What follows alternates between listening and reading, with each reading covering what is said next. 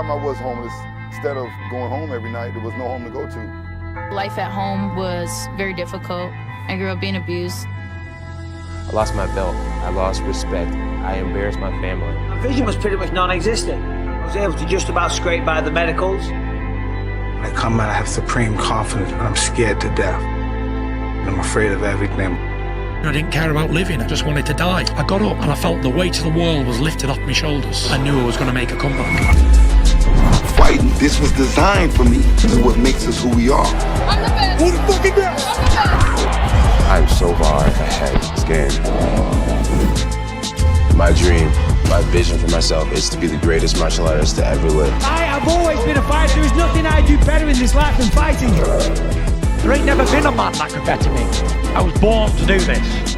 Nobody can get close. I'm the best fighter in the world. I'm the most brutal and vicious and most ruthless champion there's ever been.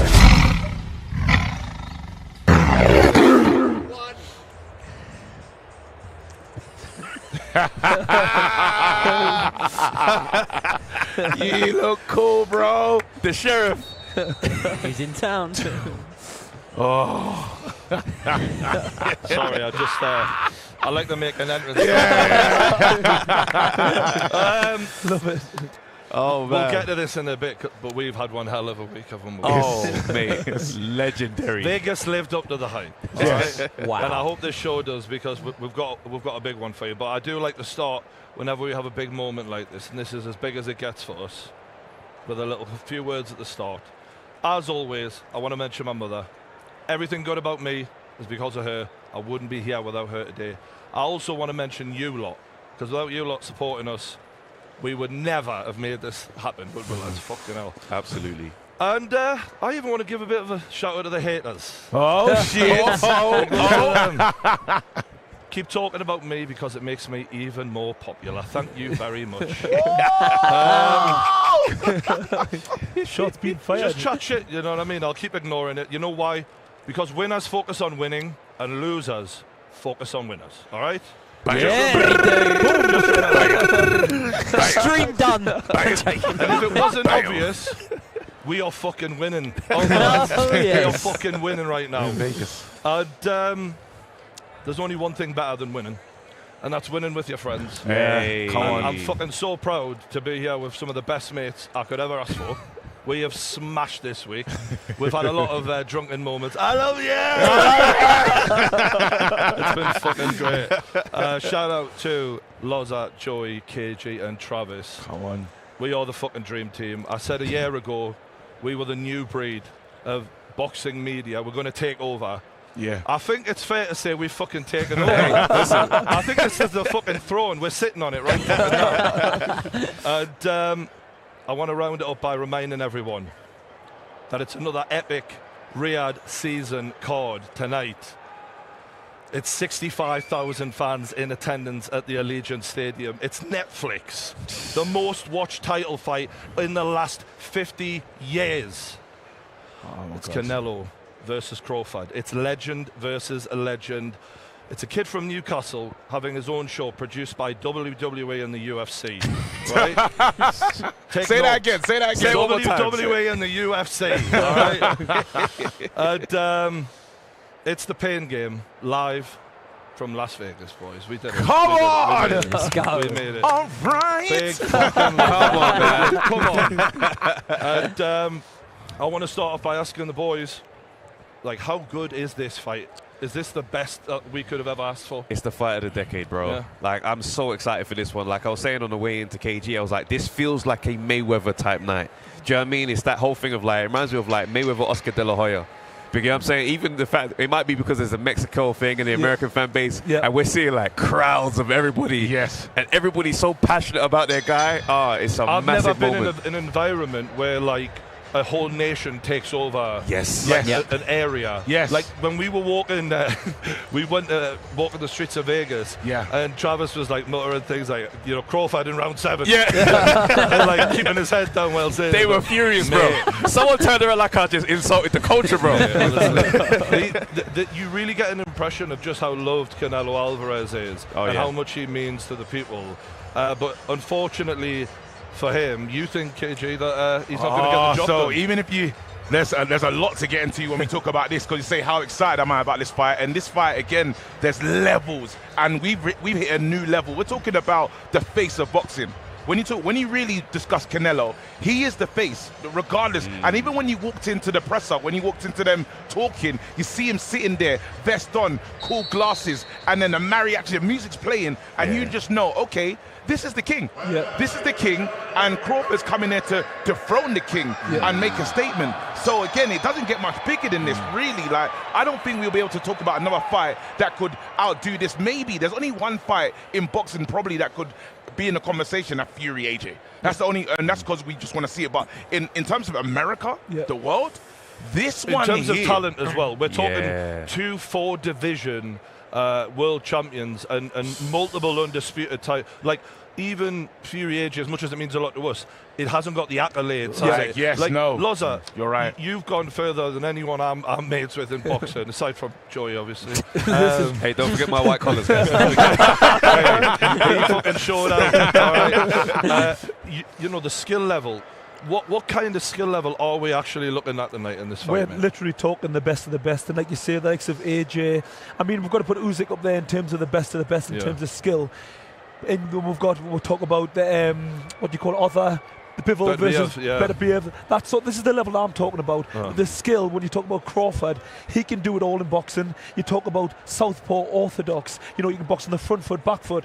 I can't compare any fighter. And in my opinion, I think Crawford's the more, I don't want to say the more talented, but I think he's a more skillful fighter, more versatile. But Canelo as well. So if they were the same weight, for example, this wouldn't be a debate in your head? This wouldn't be a debate. And, you know, this is a lot of people that put a lot of hate on Canelo. I don't like that.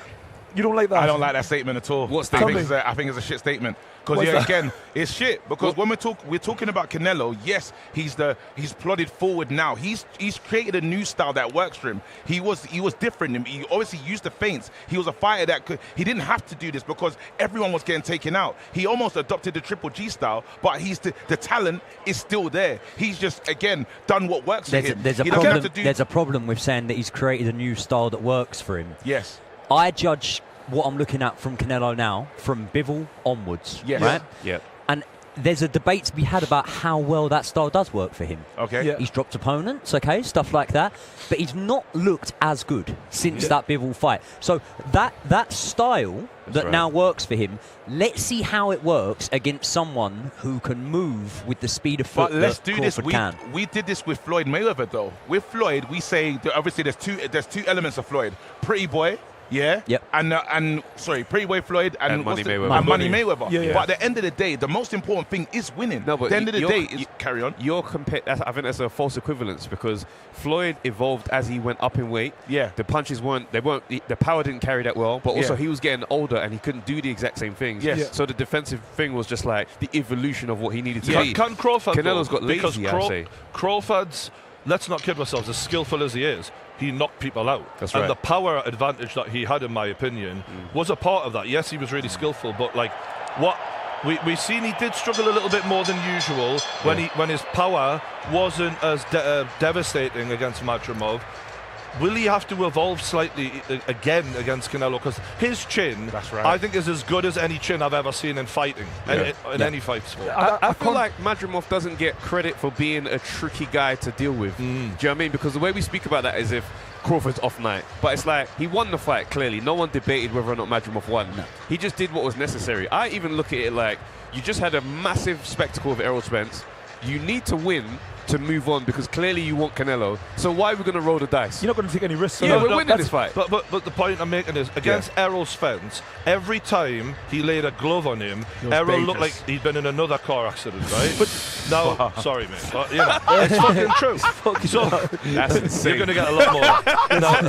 Or you just get warmed up. This is like, we're in Vegas. Honestly, the shit we've been saying this week. Thank God the cameras weren't rolling. That's funny.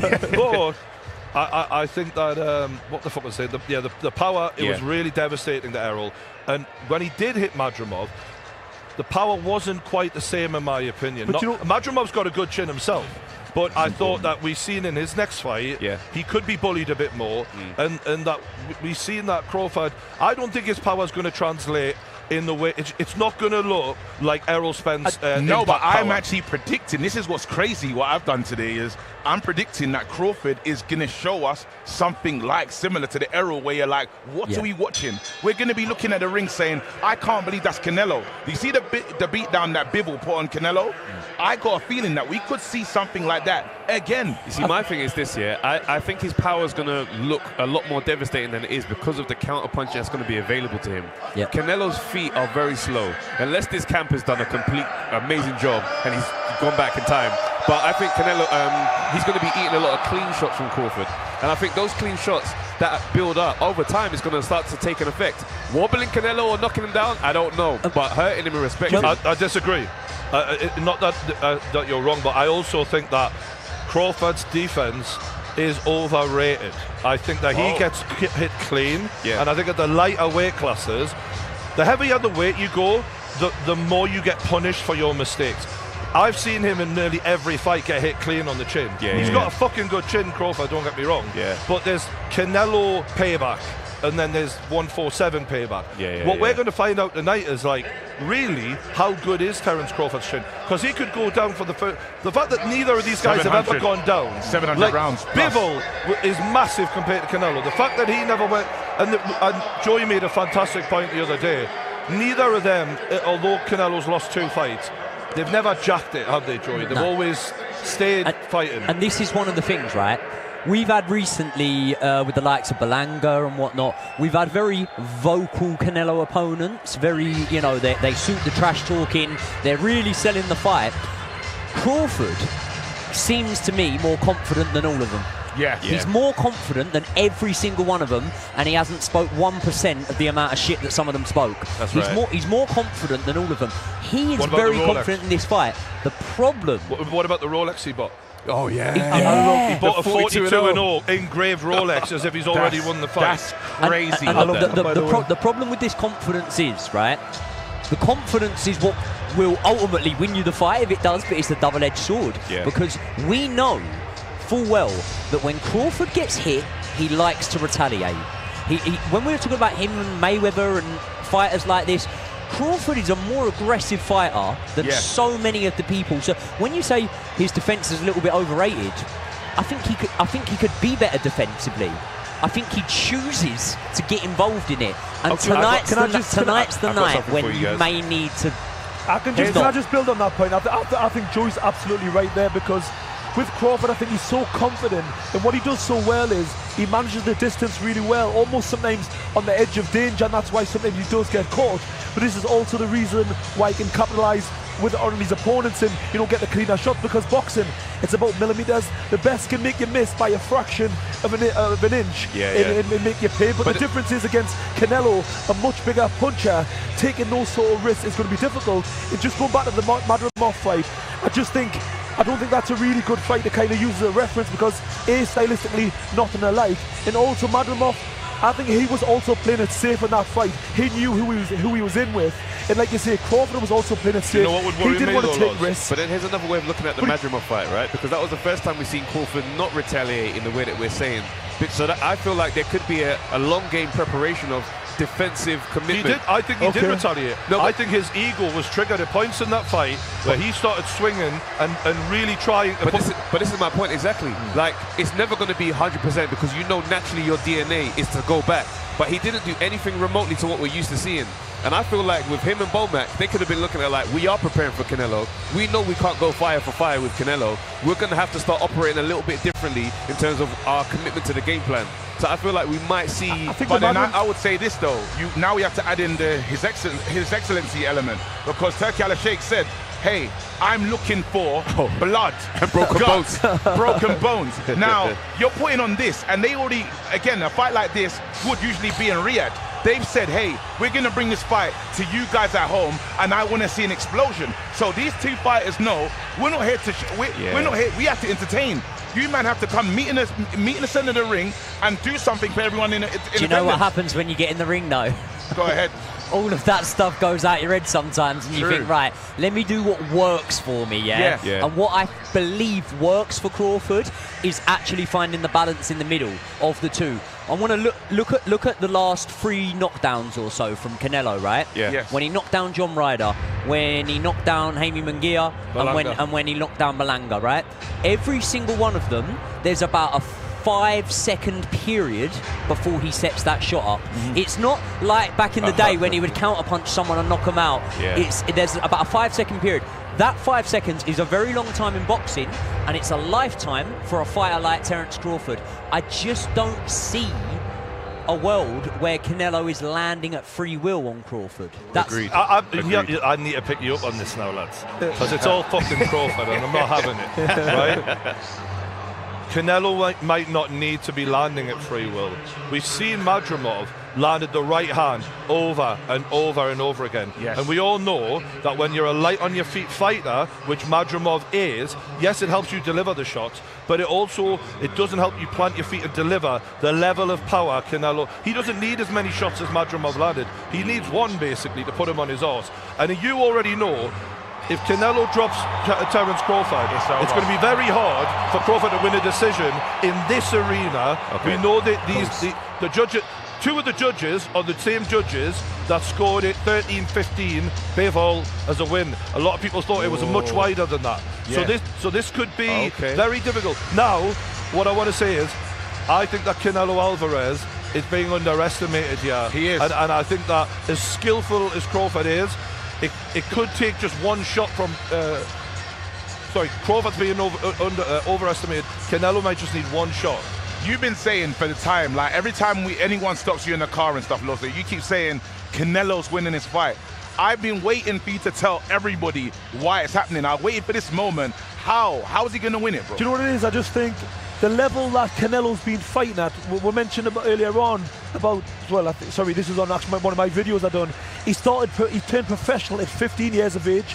You know, that is ridiculous. That is absolute madness. He's been fighting at a very high level for so long. And if you look at the elite fights that Canelo's had in comparison to Crawford, in my opinion, it just doesn't match. I mean, Canelo in terms of level is way above. I know when you look at the resume, you know, undisputed and all the rest of it, but the level of opponents in comparison to me is just non-comparable. And also the simple fact is, I think for this fight, I think Canelo of late, I don't think he's been as motivated. He's been needing that big name, and now with Crawford, and like you say with Revered season boxing and what Turkey wants, I think he's got the bit between his teeth, and I think we're going to see another level of Canelo. I think this is going to be one of his best performances to date, because, you know, sometimes styles make fight. We've got 2 guys who are going to be putting it on the line. I think we're going to see fireworks, but unfortunately for me personally, those elite fights combined with the natural size. And if you look when he fought Triple G, one of the monsters in boxing, he couldn't hurt him. You know, Canelo, he's got a granite chin, and I don't think Crawford's power is going to carry over to this weight division, in my opinion. So what do you make of the mileage on Canelo and this long career of these wars, these 12 rounders? You've been in there with Triple G. You can list a lot of names. Yeah. He's now what, 38? No, he's only 33. He's 36, I believe, isn't he? No. Canelo's 33 and Canelo's Crawford's 35.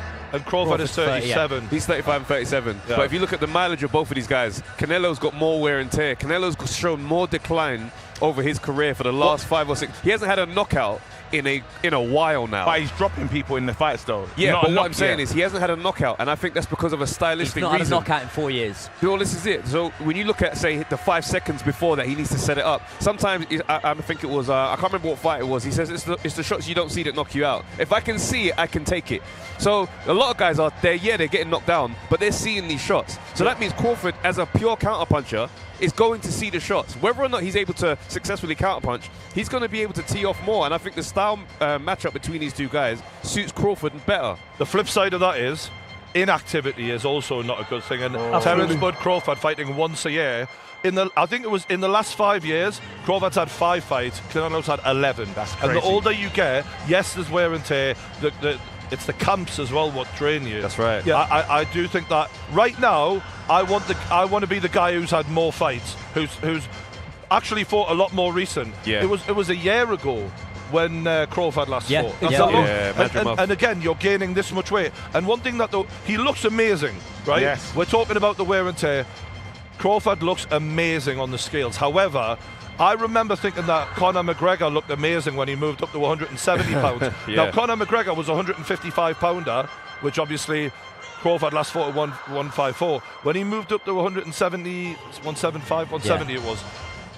In the later rounds, he looked amazing early. Yeah. But when the weight started wearing down on his legs, as the rounds went on, that footwork that previously is dynamic, it was slower. And you were like, he's getting caught easier. And maybe we might see, look, I really don't underestimate Crawford. I think he's one of the best ever. Yeah. But I wouldn't be surprised if his body starts feeling that 168 pounds, especially with body shots from Canelo Álvarez, which will slow anyone. And this is the part the way it makes it difficult, because I was listening to Amir Khan doing an interview, and he's fought both of these guys. And what he was saying is, you try to hit Crawford, he's just not there. These inches that you try to get close to him, he's gone, and it's so quick. Then after he switches stances, it's a mess to think of. But when he does talk about Canelo, he said the power of those shots that he was feeling. He felt every single shot that was landed. So that's why we're struggling, really. I feel like Amir Khan's analysis on it was really, really insightful, really, really helpful, because obviously, as far as I know, it's the only mutual opponent they've got. Right, yeah. I mean, it didn't end well for him in either fight. It didn't end well with him in either fight. However, he was up on the cards against Canelo. He was up on the cards against Canelo until he got knocked out. He was never up on the cards against Crawford. But the main asterisk I've got with the whole, Crawford, you just can't hit him, you just can't hit him. Those fights were nearly a decade apart. They were about 7 years apart or something, weren't they? 6 years apart. Like, they were very far apart. And we saw Amir Khan a year or so later against Kell Brook. He was a shell of himself, an absolute shell of himself. And a lot of the time, the last person to realise that it's gone is the fighter. Oh, yeah. Do you know what I mean? Yeah. So I've been trying to tell you, man, Joey. I got one or two left in me. But this is what I'm saying. So Amir Khan might hold himself in a different light and think, I couldn't even touch him. And it's like, maybe when you fought Canelo, you might have been able to touch him. And then maybe you have a false perception on it. This is why it's so difficult to predict, because all the variables, I mean, we haven't got no clear data on really, Crawford in this weight division, because we've only got Madrimov. But, we'll talk about the age, the wear and tear with Canelo, the age of Crawford. There's so many factors to kind of pinpoint anything in particular. But I think this fight is a range war, guys. Just to be clear, I think if Crawford can keep that distance that he needs, because he's a thinking fighter, and as you said this the other day, Joey, and I thought, fuck me, it's so true. You need to be able to maintain the distance. If Canelo is just walking through your shots, piling the pressure on, you are fucking losing this. If we are watching two fighters that are close together a lot, it's a Canelo fight. If Bud can keep moving and keep popping and keep finding, and it's those angles. For me, people have suggested that Crawford just has to run and jab, what we've seen fucking Skull do. I don't think he does that. I don't think he's ever been that kind of fighter. And I don't think trying to start running when you've just put a whole fucking 14 pounds on is a good idea. But you do what you always done. Find the angles. Look at the guys who beat Canelo. What did they do? They got right on him. Mayweather stood in the pocket all night as the way smaller man on the night. So the size thing, he wasn't able to capitalize. Yeah, we're talking 23 years old Canelo. But in terms of getting right into the pocket on Canelo, he doesn't operate well in there. I'm used to having the ability to dominate, especially now with the experience of it. Bivol came in, stood right on him, did whatever he wanted, was disciplined with the range, but he did whatever he wanted. If Crawford can, like he's saying, keep him on the edge of it, but I think Crawford is going to want to land big shots. Can I just say one thing? And I think that's where it could get a bit sticky. That Bivol lead hand is what you need to. The difference what Bivol could do was he could put the punches in bunches with Canelo, because he was the bigger man, the power and everything. But Crawford, if he stands in that range and puts his punches together, that could play into Canelo's hands. So this is where it is difficult, because there's an element where you say, he's got to manage the distance, keep it long. But if he does that, Canelo will just walk through him. So he's going to have to hold his ground at time. But this is where it gets sticky, where if he's going to stand in that pocket and engage, like we said, he does get clipped.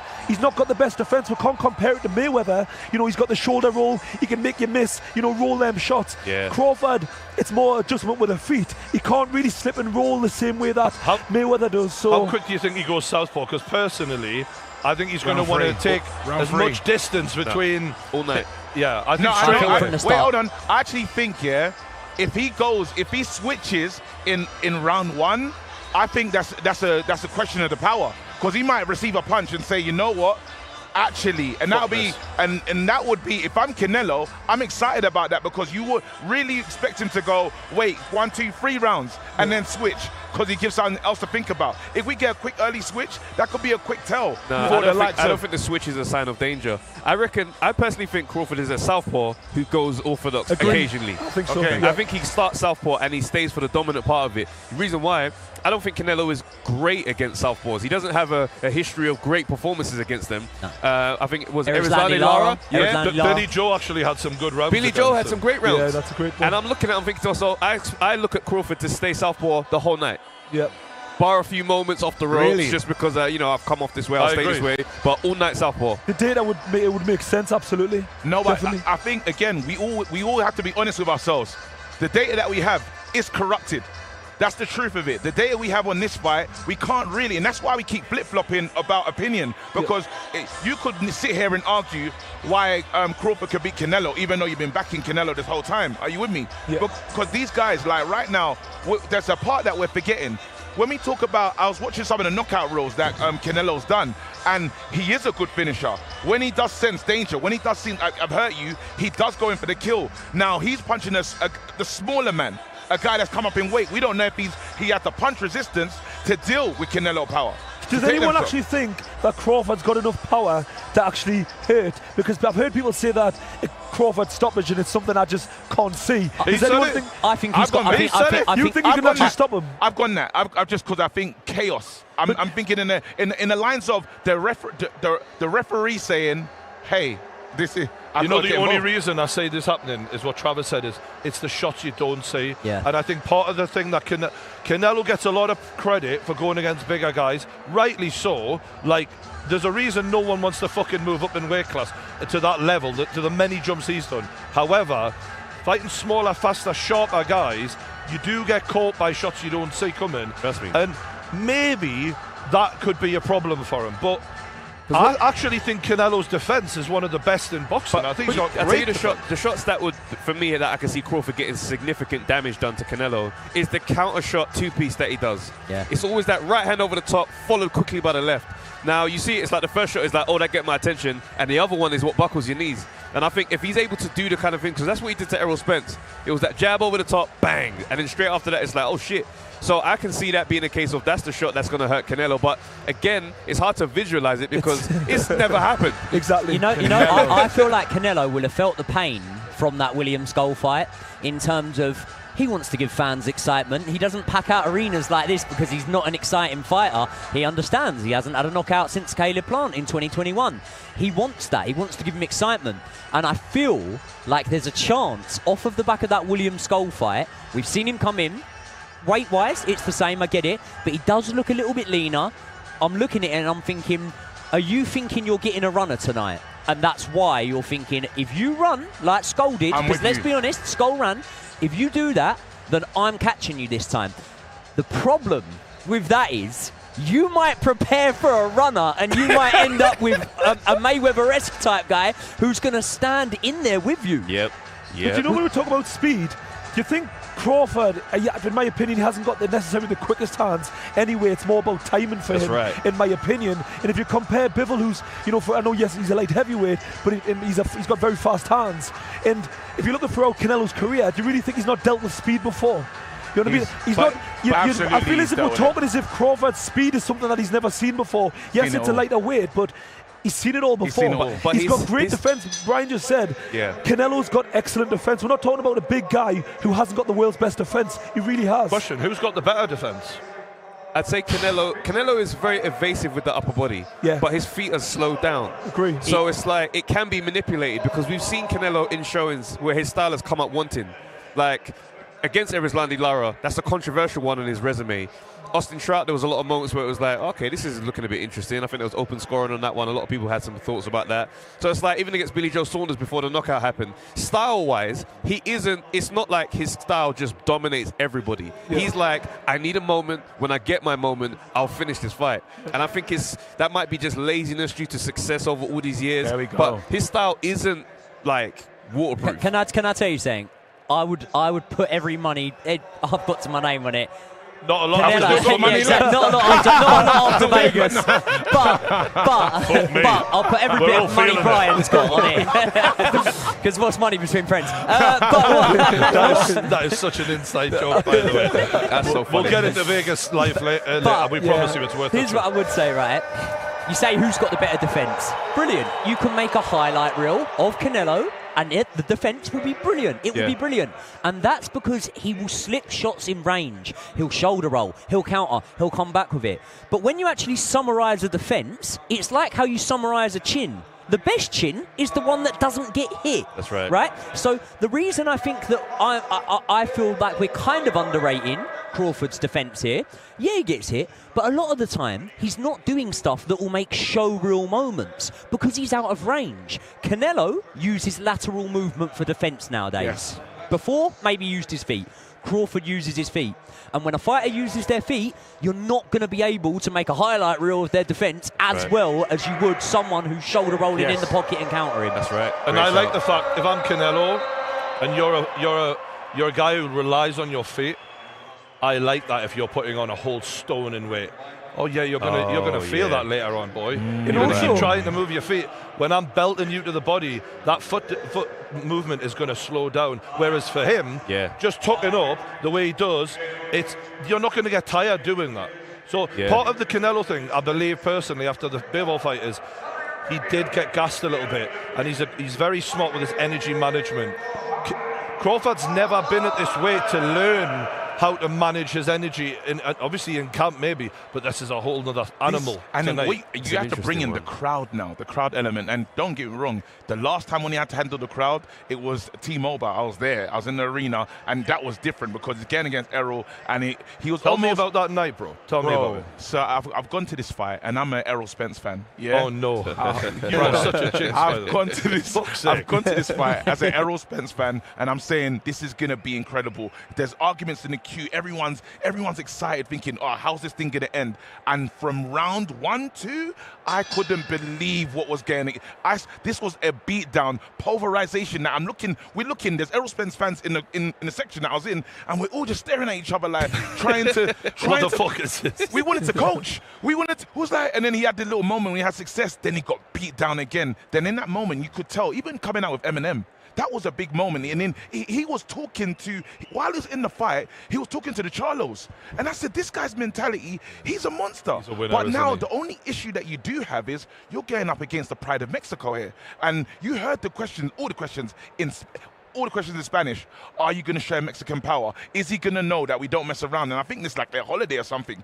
Yeah. He has to put on a display. He has to let them. He cannot let this small man come in here, and because it's legacy right now. This is a legacy fight more than anything, and I think that's what everyone's probably missing at the table. But then do you not see like a nice kind of strategy for how to beat Canelo in a moment like this?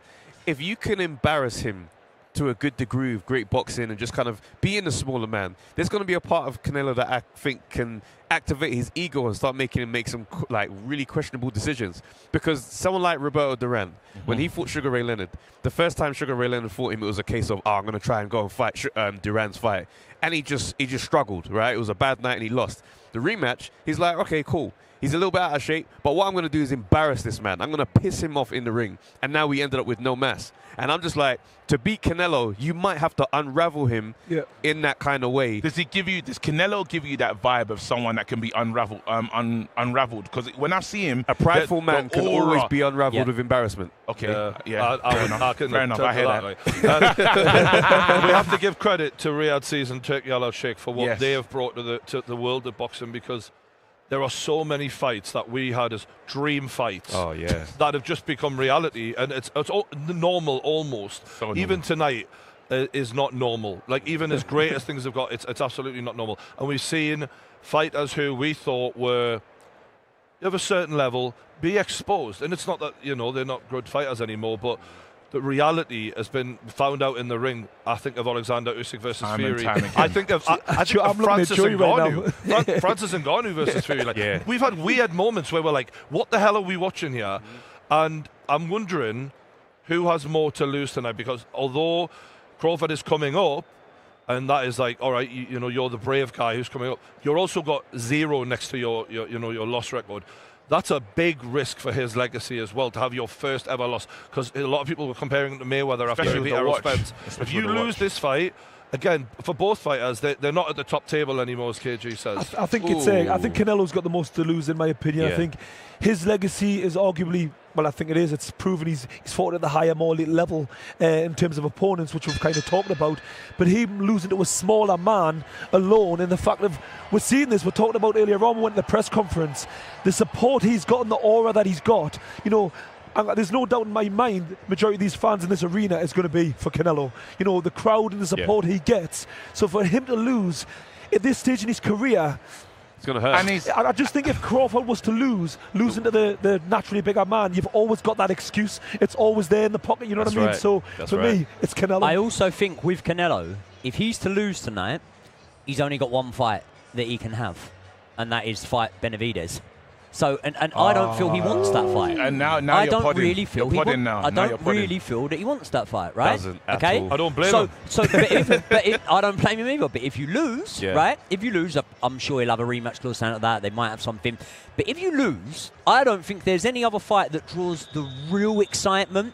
I think these fans love him. They'll turn out whatever, right? Yeah. But in terms of the pay-per-view numbers, things like that. Oh, I've got the fight. I think that it needs to be Benavidez if he loses. However, if Crawford loses tonight, I think he's got more options. I think you look at Boots Ennis at the moment. He's in the light middleweight division. However, we all know that he was originally a welterweight. Do you know what I mean? So a little bit bigger maybe than Terence Crawford, but there's fights there. And not only is there fights there, there's legacy fights there. And I think that the legacy fights, as much as I hate to say it, and he's banked enough of them, I think that the legacy fights aren't as out there for Canelo as they are for Crawford. No, because you're missing two big fights that make all the sense in the world for Canelo that I really get excited. And a little part of me wants him to win just so I can see it. I would love to see Eubank Jr. versus Canelo Wembley.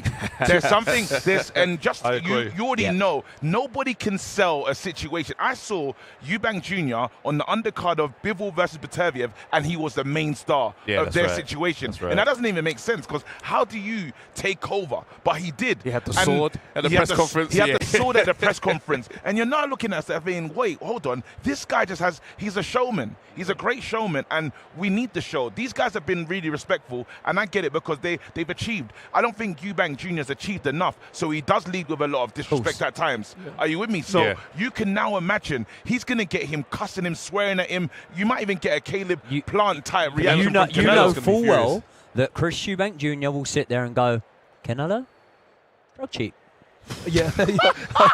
Scumbag. He'll set straight away. He'll set straight away. He might even learn it in Spanish.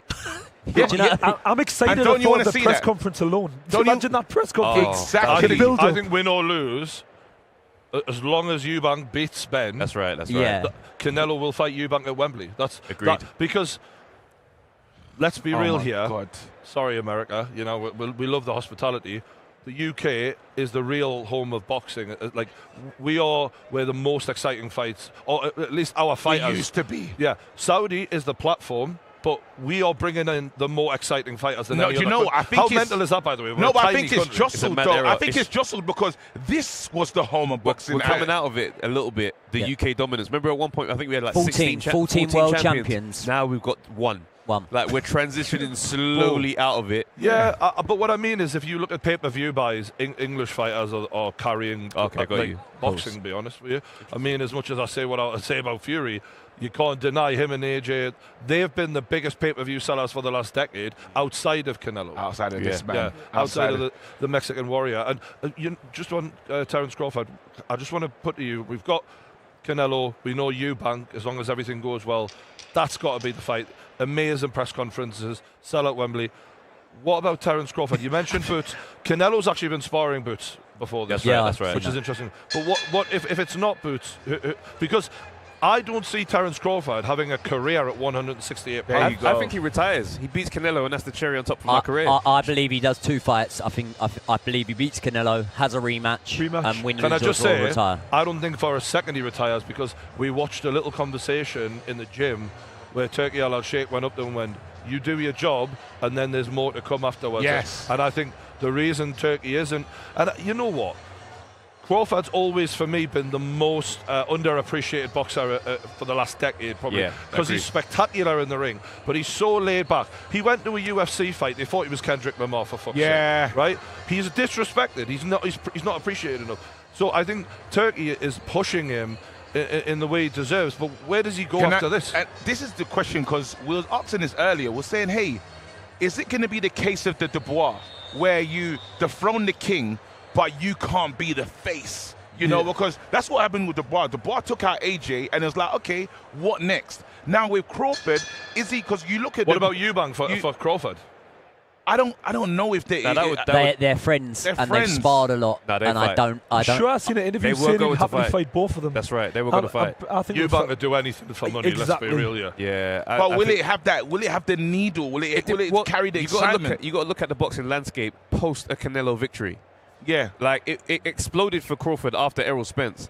What it would do after beating Canelo, depending on what it looks like. See, imagine if he knocks out Canelo, and we're now in that world. That would shock me. That's selling out Wembley. Remember that AJ reaction, right? Oh, bro. If that happens tonight, if Canelo goes down at any point during the fight, I'm going to be. That's it. Fight one. I don't care. I'm going to put myself on Mount Rushmore, because that's my prediction. If it actually happens, that's crazy. I'm just going to put with the space that I had when I was like this. Yeah. He was in the hangar. Yeah. This is all right. Can I just say, just quickly, when we were talking about does Crawford have the power to hurt Canelo? I think he definitely has the power to hurt Canelo. Yeah. Having the power to hurt someone, having the power to drop someone might be two different things, yeah? But I'll tell you what, that left backhand to the body come 4-5 rounds in, Canelo's going to be feeling them.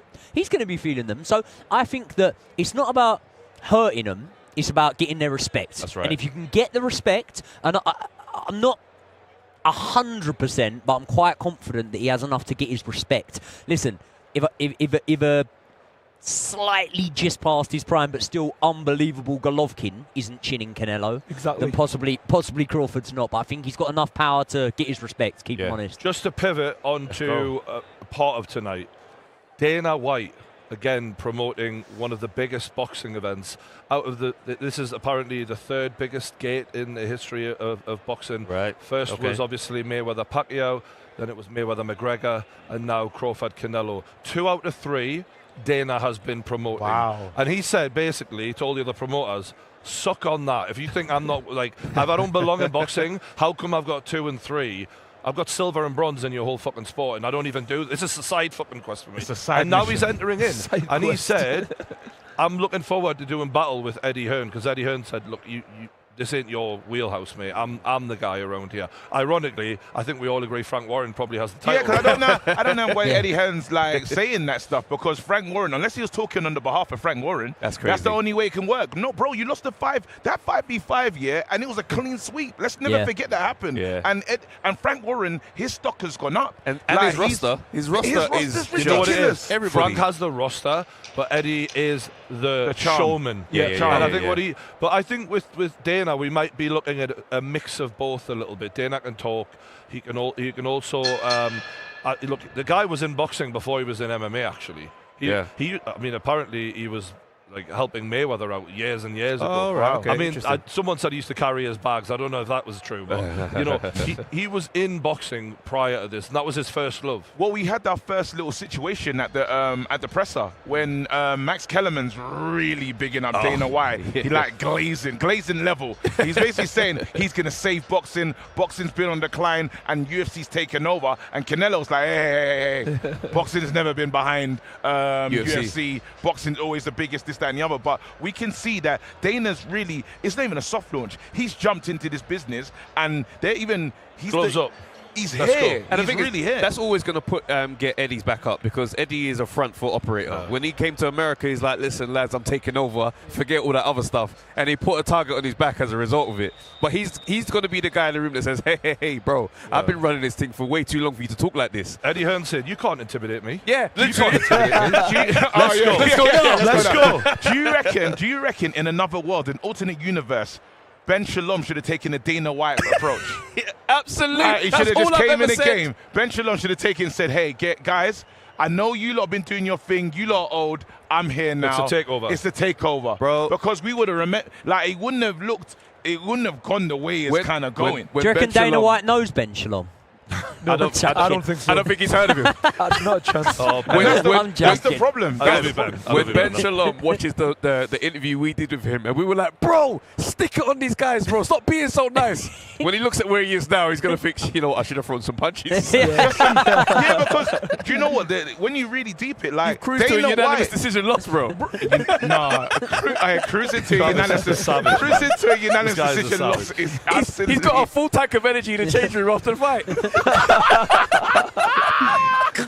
We love you. You can't play boxing, Kevin. Even on this panel, you can't. There's no prisoners here. On the points you made before about the UFC versus boxing. In my opinion, as someone who I think I'm the only one on the show who was very much a foot and if anything, I was probably leaning a bit more towards MMA back in the day. Yeah. There was a point where MMA as a spectacle, I feel like, produced more stars and got more excitement. And the young demographic of teenage lads, I remember when me and Loz were at college together, he was talking boxing, I'm saying, look at this Brock Lesnar beating the shit out of this. And I think a lot of the teenage crowd in my generation gravitated towards MMA. However, the UFC's become like a machine now. It's not really about individuals and stars. It's more about the brand of MMA. And I think that is the long-term goal of and that's why Turki Al-Sheikh has gone to Dana and gone, you can help me create something that is not reliant on one fighter, but actually a product that fans will know, if I go to this show, I will get quality. Whereas, you know, as much as Frank Warren has got the stable he's got now, for years, major criticism of having a shit undercard and a great main event. Eddie Hearn's had his critics. All I'm saying is I think that right now, boxing for me has produced a lot of stars recently, and it's actually capitalized on MMA not doing that, even though the UFC right now, year on year, is making more money, which is what it's all about. Here's my thing. So it's like when you go back to talking about what UFC was doing back in the day, I'm not an MMA fan, but I know that crazy storm of Conor McGregor made me tune in to see what this looked like. Like, even sometimes where he said something I didn't like, and now I'm tuning in just to hope that he loses. Just to be, you see what I'm saying? Yeah. It did that. Whereas now, I don't even get the news of UFC stuff across my timeline. Yes. And I look at boxing and I think to myself, we do organically create stars. And I don't think moving away from that would, in totality, is going to be what is going to be allowed to happen anyway, because boxing captures the audience, bro. Like when stuff like a Canelo Álvarez comes along and a press conference with Canelo Álvarez talking, somebody watching and goes, that's now my guy. Yeah. Do you see what I'm saying? You're never going to be able to remove that element. The original point, though, was so bad, like from Max Kellerman, because what he said was that basically Dana White's going to save boxing, right? I get it. The UFC, one of the biggest selling points, why so many of my friends gravitated towards the UFC over boxing, was because you were getting the best fighting the best. You were getting number 1, number 2 ranked, whatever. The McGregor effect kind of mucked that up a little bit, but you were getting it for the most part, right? Well, we've actually been covering Terence Crawford. Crawford's come in. This is Terence Crawford's reaction as he enters the arena. They are not fans on this show. That is crazy. Just quickly, I'm a fan. We've been lucky enough to cover. This is number 5. That's 5 crazy. Undisputed fights we've covered. No, we haven't. This is number 5. That's Fury Usyk twice. Bivol Beterbiev twice. This is number 5. How on earth can Max Kellerman stand up at a press conference and say he's going to save boxing? Boxing don't need saving, bro. We've just had 5 undisputed fights, and before that we had waited 20 odd years to have a heavyweight one. But who's the reason? Who really saved boxing? Turki saved. It's already been saved. But what he's trying to do is preserve it, I think, and actually maintain where it is, and that's why the partnership with TKO, WWE, UFC. Very smart. I mean, look, we can see the level of the quality of the production here this is mental. Absolutely. I do think, though, that what I do prefer about boxing is it is reliant on individual stars, because therefore they get the push more.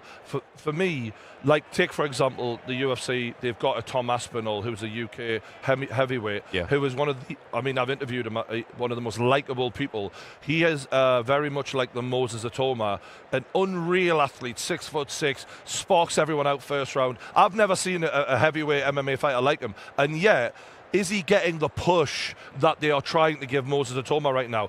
No, they're not, because they know Moses Atoma is going to pay the bills for the next 10 years. Whereas the UFC, it doesn't really matter because the organization is so big, they're not reliant on one guy. Well, this is the element that we have to really talk about is TKO, right? Sky Sports have jumped out of the boxing space because they're like, we can't do this. We can't continue to fight. There's a lot of other boxing, the HBOs, the ones that we've seen in the past that are no longer here in the same way. Streaming platforms are taking over. The Zone, and now Netflix. The Netflix pulling up. The Jake Paul one was crazy. We had Jake Paul versus Mike Tyson, and the streaming. There were so many people watching that it was buffering. Netflix never buffers. It was just the world was watching, and it's so easy to watch these fights now on this platform. So now what TKO that's here in this business is changing the game, and Dana's the face of it.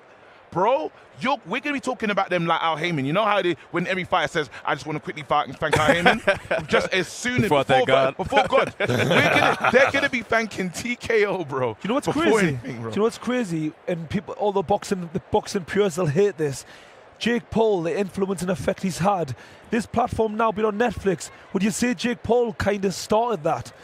Whoa, you got to give him. But his dance partner, there's a dance partner that he couldn't have done it without. That prolific Mike Tyson name on the poster. There was a serious partner. But regardless of which way you angle it, it's Jake Paul makes it happen. Okay. Whichever way you look at it, and people will hate us saying this, but the effect that Jake Paul's had on boxing. Joe, you got a list. I'd argue Mayweather-McGregor was what made that happen in terms of what made what happen. I'm talking about the Netflix platform. The Netflix for me. So Netflix, is of course. WWE, who have got a major deal with Netflix. I think the partnership with TKO was an easy in. Although I do think I credit Netflix for actually looking into the sports world and going, you know what? Actually, we want to put even more on there and having a bit of brains about them. Jake Paul played a part, maybe. I think it played a massive part, and obviously Netflix. Everybody's got Netflix. I think it makes it so accessible for people because everybody's got Netflix. I mean, I don't know many people who does it, and now we're bringing more eyes to the sport, which I think is great, and I'm just giving Jake Paul the credit. Well, let's talk about him, right? Because Jake Paul has got one crazy fucking fight coming up later this year against Gervonta Tank Davis, a 135-pound champion, versus Jake Paul, who generally fights at about 200 pounds. Now, previously, when they negotiated this fight, just to give you a bit of info, lads, obviously this fell through after he fucked it against Roach, didn't he? When he come out with that draw, but that was scheduled to be next, and then eventually he went, fuck the rematch. 195-pound weight limit allegedly was what Jake Paul had agreed to. And 10 3-minute rounds. It's going to an exhibition probably. No winner or loser, isn't it? But 10 3-minute rounds likely means. Do we know ounce? What ounce? I don't know the glove size, and I think that's a fascinating one because on the one hand, if I'm Gervonta, if I've got smaller gloves on, I'm more likely to be able to affect Jake Paul's big head because he's got a massive head. This kid, right? Does. But on the other hand, if Jake Paul's wearing tiny gloves, he is not going to have the skill to hit you a lot. But if he hits you that one time with small gloves, it could just bedtime. I honestly think it's time to call it. Gervonta Davis is a fraud. He's a fraud. There's no way you lot can't say he's not. This guy tried to tell us he went to the hairdressers. He had grease in his eye while the fight with Roach. You're meant to run it back. This guy's probably one of the most talented ones of that group. There was a group of these 4 guys that we wanted to see. I've seen Gervonta on in many different places. Why have you not had these fights? Why have you not taken these guys on? Even if Haney's lost, you can at least say that Haney's gone on and tried. This guy has no interest in it. And yes, boxing is about legacy. What we're seeing tonight is, and yes, the money's important. And I respect the money because this is prize fighting at the end of the day. Crawford is doing a legacy fight, but he's taking the money as well. All I keep seeing Gervonta do is have these amazing money grab moments. But what about the ingredient? Let's see what's going on. You should really be a solid champion. I don't think we'll ever see it. And even the paydays that he's getting now, they'd be much bigger if Yes. he was challenging himself with the names out here. Can you imagine if he went on a run and fought Teofimo Lopez, Devin Haney, Shakur Stevenson, and just cleared them all out? Could you how imagine? valuable he'd be? Unfortunately, excuse me. Unfortunately, come from the school of Floyd Mayweather. You know what I mean? Picking and choosing No, your I don't like that. I don't like that. I don't like that. That narrative look, for look me. where he started. No. I don't like this narrative that Floyd is on some pick and choosing, like his Well, whole he kinda career is waited. based on. No, sorry. No, I'm not saying Floyd's whole career. I'm talking about if you look at the second half of Floyd Mayweather's career, once he'd made it, yes, And he once fought Tank himself. was in the gym with him. This is what I'm saying. Tank's seen the later Floyd Mayweather. I'm not saying this I is. just think we disrespect Floyd way too No, I'm casually, not, bro. No, definitely not. I'm not talking about his whole career. I'm just talking about. It makes sense. Floyd Mayweather had an amazing career. He got himself to the state where he was the number one. You know, he built his whole promotion, and yes, he was now in a position where he could pick and choose. But he had those hard fights earlier on in his career, and we all know about Floyd Mayweather. He had hand injuries. He had to adapt his style. I'm not saying, you know, his career wasn't amazing, because it was. I'm just saying for Tank Davis, that's the aspect I think he drew upon the later stage of his career. I think he's definitely taken aspects from Mayweather, but I do think he's completely different to Floyd, like in the way that Floyd now still loves fighting. Floyd loves boxing. Yeah, that's right. He loves attention. Floyd loves what it brings, the whole package of it. Floyd loves boxing, right? Floyd will come back, fight Mike Tyson, whatever.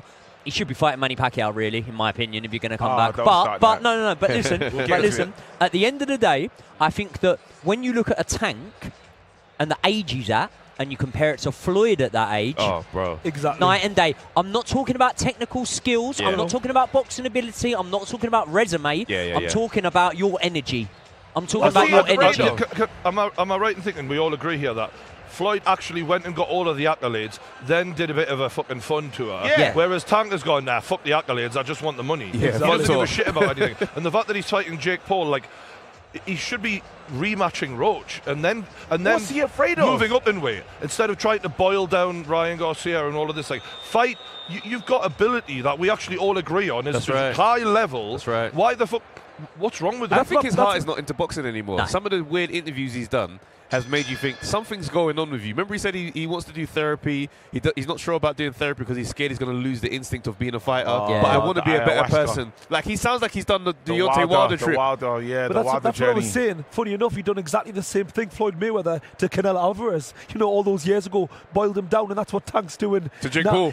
You know what I mean? Let's talk about the actual technical side of this fight, because I found it very interesting that Joey on a TikTok said that he thought Jake Paul was going to get knocked out, countered, and just be completely outclassed. Does anyone agree or disagree with that? It's that Leo Santa Cruz punch in it that you just know that it could land at any moment. But Jake Paul, that size differential is crazy. I think Jake Paul beats him. I hate to look at what Logan Paul looked like against Floyd Mayweather when he just rushed at him and just threw a whole bunch of shots. Floyd hurt him a couple times, but the weight class, the size difference, it matters at that when it's that type of gap. Do you know what I think? Do you know what I actually think?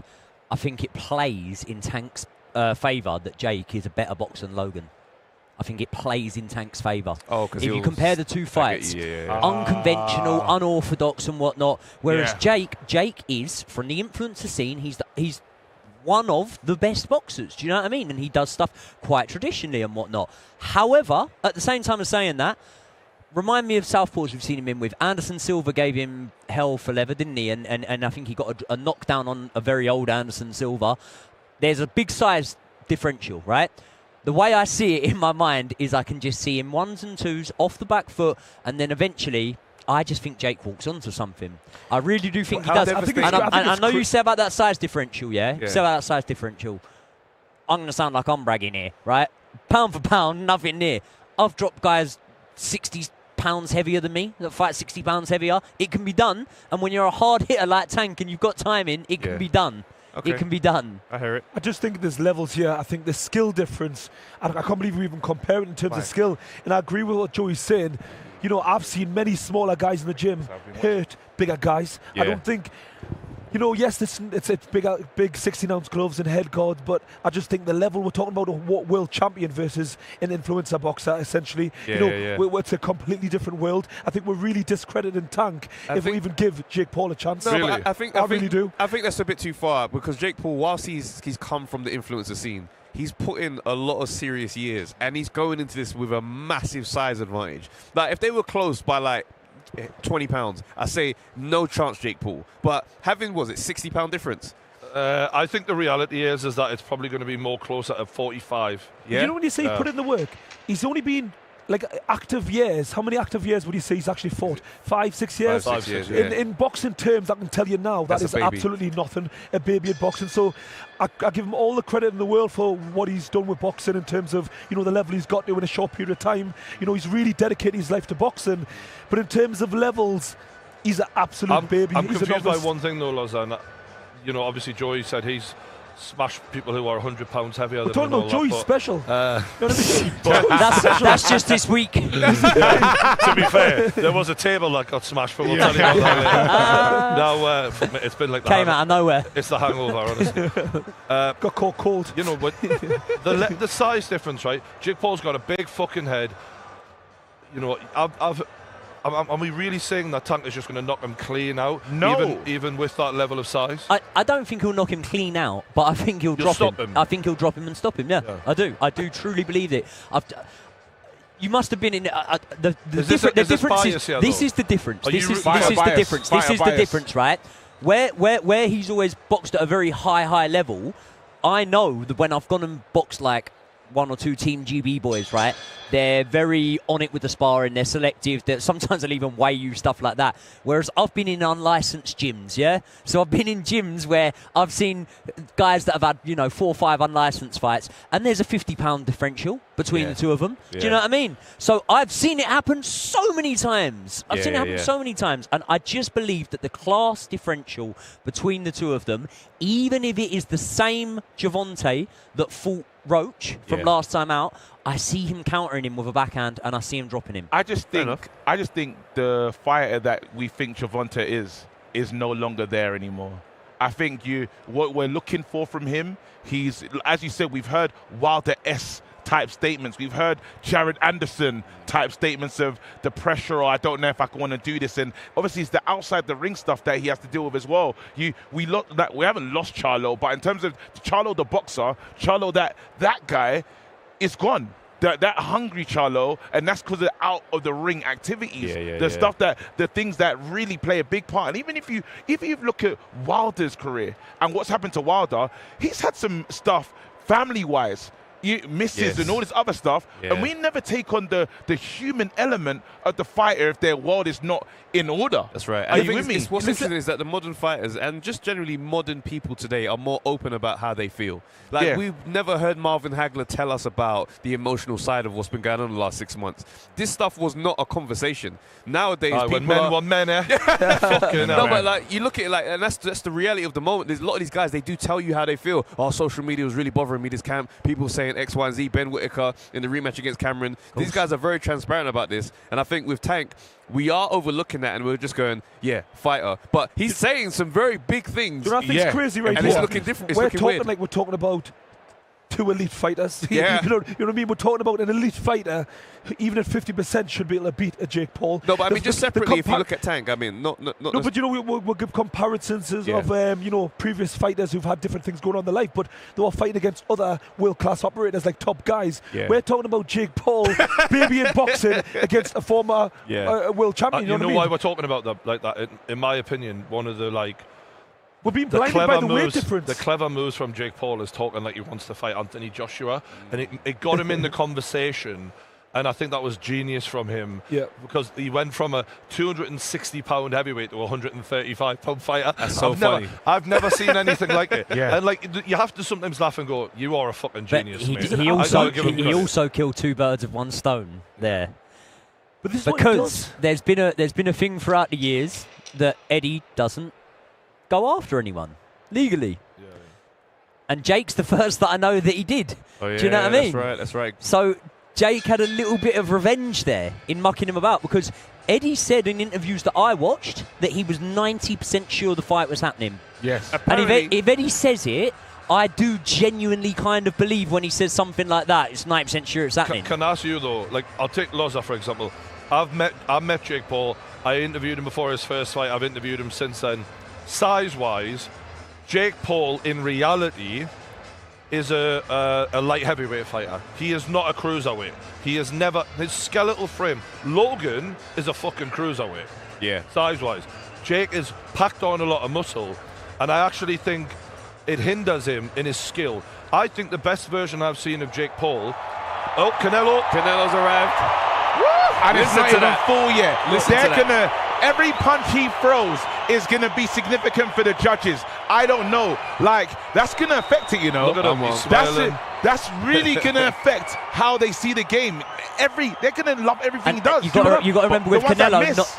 non-point scoring shots Yes. doesn't mean non-damaging shots, yeah? We all remember, who was it, Callum Smith's bicep? That's right. We all remember Callum Smith's bicep, yeah? Wow. It might not be a point scoring shot, but that doesn't mean it's But not guys, a damaging the opposite shot. to that is, what about if there's long stretches of silence because it's all Crawford? No, that's a good point. Can I just think about Jake Paul? I want to go back to Just Jake back on as well. Jake Paul. I don't think he is a cruiserweight fighter. I actually think that is a good thing if you are worried that just one scuffing shot is going to hurt Gervonta. But the point is Loza, you are a naturally bigger man than Jake Paul and a naturally stronger man than him. But right? say that I'd again. say better looking as well. I'll tell you what, God damn. he's a fucking better dancer based on last night as well. Now, you are naturally bigger, but you are fighting at you've been fighting at your actual weight.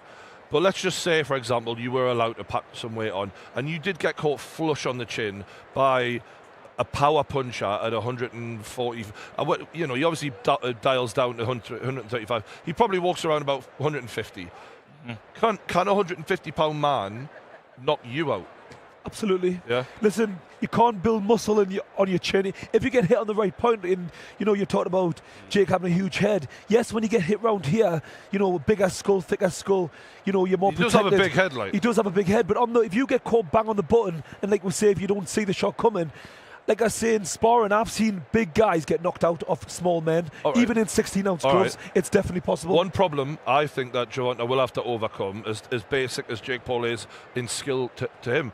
People might think this is mental, but when I watched Floyd Mayweather go back to his corner said to him against Logan Paul, work the jab. He went, I can't fucking reach him. He's so fucking big, I can't actually land the fucking jab. So, it's not just about skill sometimes. It is literally. But the difference is Jake Paul is smaller, so maybe it won't be as hard. But I got to jump in here because one thing, when the Paul brothers pulled up, I didn't really respect them. I'm going to be honest with you. I thought this is a circus. Yeah, I'm watching Logan Paul in WWE. And guys, phenomenal. He's amazing. Yeah. I want the mindset of that family as an athlete. Yeah, no, he's very good. Like, I'm watching WWE, watching him saying, okay, you're really good at your job.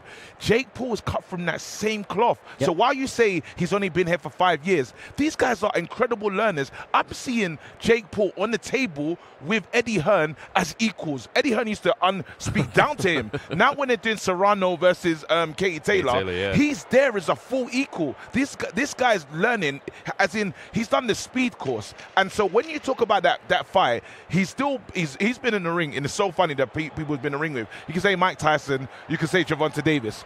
This guy is... this guy's... I want to quickly say this. We've been following this man's career, Akel, and I'm telling you, it's a bit of a coming out for him today because this is the best I've ever seen him fight. And this is the hardest fight we've seen him in. Yeah. This is the best. Just for context, he's the Saudi's like golden boy, isn't he? They're really, and he's never looked so good. You know, I mean, because I was worried. Saudis put a lot of money into making sure they put a good team around him. But now I'm actually seeing the development of him, which is impressive. Jake Paul got a good team around him, developing. Who knows? Can I ask you a question? Because I always love this, right? I want Jake Paul to knock fucking Gervonta Davis. I would love it. Out. Boosh! I want to see it. His little fucking head crack up the canvas. Why and not? then him say, I try hitting a woman again, you little bitch. That's what I want to see. Fucking wife beating. Oh, whoa, is that where we are? Where did this? Wait, hold on. This is what Vegas has done to us. Sorry. What is in that? But listen, Coca-Cola, right? I don't like the guy. I don't fucking like him. And do you know what? Is this confirmed? There's a lot of chat. I mean, he's been arrested for it many times. Multiple times. And remember when he was escorting the woman out of the fucking arena and he was pushing her like, you don't treat a woman the way he treats women. I'm just saying that. You do that in public, what you do behind closed doors. If you do that in public, we all know like he's not a good dude in my opinion. But anyway, also for the big lads out there, there's a lot of big lads who get criticised saying, oh, you couldn't do this against this fighter. I want to see a big lad who's not skilled smash a really skilled small lad and bully the fuck out of him. How about that? How about that? We should all fight Joey. We should all fight Joey. We should all fight Joey. No, Joey, don't go to it. I'm somewhere else to be. I'm calling out Joey right now. It's about time someone stuck up for the big men, all right? It's about time. Joey, I challenge you to a catchweight fight. We're going to be at heavyweight, bro. Yeah, the catch is it's you lot against me. You know what the funny thing is? Every single one of us know that he would put the gloves on straight away. Yeah. Straight to it. I'd probably have 10 pints first as well. Yeah, go on then. Wait, we got to give Joey his credit though, because the last show that we did, Joey was a bit on the chubby side. He's packed on some pounds. He was. Joey was a bit on the chubby side. Pounds. He packed on some pounds, and we laughed at him the whole stream, even though we're all still way more than him. But it was a fun stream. But now he's stripped down. Well, if you want to carry on laughing, I can give you another one. Yeah, go on. Today's an anniversary. Of? The loss. Oh. It was today. And that's how I know that my prediction's going to come right tonight. Because the universe owes me something. I'm joking.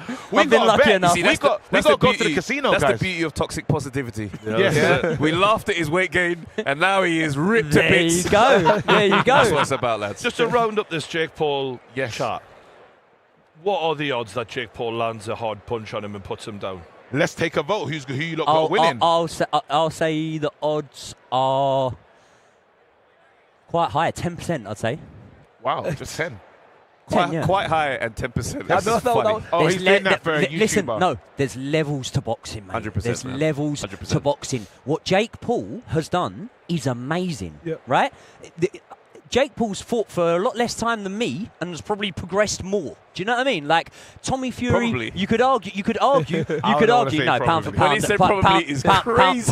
for pound, I'm a million miles above Jake Paul. But no, I'm not even joking. But what I'm saying is Tommy Fury, you've maybe put him around Southern area level, right? If they had a rematch right now, I think Jake would win. I think Jake would win. Fair. And I think for a man that put on a pair of boxing gloves, 5-6 years ago, I think that is such a compliment to say about someone. But what it also does is it shows levels of boxing. Yeah?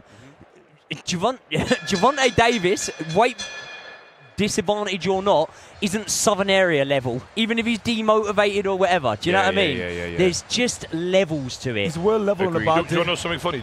Terence Crawford picked Jake Paul to win. I'm going with a Jake Paul win. But Terence Crawford and Tank Davis don't I get think on. that might have something to do with it. They hate each other. They've had bare. Oh, they do, innit? Yeah. Listen, it's boxing. Anything can happen. That's right. It shouldn't happen. The levels. It would be amazing. I tell you what's interesting though. You see how we giving credit to Jake Paul. He's very intelligent for how he operates a business as a businessman. That the business acumen is not going to speed up your boxing skills, but he's very smart. He did something. Yeah. He called out AJ, and that talk was going on. We've seen a lot of people call out AJ, as a way to benefit themselves. He meant it. Andre Ward. Oh no! Before you go there, I think it's important. Because quickly on the Jake Paul element, right? This guy I believe he can win. Honestly, I honestly feel he can win. There's a shot that I think the strength's gonna be there. I think even in the moments of, let's say, like, it's a flush shot that Gervonta doesn't see. What do we do then? And then this is the point I was going to make. How does he not see it? This is the point I'm going to make. Okay. Who would have thought Ngannou versus Fury? When Fury hit the canvas, I never thought that was possible. Ngannou, and that was Ngannou's first ever know what, fight. lads, let's just give KJ credit. There is some merit in what you're saying. I never believed that was going to be world possible. champion man, though. It's not the same.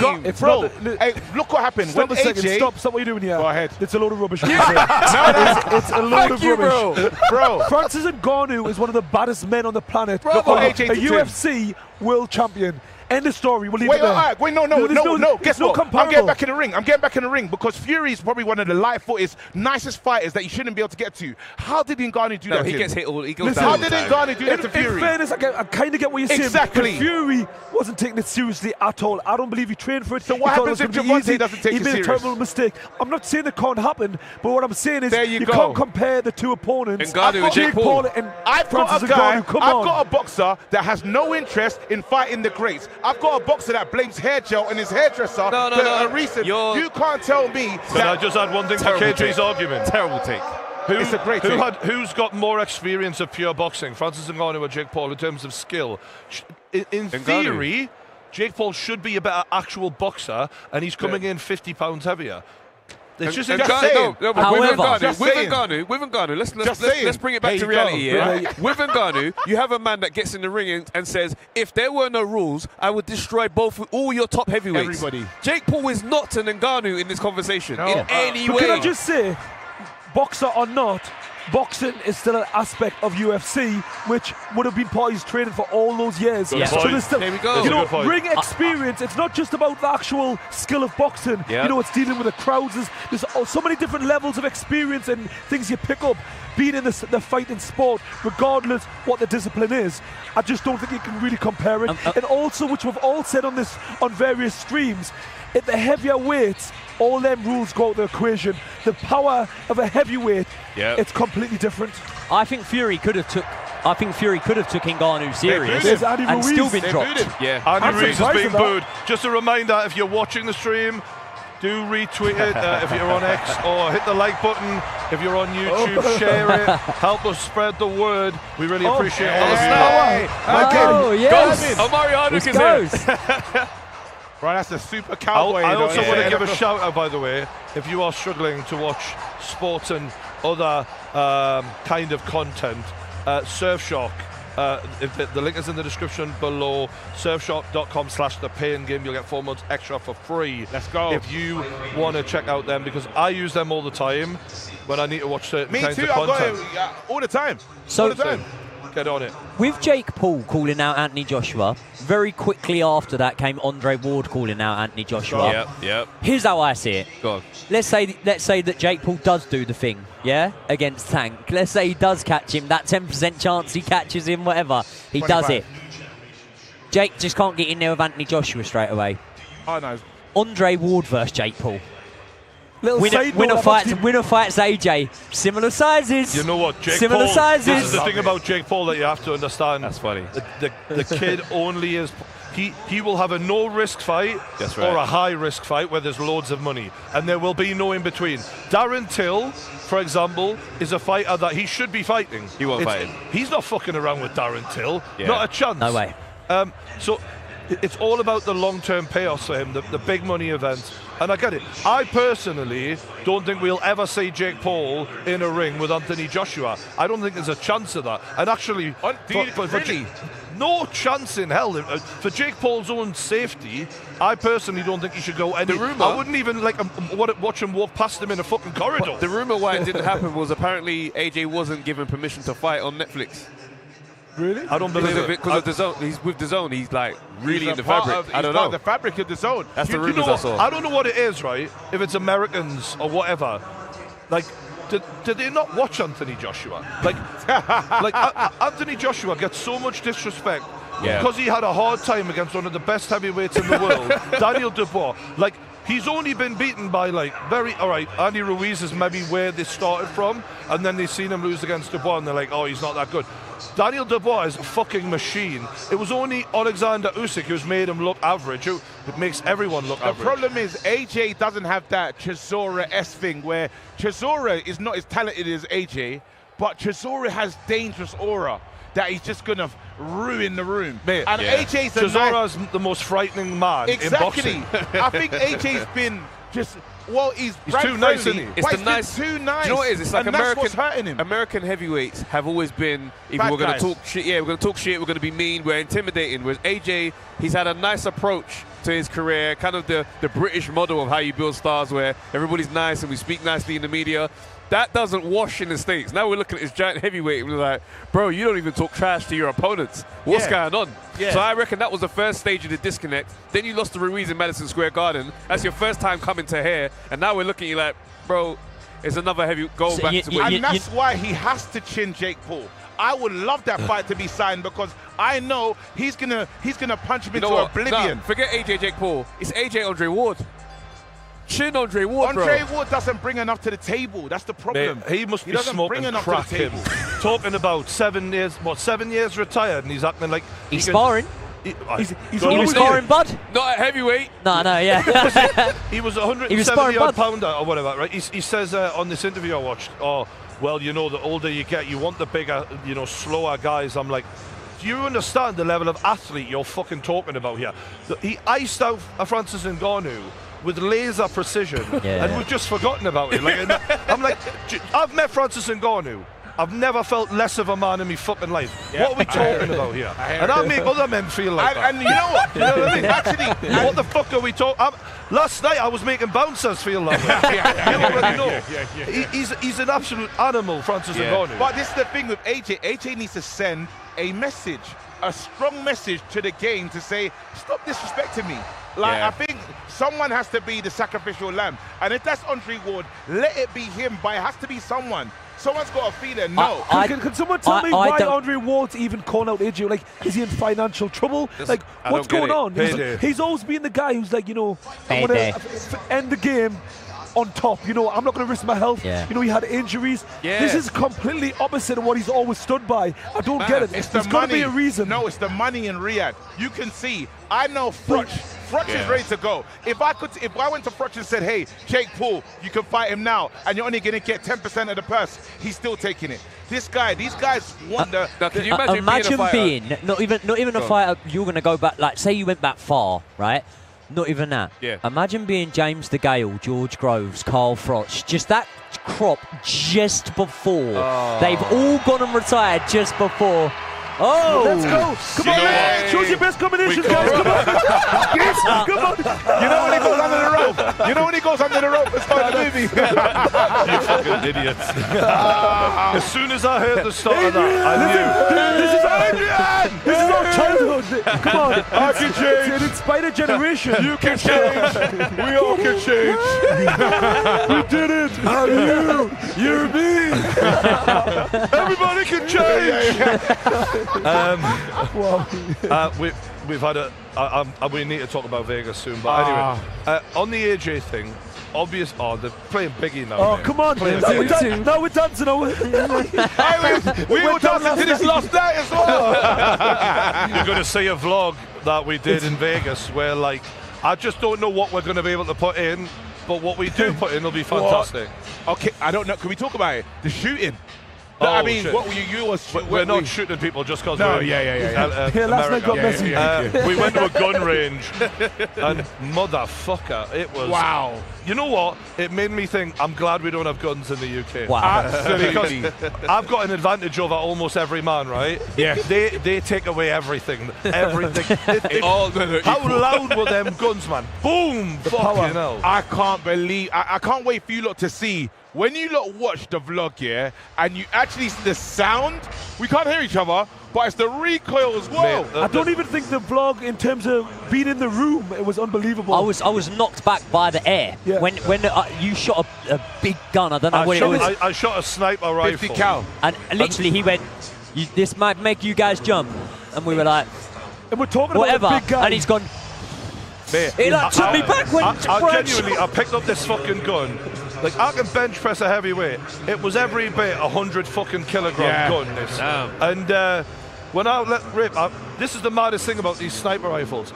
I hit the first, I only shot it once, straight through the cheek of the fucking the target. And I'm like, imagine I had practiced this, and no wonder you. And a man said their head will explode. I'm just mental.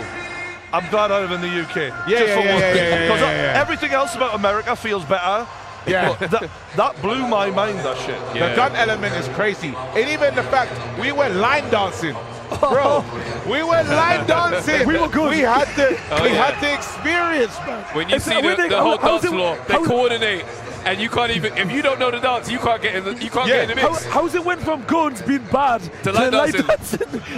No, but that's the radio experience. That's the variety. It's an open carry, no, because open carry sting. So even when was going in, the guy was like, "Do you have a knife on you?" Yeah. I said, "What do you mean? What do you mean? Do you have a knife on you?" Those are okay. He goes, "Yes, okay." I said, "Wait, hold on." So there's just people line dancing with knives on them. What's going on? We're having a time of our lives, You know, after we went to the gun range, I genuinely was in a bar like, everyone in here could just fucking kill us right now. Like, this place is insane. What the fuck are we doing here? Crazy, absolutely mental. But you know what? Shooting was so fun. We've done a lot of fun things. Some too things much we fun. can talk about, some things we'd rather not. Yeah. But there's a lot of drinking. We went on this rooftop bar. You've all seen The Hangover. We recreated The Hangover moment. And the view of Vegas, it was, there's nothing we've ever experienced like that. Is there? Nothing. Do you know what though? I gotta like, Turkey Al-Sheikh, he's a very clever man. Because when how they're building Riyadh, you can tell they got their own sphere, they got their own little basically, he's taking the best parts he's seen here 100%. and taking it over there, really. Bro, we'll go 3 months without going, and we'll go back, and it's like, wow, yes, that's right. all of this is now here, and it's been done this quick. Like it's huge. It's massive. Crazy. So even like this American experience has been great, and I don't know if we're coming to the end of America's like dominance in boxing. I don't think so. True. I think the history keeps America in the game at all times, to be honest with you. But who's the and I'm not necessarily saying it needs it. Boxing needs good fights made across the board. Yeah. Who's the next one for America that sells out stadiums? Oh, that's a great question. And obviously, look, Canelo Álvarez isn't from America. He fights predominantly in America. But who's the next one? Who's the next one? And that's why I feel like maybe we are coming to a passing of the torch moment. And remember, with eras, torches are passed back and forth and whatnot. So it could swing back. A big star could emerge. And it's funny because it usually jumps kind of like historically, you'd say 147 heavyweight back to 147. And I think the stage was set for Shakur, Teofimo, Devin Haney to start a new era. And they've literally got to the stage and decided, nah, not for me. So now I'm so disappointed in all of them. Man. No, you can't be disappointed in Haney. Because I think out of everyone, he's seen him fight. No, I hear you. But he's getting in the ring. Tried. Let's be fair. I think you have to be fair, bro. You have to give credit to the people that are trying to be great and they fall short. Mate, I'm not. You know what? You said this earlier. Yes. You're talking shit. Right? Here we go. I'm saying it now because I like it. I'm ready. Right. That last fight that we've seen Devin Haney. Yeah. When you get Turkey Al-Sheikh's, investment in you and put you on the biggest stage in the middle of Times Square, and you run against a fighter who was shot. I've got no respect for Devin Haney in the ring. Oh, of course he gets in the ring, but he's got no plan in throwing punches. But as the fighter, is your job, and I'm going to push this to you guys, is your job to think about entertainment or winning? Which one do you prioritize? Get home safe, ideally. No, listen, it depends. Because if you want to be a star in boxing, if you look at the guys that we're talking about, the greats. Yeah. You need to be that guy, and this is why we're talking about who's going to be the next guy in America. But then we can all just be average boxers. So let's put the context on it, yeah. Okay. Devin Haney got battered against Garcia. Yeah. Drugs or no drugs, he took those shots in the ring. This Lost against Lomachenko. This is his first fight back. No, he didn't. This is his first fight back after taking that type of beating. He's going to be overcoming demons. He's going to be overcoming demons in there, and that fight looked terrible. He looks like food now. Do you know what I think it is? But at the same time, that you have to put the context on where he was why that performance. But he's about to fight Brian Norman Jr., right? That's the up and comer. That's the guy with the unbeaten record. Do you know what I mean? And he can punch. So listen, I'm kind of in the middle of the fence. I don't enjoy watching Devin Haney fight. I don't enjoy him per se. I stand with you on that as well. If he's in a fight where he's dominating type thing. If he's in Ryan Garcia style fight, all right, whatever. But at the same time as not enjoying watching him fight, I would massively agree. Like, if you look at the names that Devin Haney's been in with, and he's got in the ring, that's right. And then we take it back to Tank, and we take it back to. There we go now. I feel like Shakur maybe is game to fight a few of these guys, but it's night and day. Devin Haney's been the most up for it out of any of them. Haney deserves the credit out of all of them. Can I just say something quickly though? Go ahead. Like, this isn't high school, primary school. It's about taking part. We're talking about boxing. It's the hurt business. Yeah. And the simple fact is, I get what you're saying. Devin Haney's tried.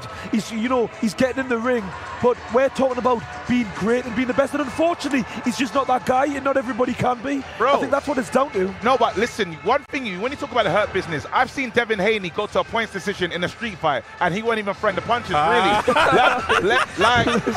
we can never forget that. So he's never gonna hurt anyone. Hilarious. He's a skill guy. Yeah. Now he made a mistake when he goes up against Ryan Garcia. Yeah. That was a mistake, but that guy was on stuff. It wasn't fair. Yeah, but He's gone down under, bro. He's had to go into people's gardens. He's traveled. He deserves all the respect. When you have people like Gervonta who hasn't, we have to look at we have to almost prop up Haney and say, you lot got his work to do. Because what's your excuse? I'm not disrespecting his achievements. I'm just saying, to be the guy that we're talking about, be the next star, he's just not, unfortunately, not that guy. You know what I mean? You know what I'm saying? The machine hasn't decided to love him, because the machine is loving Gervonta, and their narrative is so great for him. And I think it's just unfair. What it is? I'll tell you what it is. There is a bit of a thing where Lomachenko was loved by the boxing machine. Yeah. And people still have a dubious feeling about whether or not he actually won against Lomachenko. And it's almost that thing of like, because you've got that, we don't like you now. When you hear how people talk about Devin Haney, it's almost always negative. And this is even when he's having the best moments of his career. His dad's such a bell end. Yeah. He makes you want to see him get knocked out. And then when you get knocked out and you start taking legal action against the guy who chinned your son, it's embarrassing. Drugs cheating is drugs cheating. That's fair enough. But when you got the dad saying, we want to see this guy in hospital, whatever, you just asked the question. I said, maybe it shouldn't be the best thing to say. I say get home safe. I get you. Listen, ideally that involves me knocking someone out, but get home safe, yeah? When you're talking about putting fighters in hospital, we want this man to end up in the hospital, stuff like that. Yeah. It's not for me. But it is what it is. So ironic when he was struggling to climb onto the ropes at the end. His face was fucking smashed to bits. The one thing though that it's been said again is Turki Al-Sheikh has said he really want to make the ring smaller for Haney fights. Yeah. He said, look, I can't keep booking you. Like right now, he is a Tom and Jerry fighter, though, isn't he? He's that guy. And you know it's true, because let's have it right. Parker, when we talk about heavyweights, Parker right now should be fighting for a heavyweight title. Yeah? And I don't feel like His Excellency is interested in watching that fight. He actually said, nah, not really. It's not for us. I ain't putting him on it for that. I'm not putting him on. So now these fighters have to understand, you could be the #1 contender. If you're not exciting, I'm not putting you on. That's the new part they have to deal with in boxing. That's a lot. That's an interesting pressure to navigate when winning is difficult anyway. Yeah. So now you're in the ring and it's like, I can't just win. And if you imagine, there's always pressure from fans and etc. for fighters to perform and to be explosive, be devastating, stuff like that. But if you imagine certain fighters, legendary fighters, career paths, if that incentivization that has come from Riyadh season, Turki Al-Sheikh wanting to see, in his words, blood, guts and bones, if that had been there, so many career paths would have been so different. Bro. And so different. But what I also think is, it's taking it back to the way it used to be. Losses don't define your career as long as it's entertaining, and that's what Turkey's trying to do. Right. He wants entertaining fights, and just because you lose, it's not a problem. If you put on a good performance and you entertain the crowd, he'll have your back. So I think people these days are still a bit too worried about losing. Doesn't mean anything. And you know what's good about it as well, because we've seen now a few fighters that have lost that have been called back. Exactly. Boachuk got called back. Big Baby Miller. We had Big Baby Miller called back. We had Josh Kelly's guy. Josh Kelly's guy that he Davis. Ishmael Davis. Ishmael Davis. Yeah. We've had the guy Paddy. So there's right now he's saying, look, you put on some entertainment, we're going to bring you back to Riyadh. And that's the fights we want to see. We want to see guys that are going to risk it and go all out in the ring. And do you know that is why people like Nick Ball have become stars through Riyadh season? Yeah. Because it's like, I get it, of course he's the world champion. He's our only current world champion. So I understand. But Riyadh season specifically is what has made him become a star. Right. Because you look at Turki Al-Sheikh, he loves watching Nick Ball fight. He loves watching that. But I could probably guarantee you he never books William Skull again. Do you know what I mean? Can I just say, this is boxing in general, and it evolves. Yeah. Even if you go to amateur boxing, it used to be 4 2-minute rounds, then it changed to, 3 3-minute rounds. They used to have head guards, and then they took it off. As a boxer, they changed the scoring system, and you've got to adapt. So this isn't nothing new. I know it seems like a big shock. All of a sudden, they're talking about wanting knockouts, blood and guts. But boxing from grassroots is always changing and evolved. And as a fighter, you've got to adapt. It's as simple as that. It's boxing. At the end of the day, we're talking about the hurt business it is. You're trying to hurt your opponent. So it comes with the territory. You know what you're in for. You know the risk. Speaking of the hurt business, just quickly, we've got Billy against Martinez in it right now. This is a 10-rounder. I don't see any way this goes 10 rounds because they have gone in there on job. They're absolutely I think the Canelo fight is going to look a little like this. I think Canelo versus Crawford, the first round. What, in the phone box? Yeah, I think they're gonna start. I disagree. I think they're both quite methodical in the way they are. I'm telling you, they're gonna start. It's a house on fire. Remember when I hate to go back to it quickly, but he got caught in the left hook there. Yeah, he did. He ate that one on the way in. Right, this is a good fight. Shit. He's hurt. He's hurt. Lester Martinez is landing clean early, boy. He's hurt. So one thing, remember what happened is you think about the Errol Spence fight versus Crawford. Yeah. He let him know early, and I think for Crawford to beat Canelo, he has to let him know early. He can't wait. He can't, I agree on that he one. He can't take his time. He needs to land stand in there. A stiff shot early, just to let him know you're not going to bully me. There has been fights. Obviously, listen, he got his face broken in the end, but there has been fights. Billy Joe didn't really let Canelo know early. But then there was a period of 3 rounds where he took over. He took over for 3 rounds. Doesn't matter because at the end of the day, he got stopped. But what I'm saying is, I don't know. I feel like it could start more cagey. But I think even Canelo sometimes starts slow, so it won't even matter how your first round goes. Terence. Exactly, this is what I'm saying. Stylistically, neither guy starts fast. But, I would say that if anyone's going to start fast, I think it would be Canelo because I think he's going to be the guy with all the support he has to have a point to prove. I also just think stylistically, this is a 12-round fight. When you're going in with a bigger man who's never been hurt, never been dropped, what makes you think you're going to go in there and, hurt him early? I think Canelo's the one who needs to start fast because he needs to slow the quick feet of Crawford down, and he needs to get into him very, very quickly for that reason and actually take advantage of the fact that the two of them, I think Canelo doesn't. He takes a look at his opponents, but Crawford is a lot more of a downloader of the data, and he's really, really wanting to know what he's up against.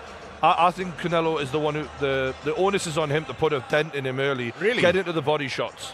Actually, I do agree with Brian there because there's no way you want to let the smaller man gain any level of confidence. No fucking way. No chance. And we know that Canelo does this anyway. He slowly breaks you down and hurts you. I think naturally, like we say, we know Crawford's going to be the more mobile fighter.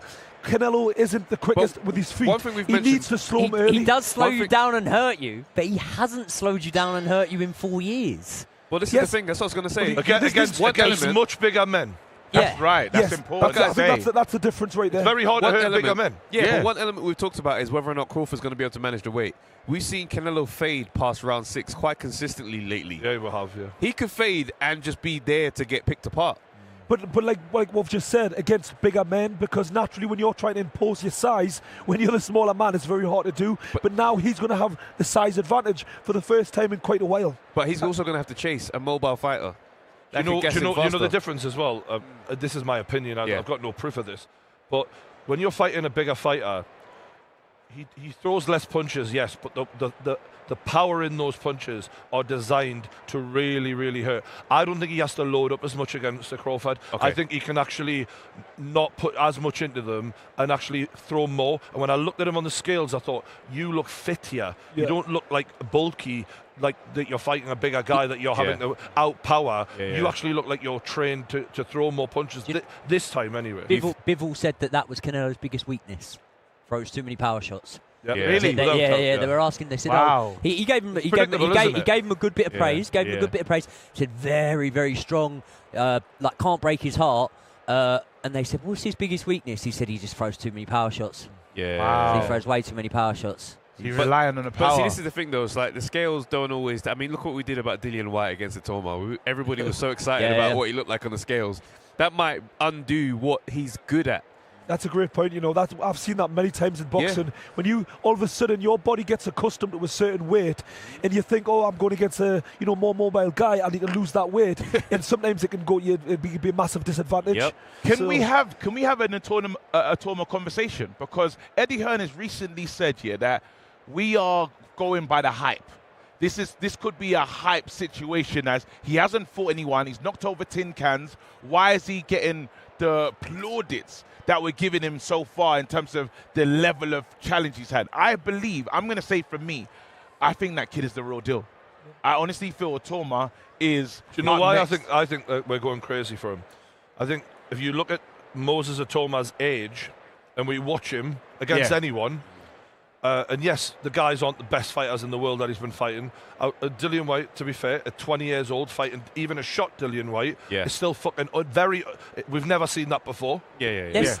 Like we never seen Tyson Fury or Anthony Joshua, who dominated British boxing at heavyweight, when they were 20 years old, taking on a former world title contender who was past his prime. We never seen that. And when you watch footage of Anthony Joshua, like I did on that video, and Tyson Fury at a similar age, Tyson Fury and Anthony Joshua, while they were good, they don't look anywhere near the level of Moses Atoma at the same age. The thing about the Dillian Whyte fight as well, I'm going to make a bold prediction now. That win over Dillian Whyte is going to age better than it looks right now. It's going to age better because you just described him as a shot fighter, right? Allegedly. At that level, yeah, maybe. And maybe at world level, yeah. But Dillian Whyte can very much be an entertaining fight. So if he stays in that sort of shape, he can be an entertaining fights, British level, something like that, right? So I think that win will age better. I think another thing, one of the reasons why we rate Moses Atoma so highly is because we didn't grow up on southpaw heavyweights. And we're currently in a legacy era of a southpaw heavyweight, right? Oh, so when you see we've got a guy, and this guy's bigger and he's a bigger puncher, and he's not as skillful and he doesn't have the accolades and whatever. Of course, you're going to get excited about that. It's the fashion in what he does it as well. My question for Eddie Hearn would be: name one heavyweight in the history of boxing ever, at 20 years old, who was as big and strong and as agile and moved like a cat. He doesn't move like a heavyweight. He moves like a very light on his feet cruiserweight, in fact. We've never seen anyone put punches together.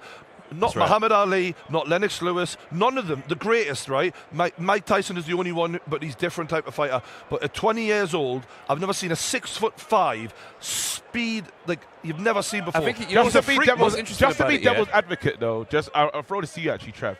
Just being devil's advocate in this one, we had the kid, Romford Bull, who went in and fought Dave Allen, and it was too much for him. He wanted to impress. He was out in Riyadh. He wanted to put on a show, and he couldn't. He looked good in moments, but then experience, grown man stuff really took charge, because I don't think Atoma's been the distance in a lot of his fights. KG, is there going to be... I love Dave Allen. If you put Dave Allen in a ring with Moses Atoma right now, bad things happen. I don't think he's saying that. I think what you mean I'm saying is there a reality check coming? Is that what you're saying? Yeah, because right now, the next fight they keep talking about for Atoma is Usyk, bro. Do you know how crazy that is? Hergovic has been mentioned. Hergovic declined I don't think for us... Hergovic declined it. I think, you know what it is? It's so difficult because when a guy is dealing with opponents so easily, and naturally we're like, we need to see him in a longer fight. We need to see his chin tested. But maybe he's just that guy and he's that good. You know what I mean? And the fact there's sparring partners, I know sparring, but at the same time he's been mixing it from a very young age with world-class operators, and every single one of them say exactly the same. He's so talented. I want to ask you a question, man. He's ranked number 1. If you beat him, you're ranked number 1. What does it tell you when we know Hergovic is tough as fuck, right? We've seen the beating he took from Daniel Dubois. What does it say when a Hergovic is saying, nah, I'm all right, mate? And a 20-year-old. You're in your prime. I can add on to that. Who did you just call the scariest man in boxing? Derek Chisora. Who turned down the fight before it got offered to Dillian White? He said no. It says it all. 2 million. He Yeah. offered 2 I million. think He said, fuck that. What we're seeing with Moses Atoma is almost like evolution of the big heavyweights. Yeah. Because we've seen these 6'5", 6'6" guys come in, and we're used to them doing the thing of being big and just overwhelming with size. That's throw big lovely. shots. But Oh my God. here you Sorry. come in at this young 20-year-old, and he's like, when he throws to the body, I almost looked at AJ throwing to the body against Usyk and thought, yeah, big heavyweights, they're not going to be able to really do that. Fury's not really been able to go to the body. It's just because they're tall. And he does it with such agility and smoothness. You like, mate, you're not even vulnerable throwing to the body. Yeah. We're seeing a new era of heavyweights where it's almost like what's happening in basketball. You got Wembanyama, 7'4", dribbling and shooting threes. This is the boxing equivalent of that. We watched NFL the other night, and like you realise that the level of athlete that goes into the NFL over here, because they're like literally born to do it. In college, This is an football, absolute all war. of This it. is what I'm in the middle of a sentence. Sorry. All right, what's up then? You kill This us. fight is absolutely. It is like if anyone has paid for their ticket, is getting their value for money right now. These guys are in the phone They're box going for it. and they are going for it. I'm looking at Turki Al-Sheikh and he's leaning forward. In the last fight, he was cheering like this. This one, he's in it with us. These guys, I can't even tell you who's winning on the scorecard. The doctor very rarely even gets in the ring. He's checking both guys in the corner after each round. He's literally checking both guys. This is mental. Yeah, this is crazy. They're literally throwing 5-6 punch combinations. I love it. You never see this sort of combinations. You go, I go type of thing. Bro, they're taking. There's moments when Mimbili takes a breath because he's taking a horrible shot. Then he puts on a 4-hit combination himself. It's the closest thing to, like, we heard the Rocky music earlier. This is the closest I've seen. Rocky and Apollo. Inspired. He's even got the yellow shorts on for Rocky. Whatever you paid for your ticket, this fight alone is worth it. It's done it. Unbelievable. It's done it. They're both getting booked again. I promise you in this. Look at that. Straight out the ring the bell, haymakers. It's a good advert when you think about Netflix, right? Like, Jake Paul, Mike Tyson did views, but let's be honest here, that was a spectacle for a different reason, right? Yeah. And Mike Tyson returning captured the imagination of not just America, but the whole world. Yeah. This is about proper boxing, and the first, the biggest world title fight in terms of eyeballs in over 50 years. And what we now need is this. We need lads, because earlier on we've seen Jermaine Franklin turn up fat as fuck, like not interested. The crowd booed. The crowd booed him out the stadium. Like, this is what we need, like, young fans to see, right? Like, it's perfect. This is in the phone again. box. It's a perfect advert, and Netflix. This is again the Dana White thing.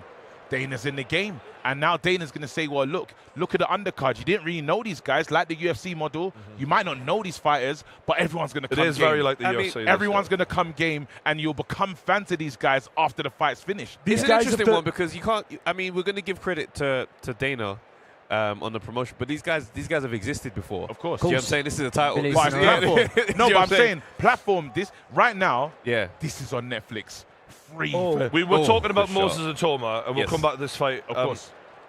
We're talking about who is the face of boxing post Canelo Álvarez. This next generation. We all agree we've never seen a talent like Moses, but AJ, it wasn't just the talent that made him the face of boxing. It was people loved him, right? And not everyone loved him, but a lot of people loved him. Good shot. Can Moses? And I think he's already getting better at talking, and he's only 20 years old. Yeah. But can he be not AJ? But can he take the baton from him and run with it? I don't think so. I personally, really, the charm of AJ. He looks the part. His physique. I think there was so many levels to what he was the Olympic rollout, the Olympic gold medal. Like, you can't repeat that. I think it'll be a long time before we see that. He's going to have to do it like how David Haye did it. Okay. As in. Okay. Big moments have to happen in whatever way you do, whether or not it's something you said, something that you've got to grab the attention the of moment, the people. Don't you? Yeah, there is but if it's going to happen, you have to knock Usyk out, because then to be the man, you've got to beat the man. That's right. Woo! I don't actually believe that. I think what AJ did that was so important is AJ fights was an event. AJ in 02 was massive. And why I like what the Riyadh is brilliant for boxing, right? But he has to work on his home audience, the home fan base. So I think them fights at the Ultra Arena, it's a Torma night. We're all going to say, oh, Moses a Torma. Yeah. You having that, so you have that cult following. How Ricky, all the fighters that we've loved, Ricky Hatton, he loved, followed, and everyone, no matter where he's going, people are getting on planes to go with him. Yeah. And that's what you need. If for him to get to the top level, you can't, because Riyadh is there, you can't bypass the UK. You know, he has to do that. He's got to work on that side of things in terms of selling himself, stuff like that, right? I'm not suggesting that AJ wasn't. I'm not suggesting that Tyson Fury wasn't, right? I feel like this kid, and it's mad to call him a kid, but I am 10 years older than him, so he is a kid, yeah? Right. This kid is so confident, there's not one lack of confidence in his actual ability that he probably thinks, fuck that. You lot do the social media thing. I'll be in the gym getting better and better and better. And eventually, it's like there's a line, because we were talking about Inoue earlier, for example, right? Yeah. And there's a line when it's like, okay, you've got to do a little bit more if you want to open yourself up into the casual audience overseas. Obviously, in Tokyo, he's filling out 70,000 seaters, so he's good, yeah? But what I'm saying is, I think with a Moses Atoma, that whole thing of the selling point might feel a little bit unnatural. And I also think, like, when I was 20 compared to 25 compared to 30, you're always different. So he will grow in his character a lot. Now, one thing I can say that I saw something which, when you say, can he be like AJ? I think there's a lot of AJ ingredient there, but then he done something that, you know, AJ doesn't like disrespect. Whenever he's been disrespected, you'll see a turn of AJ and he rises. There was a moment with Dillian, because he wanted to show Dillian respect. He knew he was going to beat Dillian. He said, if I stick to my game plan, I know how this fight goes. Which is, that's kind of cold talk, to be honest. Because, like, I'm going to beat him because I know my game plan. Nothing he can do can stop me. What I liked was... And it's take off your glasses. Remember when he said, take off your glasses I want to know if moment. it's a wolf. I want to know. See, when he makes when he says statements like that, I now know it's there. He just showed a bit of respect. As he keeps fighting, he's not going to show the his opponents that level of respect because he won't need to. No. And that's when I think we're going to see the aura of a modern day Mike Tyson. He doesn't fight like Mike Tyson, but he has this cold aura about him already, and the stoicism. That's right. It's kind of like Usyk in terms of he's not trying, but he's not as comedic as Usyk. It's a lot more like cool and kind of a Batman-esque kind of vibe. Would you keep him away from Usyk to still continue to build him? No. Personally, I would. I'd roll the dice. I'd just roll the dice. Ben Davison style. Roll the dice. And the reason why I say that... Well, Ben Davison and Ben Davison said they would accept that fight because I think you have to understand there's such a limited window now left of Alexander Usyk that you kind of have to take it if it comes up, because if he exits the sport, you don't get to have that scalp ever. And maybe Canelo-esque, like when he fought Mayweather, worst case scenario, you win or you learn. Exactly. It can't. You might get knocked out. So fucking what? Like, dare to be great. And I actually think Moses would absolutely take that fight. But then in a here's the heartbeat. thing: it's like, and imagine he won. Like, can I just ask that question? Imagine at 21 years old, he becomes in the top 5 youngest undisputed champions. I mean, that'd be mental. Like, he would be a superstar. It just maybe not like household name, but in boxing terms, he'd be massive. But this is the thing: everyone keeps saying that. Oh, we need to see him have more rounds. We need to see him get tested. Who are you going to name that's going to absolutely guarantee more rounds? Because it's not Joseph Parker. As much as we want to see Joseph Parker's not taking him the distance. I reckon he's getting most of these guys out of it. Yeah. Do you not think that that's why Joseph Parker and Fabio Wardley has been made? Is because I think personally, Joseph Parker would really struggle against Moses Atoma. Absolutely. When I see you getting dropped by another powerful southpaw in Zhang, you know, who's that old? Let's be honest, Zhang's not the quickest. I think Moses Atoma would fuck Joseph Parker's whole world Absolutely. up. So who would we? And we really respect Joseph Parker. That's what I mean. So if we don't give him a chance, then who? I think the interest would be so high for that fight, for the fact that, one, can a kid actually do this? Like this guy is obviously old, young enough to be his son. So could a kid actually do this, right? Despite we know how good he is. Yeah. Not only that, there's also the uncertainty of Usyk against southpaws. That's right. I'm not saying he's been bad. That's right. But like, can we name many? I can't think It's an of many. advantage. They see each other less. 300 amateur fights, I'm pretty sure he's had a few. I'm sure he. No, I am sure he's had a few. But I'm just saying, like, we know southpaws see each other less. They see other southpaws the least out of all the other guys. So I think Ben Davidson made a really good point of, we've never fought anyone like Alexander Usyk. Has Alexander Usyk ever fought a Moses Atoma? Nope. But I think I give Usyk's Moses a being better clever. chance than anyone. No, but I think Usyk's being clever. I think he's doing the Mayweather Canelo job. Get him quickly. Get him while he's still got he's got lessons to learn. Because Mayweather saw Canelo come and said, I know he's going to be great. I'm going to beat him now. Yeah, but Usyk said he's ready. I think Usyk would take him at any time. I don't think. When he's more developed. I don't think he's worried about it. Yeah, Agree. Yeah, I don't think that Usyk would look at it and go, get him before I get old, while he's still young and whatever. I think Usyk's confident against anyone at any time. You just need to look at his professional record, and he's went in everybody's backyard and beat them. There's been no kind of step by step. He's went straight for every guy in their backyard, no problem. But nobody punches like Moses Atoma of all these heavyweights today. None of them can attack with the way Moses Atoma can. Whether or not he can do it over the distance, we don't know the stamina. We don't even know his punch resistance. But I do know his flurry is going to make Usyk go, I haven't seen this in the last few years. Ever. Never. You've never. But getting back to the aura side of things, because we're kind of saying, can he be the star like AJ? That was the original question. Yeah. I don't think he's got that in him personality-wise, and does he need to? Maybe not. He lets his fist do the talking. We'll mention like Ricky Hatton, Prince Nazim type of styles, Roy Jones. They all had something about them, whether it's the personality, ridiculous power, which you can kind of say Moses Atoma has got that. But I also think the ones who really got to that star level and really had that aura, they had a little bit more about them. And I'm just not sure if he's got that. I could be wrong. I don't know what your opinion is. I know he's young, and he has got time to grow, because most of the guys who will talk about the aura, they're a lot older, where he's still got time to grow. Okay, speaking of stars, we do have to pivot, because people have asked us to talk about this. Two of the biggest stars in the history of boxing are lacing the gloves back up. Iron Mike Tyson, Floyd Money Mayweather. A beef that has been going for decades, actually. Yeah. They've always, there's been a hatred there. They're going to get in the ring. How do you feel about it, lads? It just feels insane. I've got no words for it, to be honest. I spat my drink out because I remember the moment that happened when was at the Wilder fight. Mike Tyson came out. Walked out. Mike Tyson came out, and he got like the stadium erupted. It was crazy. Everyone was so excited to see him. Mayweather walked out, didn't get what he was looking for. No. Remember, he went back in. You're mistelling He went back in. Go on, Travis, go. He walked out the wrong way, and he walked into general population. But he didn't get what he wanted. No. But he walked accidentally into general population. That's why he went back. It wasn't. No, he could have kept on going. No. He didn't get the Mike Tyson. He didn't get the Mike Tyson. There's no debate though that Mike Tyson is generally more loved than Mayweather. Mayweather wanted Mayweather.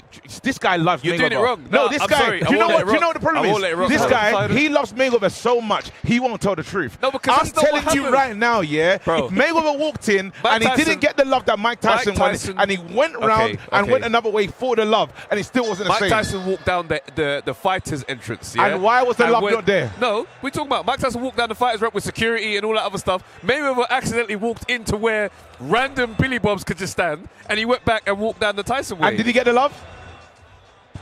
I don't remember. No, he didn't. I don't remember. No, he didn't. I don't remember. And that's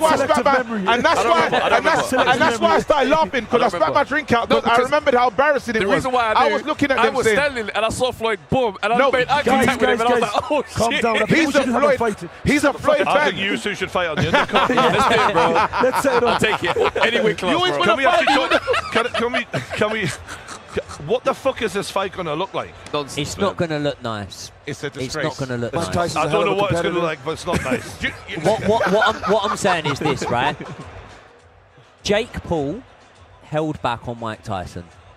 I'm not having any. I disagree with you. I agree with you. I disagree. Jake Paul held back. At what point in the fight Mike did he start Tyson. holding back? Probably what?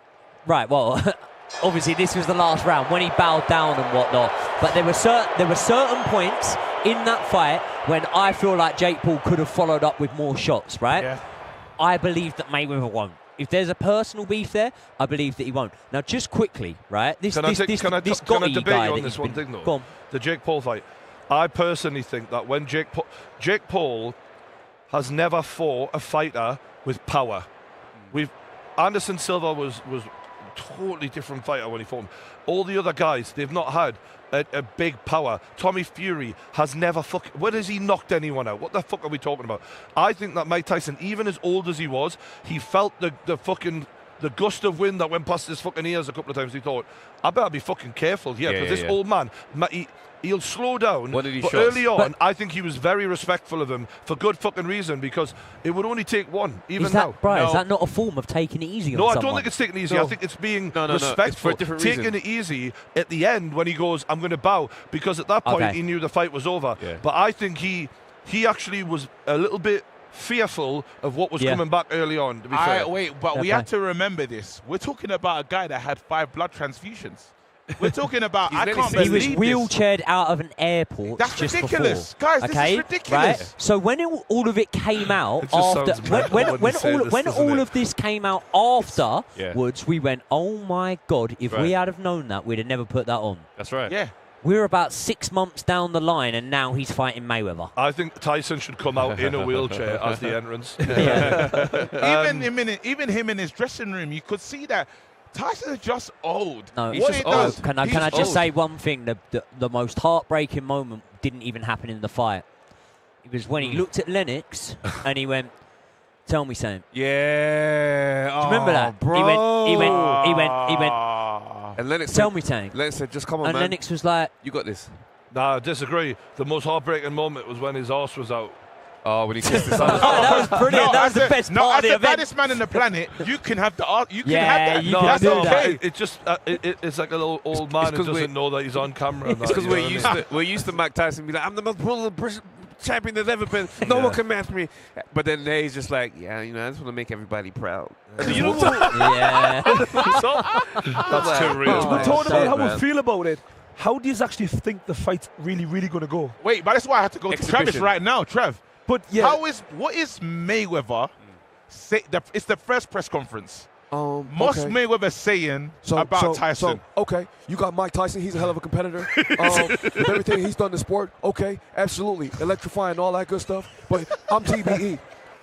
So it only makes sense that me as a welterweight goes up against heavyweight to decide who's the greatest once and for all. Okay, because everybody say that. Okay, Mike Tyson will beat Muhammad Ali, but if I beat Mike Tyson, that means I beat Muhammad Ali. You know what? That's was so unbelievable. accurate. He's so fucking. And this is what annoys me, right? You know how you always wish that you could change the result of a fight in history. That was unbelievable.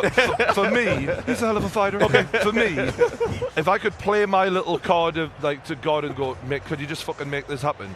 I would want Mike Tyson to knock Floyd out so badly in this fight. You'd love to see little guys get beat up in it. Oh my God.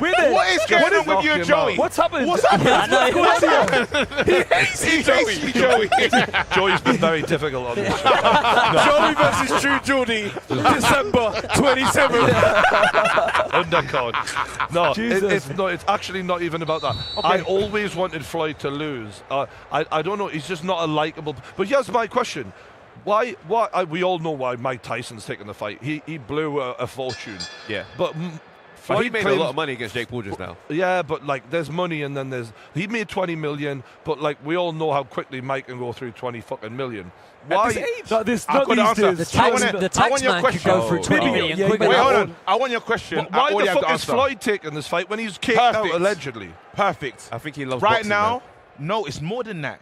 It's the ego. This guy, you saw the video on the plane when he's just counting his bread. Yeah.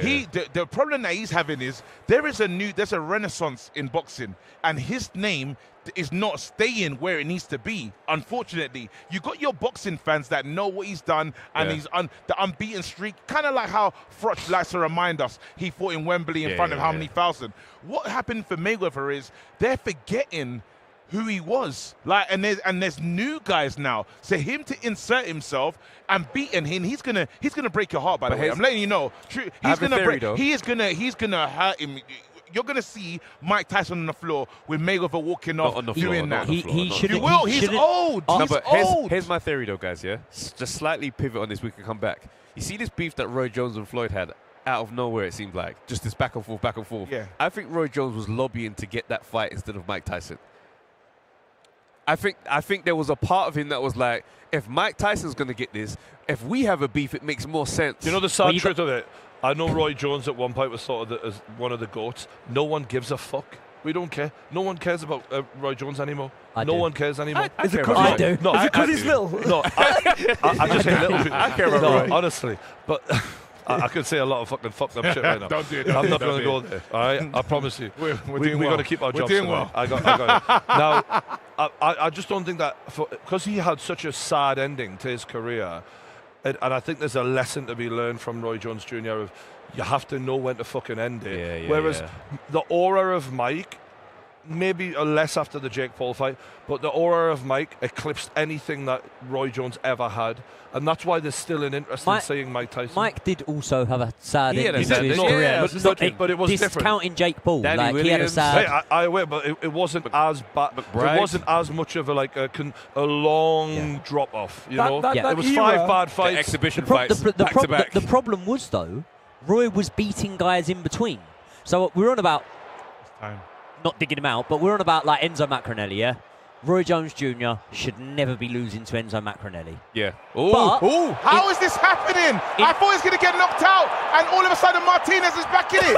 Bro, Martinez looked like he was going to drop, and he just found a shot from nowhere. nowhere. He's back again, bro. What is this fight? This has been one of the best fights I've watched in a long time. On the phone box, this bro. Has been absolute war. You complain about punches round the back of the head, That's mate. crazy. You've been doing it all night long. You have been right hooking the back of that man's head all night long. This type of fight is going to take a lot of their career. This has been one. They've took what Turkey said and took it. You know what? He's doing a knockout of the night bonus and performance of the night bonus. Oh, is he? Like UFC style. Oh, okay. And you know what?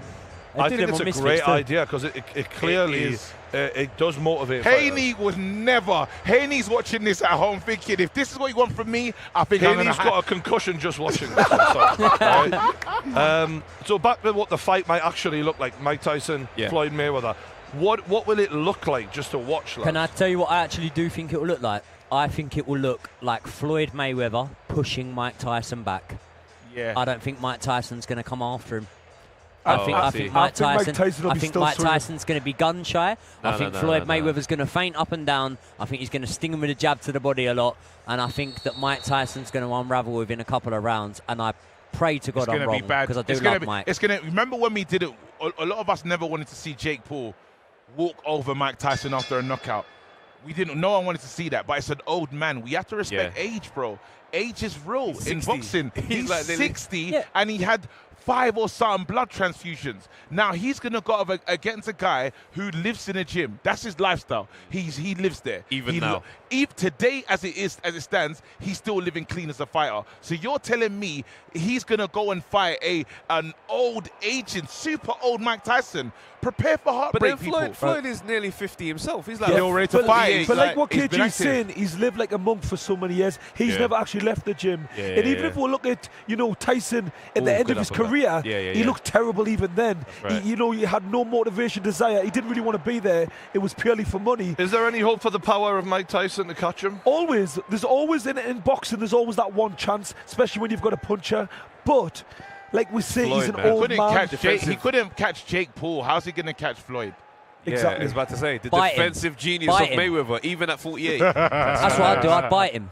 Is the size? is the size? Does it give Tyson? Because, for example, when Joey said Floyd will be on the front foot, I actually thought he would be making him miss, getting him tired, and then go on the front foot. To be honest, that's the way I would more see it. I can't really see Floyd walking at him and trying to walk him down. Wait 4 rounds.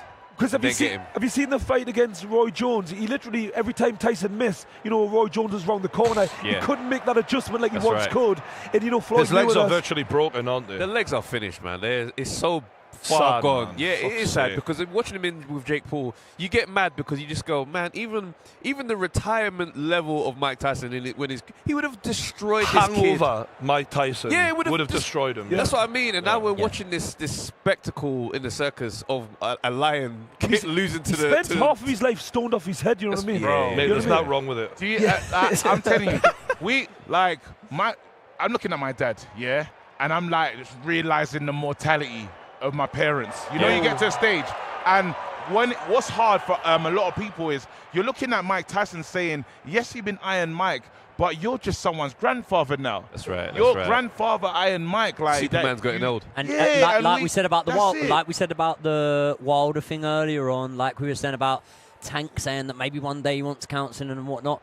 We've seen Mike Tyson break down on podcasts. We've seen him go to tears saying, like, I'm not the person I was and I want to be. But I've seen him shove a handful of mushrooms in his mouth on a pod as well. Like, it ain't what Floyd Mayweather's doing with his personal time, is it? When you hear Mayweather speak, not Mayweather, Mike Tyson speak on the podcast, sometimes it's the most gripping, sensational stuff he's saying. Oh, man. it's great. It's incredible. Have you ever heard him talk about Muhammad Ali, where he talks about how, like, he was willing to die and I wasn't as brave as Muhammad Ali was. I'd bow down to Muhammad Ali. I think it is amazing. I think the thing that we've got to remember about Mayweather as well is the activity, and people don't realise this, because when you're fighting, influencers, if you're fighting Deji, if you're whatever, but I'm sure, and no disrespect, but I'm sure that he would have been having like high-ish level sparring in the gym. Like I'm not saying world level, but I reckon Floyd, when he was preparing for these fights, Gotti,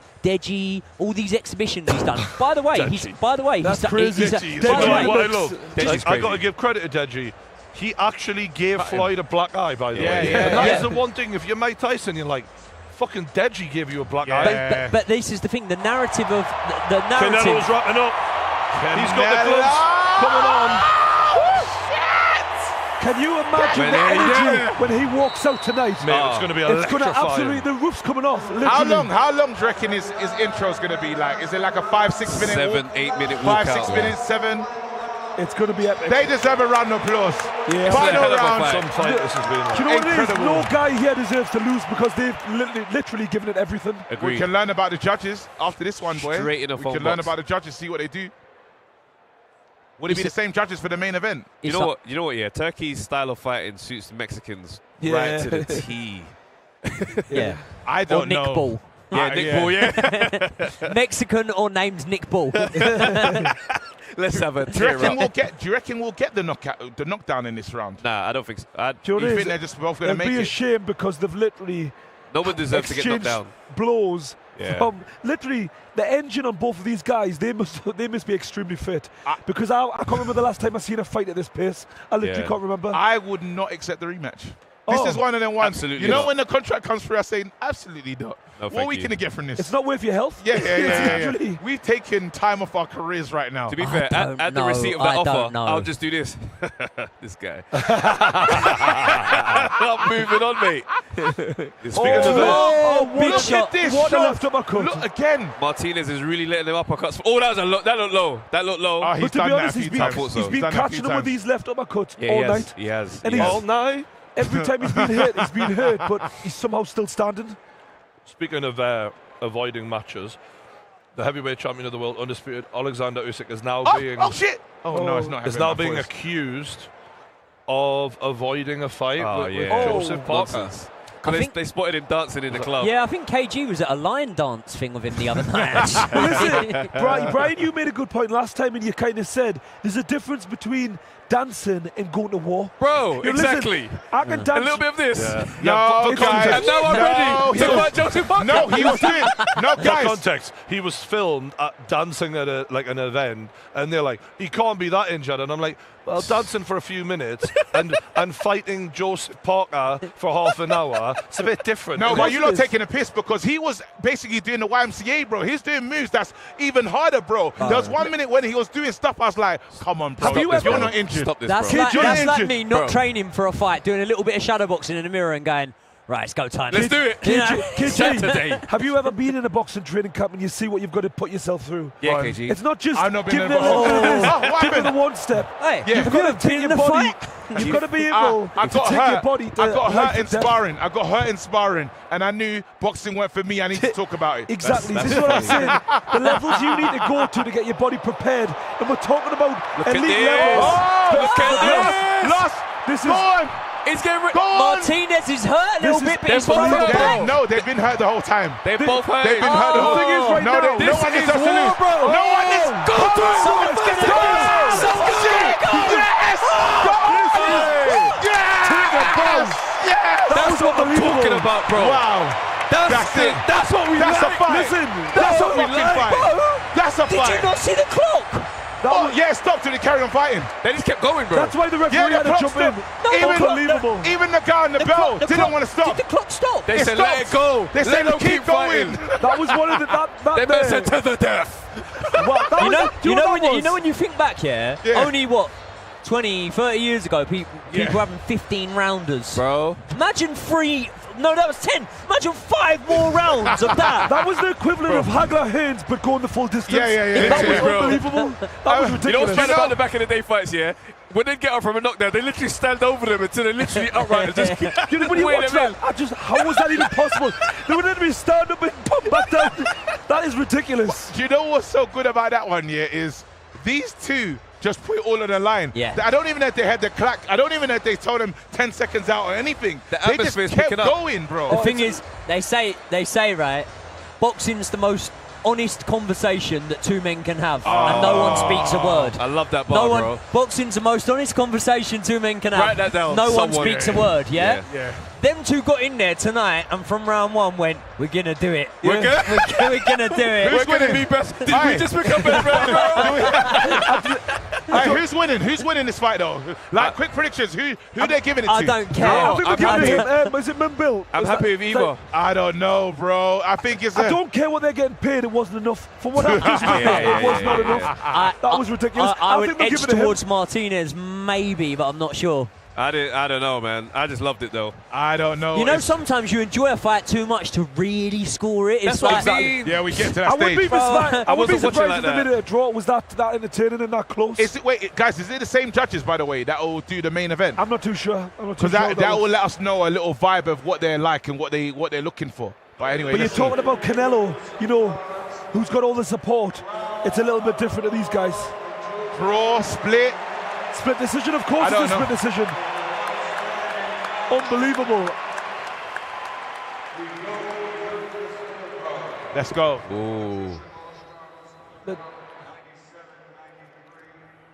97, 93. 97, that's 93. wider than I thought. 97, 93 is quite wide. Martinez.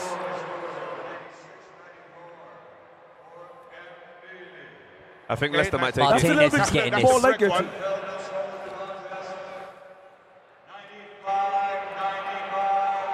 I told you. Did I just say That's draw? fair. That's fair. I don't mind that. I Yeah, like that. that because that's how close it Let's was. do this one again, guys. Let's do roll this that one back. again. You've got to roll that back. That's good judging. That's good judging. I'm happy. That's good judging. But you know when you put your life on the line and you're left with a draw, and you ask any fighter, a draw almost feels like a loss because you want the win, of course. not that but you one. want one or the other. But the Not problem, that one, but the not that problem one. is, no one lost the fight. Yes. Yeah. Like you can't look at that fight and say anyone lost. I said, maybe I'd edge towards how Martinez. Is that Bomac? Well, yes, it is. So Bomac Oh, was shit. training this guy. Yeah. That's interesting. It's an interesting That's point interesting. because obviously Bomac is Terence Crawford's coach and a long-time trusted coach. And this is the biggest fight of Terence Crawford's fucking life. Canelo's having his hands wrapped. Mike Tyson on Look the how old he is. screen. Look at his lips. Look at him. That's an old man. Mike's lips are looking dry. I think he's been enjoying. He's getting high on his It's own high. supply. Yeah. His lips are They looking booed dry. Yeah, we got all celebrities on the screen They're right now. rolling in. From gear. The point I was making, lads, is if I'm Terence Bud Crawford... Macaulay Culkin! No, he's been pied. Oh, it's not me. I can't believe it. Home Alone. This is wow. All right, okay. So what we were saying... Marshawn! Go on, carry on. What we were saying. Terence Bud Crawford's coach is in the fucking ring when he really should be with Terence Bud Crawford. You want the biggest fight of your life, undisputed. You want that guy with you from the minute you get to the venue all the way. I don't want you doing 2 jobs in one night, bro. I'm the only fucking job that matters. No. Crazy. Because guess what? It shows a level of confidence. My guy Lennox. It shows confidence. It shows we've been here before. We got this. I'm going to go and train my guy. I'll be back in a little bit. You're ready. I think every fight is different. But for me personally, my last one, I didn't have my coach there till the day of the fight, and I hated it. But what I will Absolutely say, hated there's it. multiple coaches in his team, you know, who work together. they'll all be singing off the same hymn sheet. So, course. like what Joey just said, it shows a level of confidence. I like the fact that Joey can feel what Crawford's feeling. Listen, you know, like in terms of his whole career and stuff. I don't think Joey gets enough credit for his career. I'm just going to put it out there. What he done to Baby Hulk, it's unseen. I've never seen that before. From everyone else other than Joey. Yeah. Joey gives himself plenty of credit. Yeah, I give myself enough that no one needs to give me but any. sometimes when you're at that level, like Floyd Mayweather, you've got to sing your own praises. That's just what you do. You have to, bro. I like that Joey's got burner accounts online and he just starts sticking up for himself. Just seeing Mike Tyson though, guys. We had that Mike Tyson conversation a second ago. That was a really old man round ringside. He looks even older than when he fought Jay. Yeah. But he is, but the point is the older you get, the quicker the aging process is, yes, right? Exactly. Like 58 to 60 is a fucking big jump. And living a very wild lifestyle. That's the you have to difference. understand, I kinda this rate guy. that bit. It's weird. You just saw the reaction that Mike Tyson got there. Yeah. He's not on the influential combat list. Let's talk about that influential So there's combat this list that Joy has found of the most influential people in combat sports. We found it interesting. Oh my! I thought. Oh shit! Uh-oh. Is that time again, guys? Let's go. Throw the shot. Let's go. Do you know what's crazy? Do you know what's crazy? When you're warming up, but you're just taking shots because you're a journeyman. You're like, you're having a moment. We've been doing a lot of shots since we showed up. Let's just say that. One too many. I've never done more shots in my fucking life. Bloody hell. Bro, we had a time. Can I just say? We had a time. I've rolled back the years. Yeah. I've been in rare form. I remember when Jamie Vardy had that? Yes. That's what I've done in the last week, mate. Well, you trained again. We were getting ready for this trip, and you put a video in the group and said, "Listen, guys, I'm ready for this trip." I started training. We've been drinking, ready for it. But even now, I'm on the ropes, guys. Everyone trained in different ways, right? Yeah. A few of us got our tolerance up. Some of us didn't. Few of us did some weights and whatnot. But I'll tell you one thing. My training consisted of watching The Hangover about 20 times. I think that Joey took The Hangover a little too literally, right? Because that's so funny. Some of the shit I've seen in the last week. He gave himself roofies. That's what he's done. He literally spiked himself. I've never witnessed nothing like it. That's so funny.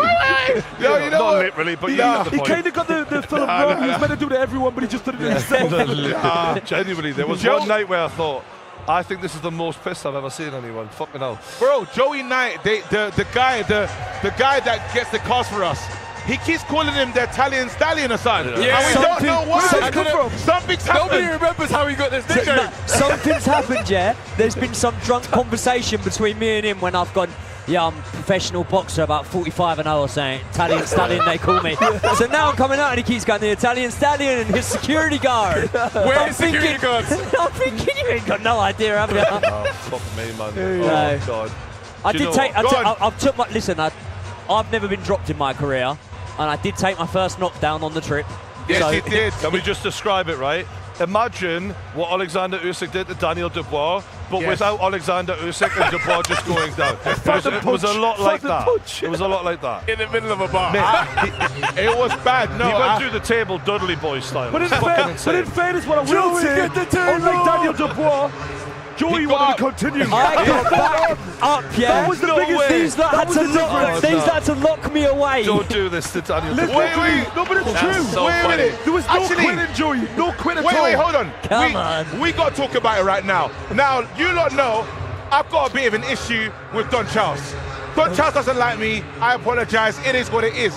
But Don Charles was sacked. And it's unfortunate because Don Charles didn't arrange the party. The boss dad did. And again, they called it a gathering. Don Charles had to take himself to talk sport and even talk about party that he wasn't at. And he lost his job. And they're talking about moving on. I think, honestly, it's a disgrace what they've done. And Don Charles has a part to play. But he's really developed Daniel Dubois. He's got into his psyche, he's got into his mindset. And I still believe Daniel Dubois is a good fighter. I believe he's a good fighter. There's no doubt about it. But this breakup without them acknowledging probably if there's a difficulty, if there's anything. Don Charles was perfect for this guy, and they've done him dirty. And I think the dad is going to see the mistakes of what he's doing. Because look at Torma's dad. Now it's brand new, but he's kind of staying out of it. He says some cool stuff, but it's like, that's my son. This man, his hand is too heavy on his son's career, and it's going to hurt him. The thing is, some people might say it's too heavy, but you know, maybe it just works. He needs him involved. But do you really think his new coach, Tony Sims, is going to put it with his dad getting heavily involved? This is the thing. Don Charles fitted that, you know, team perfectly. He was aware of he needed his dad. He let him be involved when needed. But also, you know, when it was time to take his instructions, he was the main guy. I just can't see this relationship with Tony Sims working. We're going to have to switch gears because we are one fight away from the main event of the evening. Canelo Álvarez versus Terence Crawford. They will be here throwing hands. It's going to be electrifying. I can't wait for it. I've never been in a stadium like this before in my life. One of the most watched fights of all time. And we have got multiple questions to be answered here. Starting off with, for me, does Canelo Álvarez still have it in him to push hard and force the finish the way he did against Billy Joe Saunders if the fight isn't going his way? Has he got that gear? Because we haven't seen it in a long time, but right now you think if there's anything that's going to bring out the beast in Canelo, it's what we're witnessing right now. It's a career definer. Do you know what I mean? And it's weird for a career defining fight to be a smaller man jumping into your weight class.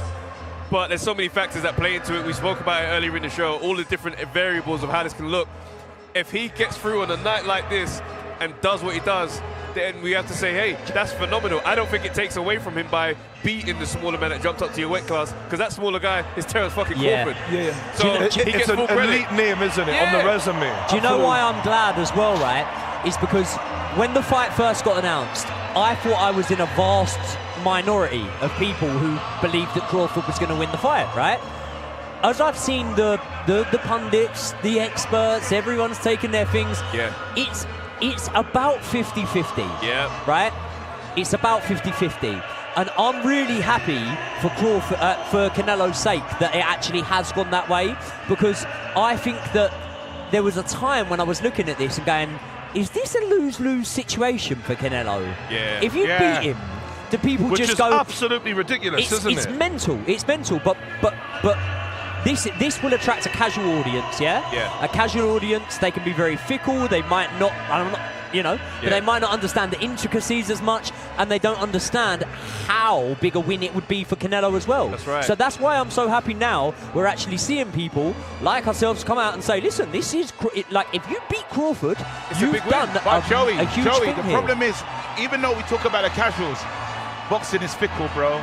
That's the one thing. Even from the hardcore, we have these moments of, we have a guy that we love, the guy loses, and we're like, well, how good was he anyway? That's the game. Unfortunately, it's always been like that, and it's going to remain like that. So this is just the dice that they roll.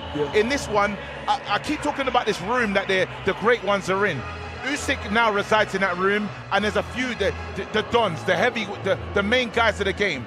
Now, what happens for Canelo is he's fought everybody, literally. He's really gone at it. Like, the amount of fights he's had, and when he started, he deserves to sit anywhere in that room. If he loses today, you're going to say he's lost to Mayweather, he's lost to Bivol. Bivol said, I'll come down to your weight and fight you, and he still declined. Now he's going to fight this guy, and there's still arguments of ducking. There's still arguments of ducking Benavidez. Arguments of the first Golovkin fight, arguments second Golovkin fight. There you go. So when we talk about, unfortunately, how fickle boxing is, he won't be, his access could have been a little bit denied into the super room. No, I'm saying, I'm talking about. He's already there. He is there, but they could say, hey, when we talk about the great ones, you might not be that guy, and that's okay. You know what I think personally? The mistake he made is not taking the Benavidez fight, because had he took that fight, people would put him in a much better light if he wins. But unfortunately, I do think if he doesn't win, people are going to come down hard on him. I disagree though, because I think personally, a lot of people are saying Canelo should take the Benavidez fight.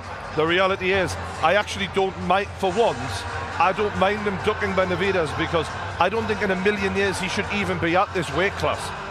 He's small as fuck compared to everyone he fights. And Benavidez, I think, is the true champion at this weight class.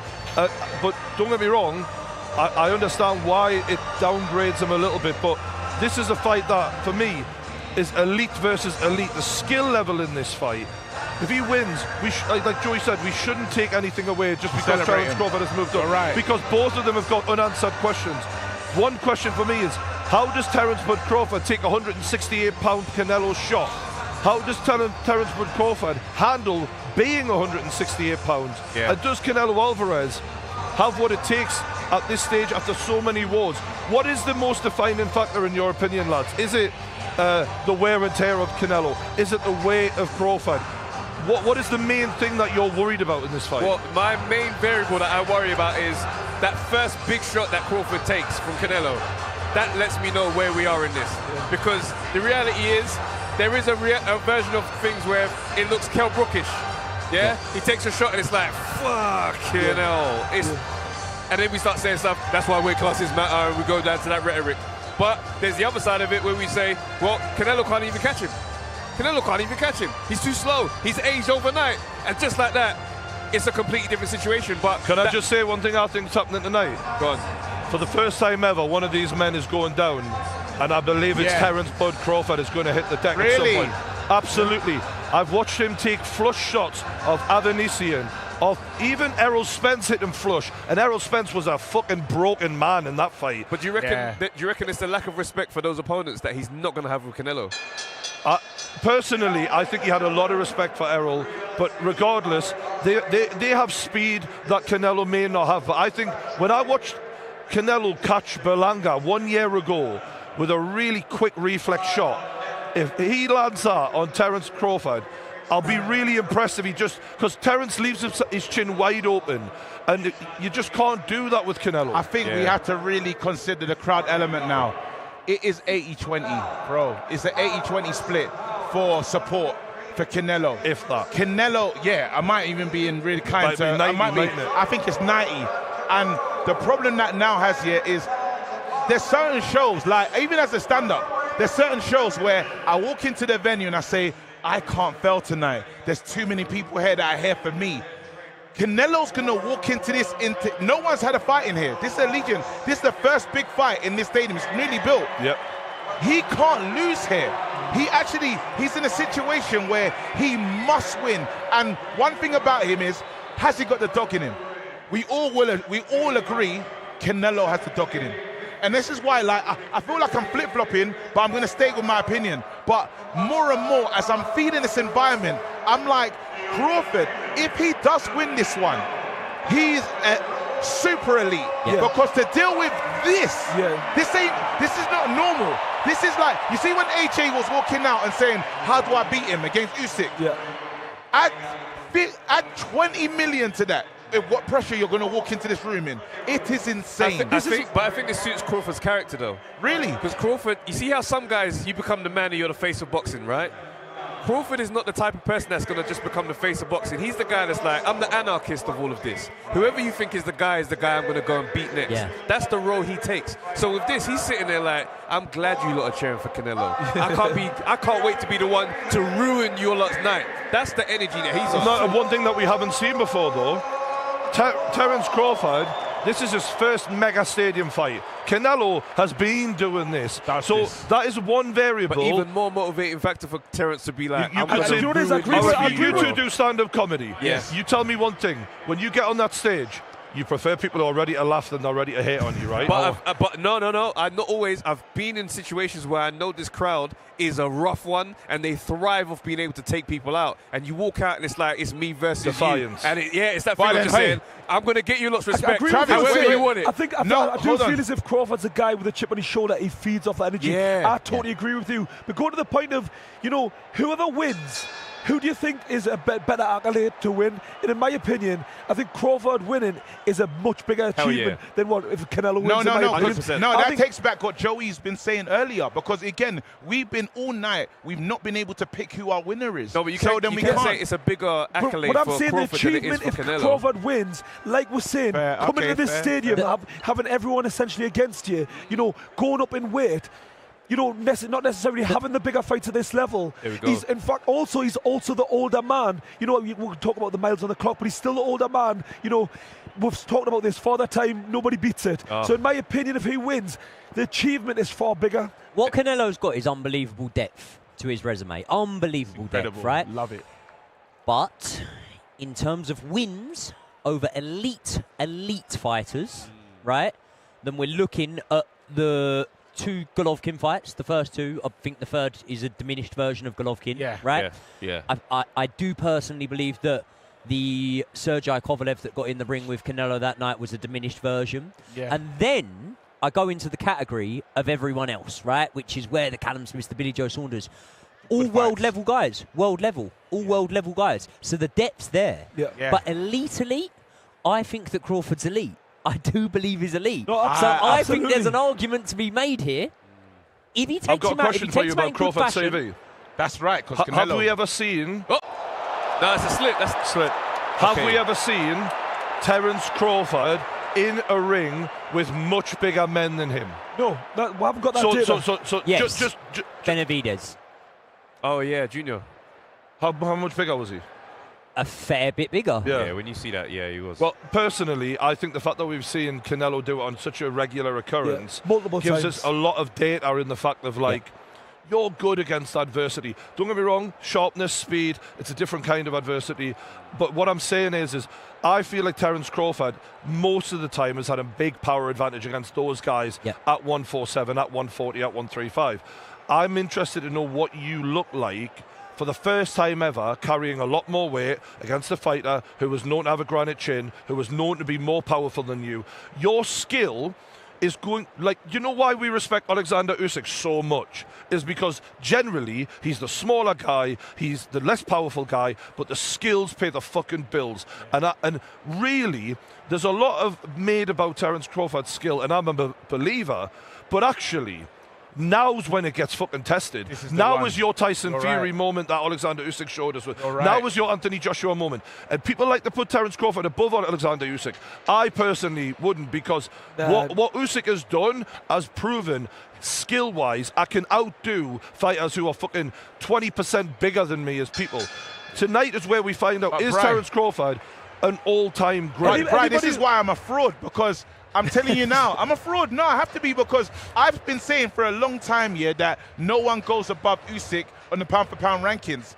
If he walks in here, if he knocks him out, walks in here and wins, he's the pound-for-pound number 1. No, and I don't even understand how I disagree. I completely disagree, because that's one fight. That's one fight. It depends on how he wins, though. Uzyk's done it multiple times. How many weights is it going to be of you? How many weights will it be? If you look at the run, undisputed. do you know why I put Usyk? Yeah, if you look at Usyk, the run he's been on in a short period of time, from Olympic gold medal all the way through to the pro career. I'm sorry, nobody goes above Usyk in my opinion. If you look at his resume in the period he's done it, especially the amount of amateur fights he's had in comparison. Fury was 60 fucking pounds heavier than him. Exactly. I think there you go. I think the way that we judge stuff sometimes is on intention as well. So it's like, was it it wouldn't have been the Washington fight, it was the Chisora fight. Yeah. Usyk on the thing. They said, do you think you can become world champion? He said, not just world champion.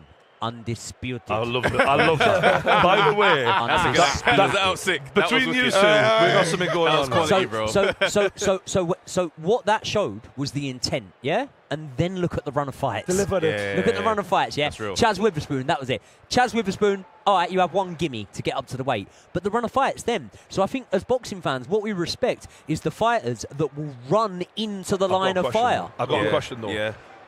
Usyk knew. He knew, you lot can't lace my fucking boots. Yeah. I'm going to move up to that weight class, and I'm going to take yous all on. Crawford thinks, he hasn't gone, I'm going to move up to 168. It's Canelo that he wants. He thinks there's a weakness there that he can exploit. Yeah. Fair enough. But the point is like Loz, I said, the wealth of wins at such a diminished size that he's in at the heavyweight division. I think that does put Usyk above him. However, three-weight undisputed champion. It's crazy. I have to admit, especially if he knocks Canelo out, which would never. Then I'm like, you know what? There's an argument. There is an argument. He becomes number one. There's an argument. But then there's something that's happened that I think we still need to address, because the watch bothers me. I don't know if the watch doesn't bother you. The Rolex. Just to get back to those who don't know, Terence Crawford has already bought a Rolex with the engraving of 42-0, meaning he already has the win in his mind. In football terms, he's touched the Champions League trophy before the game's been played. I thought about that exactly. He's touched the Champions League trophy before the game's been played.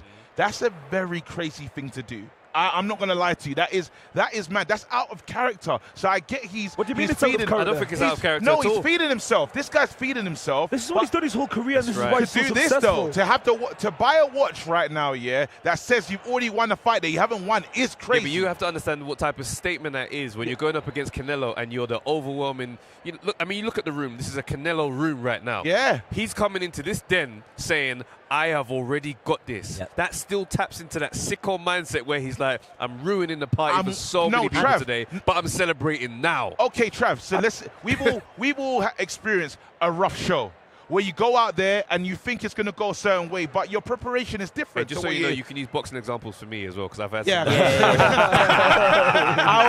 I wanted to relate. That charity fight was... Hey, listen, those white-collar nights, that hard nights in Camden, bro. Like.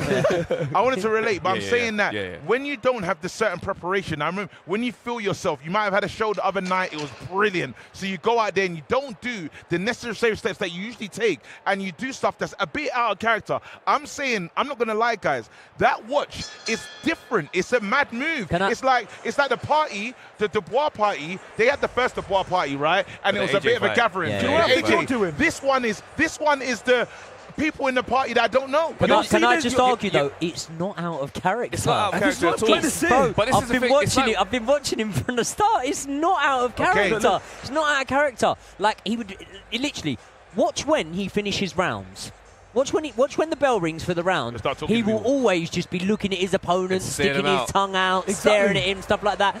This guy is a menace. He's a menace, yeah. In the best possible way. And it's that thing of saying, like, you know when sometimes somebody gets famous and they get rich and they suddenly start changing. It's like, no, bro, that's who they always was. They just didn't have the access to those things. To be able to put that statement out there. They've always been on that. I've got a question then. I always think... Sorry, can I just quickly say, I think you're seeing this watch as a celebration, like he's already, he's won. It's not that, it's a mentality he's saying, in my mind, because boxers and fighters, we're all deluded, but you've got to have that winning mentality and self-talk. Look at Floyd Mayweather. He used to talk to himself when he's training. That's right. He's already won the fight. That is the mindset you need. Where was the winning mentality when you would ordinarily go from 154 champion, win a few more belts, 160, win a few more belts, 168. Where was the mentality then?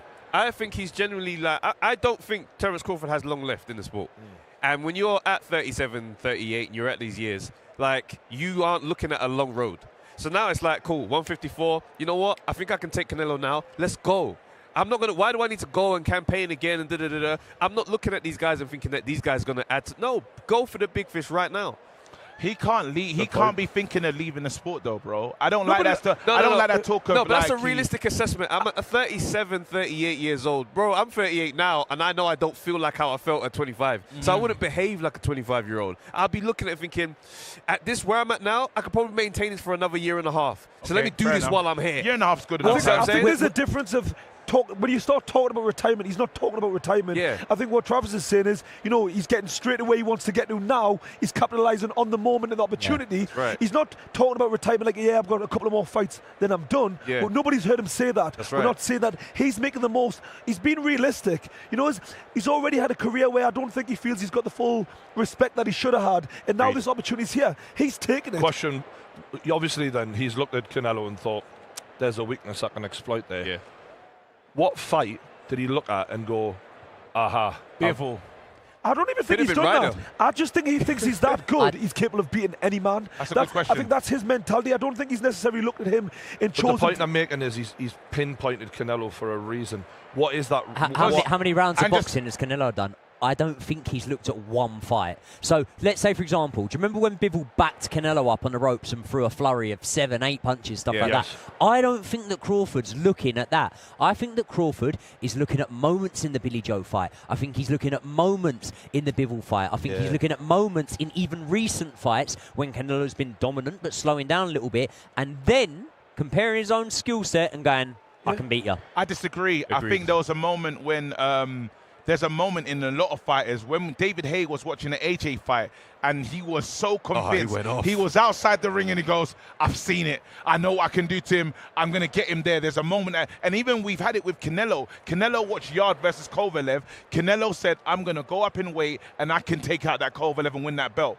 I believe that Bivol fight, in terms of footwork, if there's anyone that's going to be close to what Bivol can do in the ring in terms of staying out of the way and then counter-punching as well, it's going to be someone like Crawford. But I think Crawford will take it. Can I ask you guys then on the footwork, because I do agree footwork is key to winning this fight. Yes. But for me, it's not as much it's angles. It's constant. You got to keep moving. Like the thing that Usyk really you can learn from is it's a moving target. So when you're in with a bigger, stronger guy, you don't fucking slow down and let him hit you. You keep fucking going.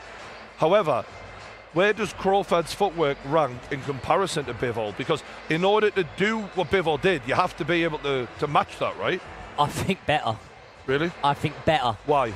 Because if you look at it, Bivol has the Soviet-style footwork, yeah? So he was never making angles on him. It was more in and out. He was never making angles on him. He was in and out with the feet. Floyd Mayweather. We look at Floyd Mayweather. I'm not saying Floyd Mayweather never made angles on Canelo, but for a lot of the time, he was pullback countering, he was standing in the pocket, half steps. I can see this fight being one where Canelo has to turn to face Crawford at times. 1,000,000%.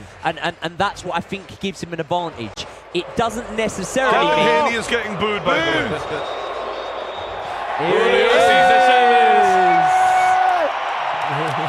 This is a Mexican crowd.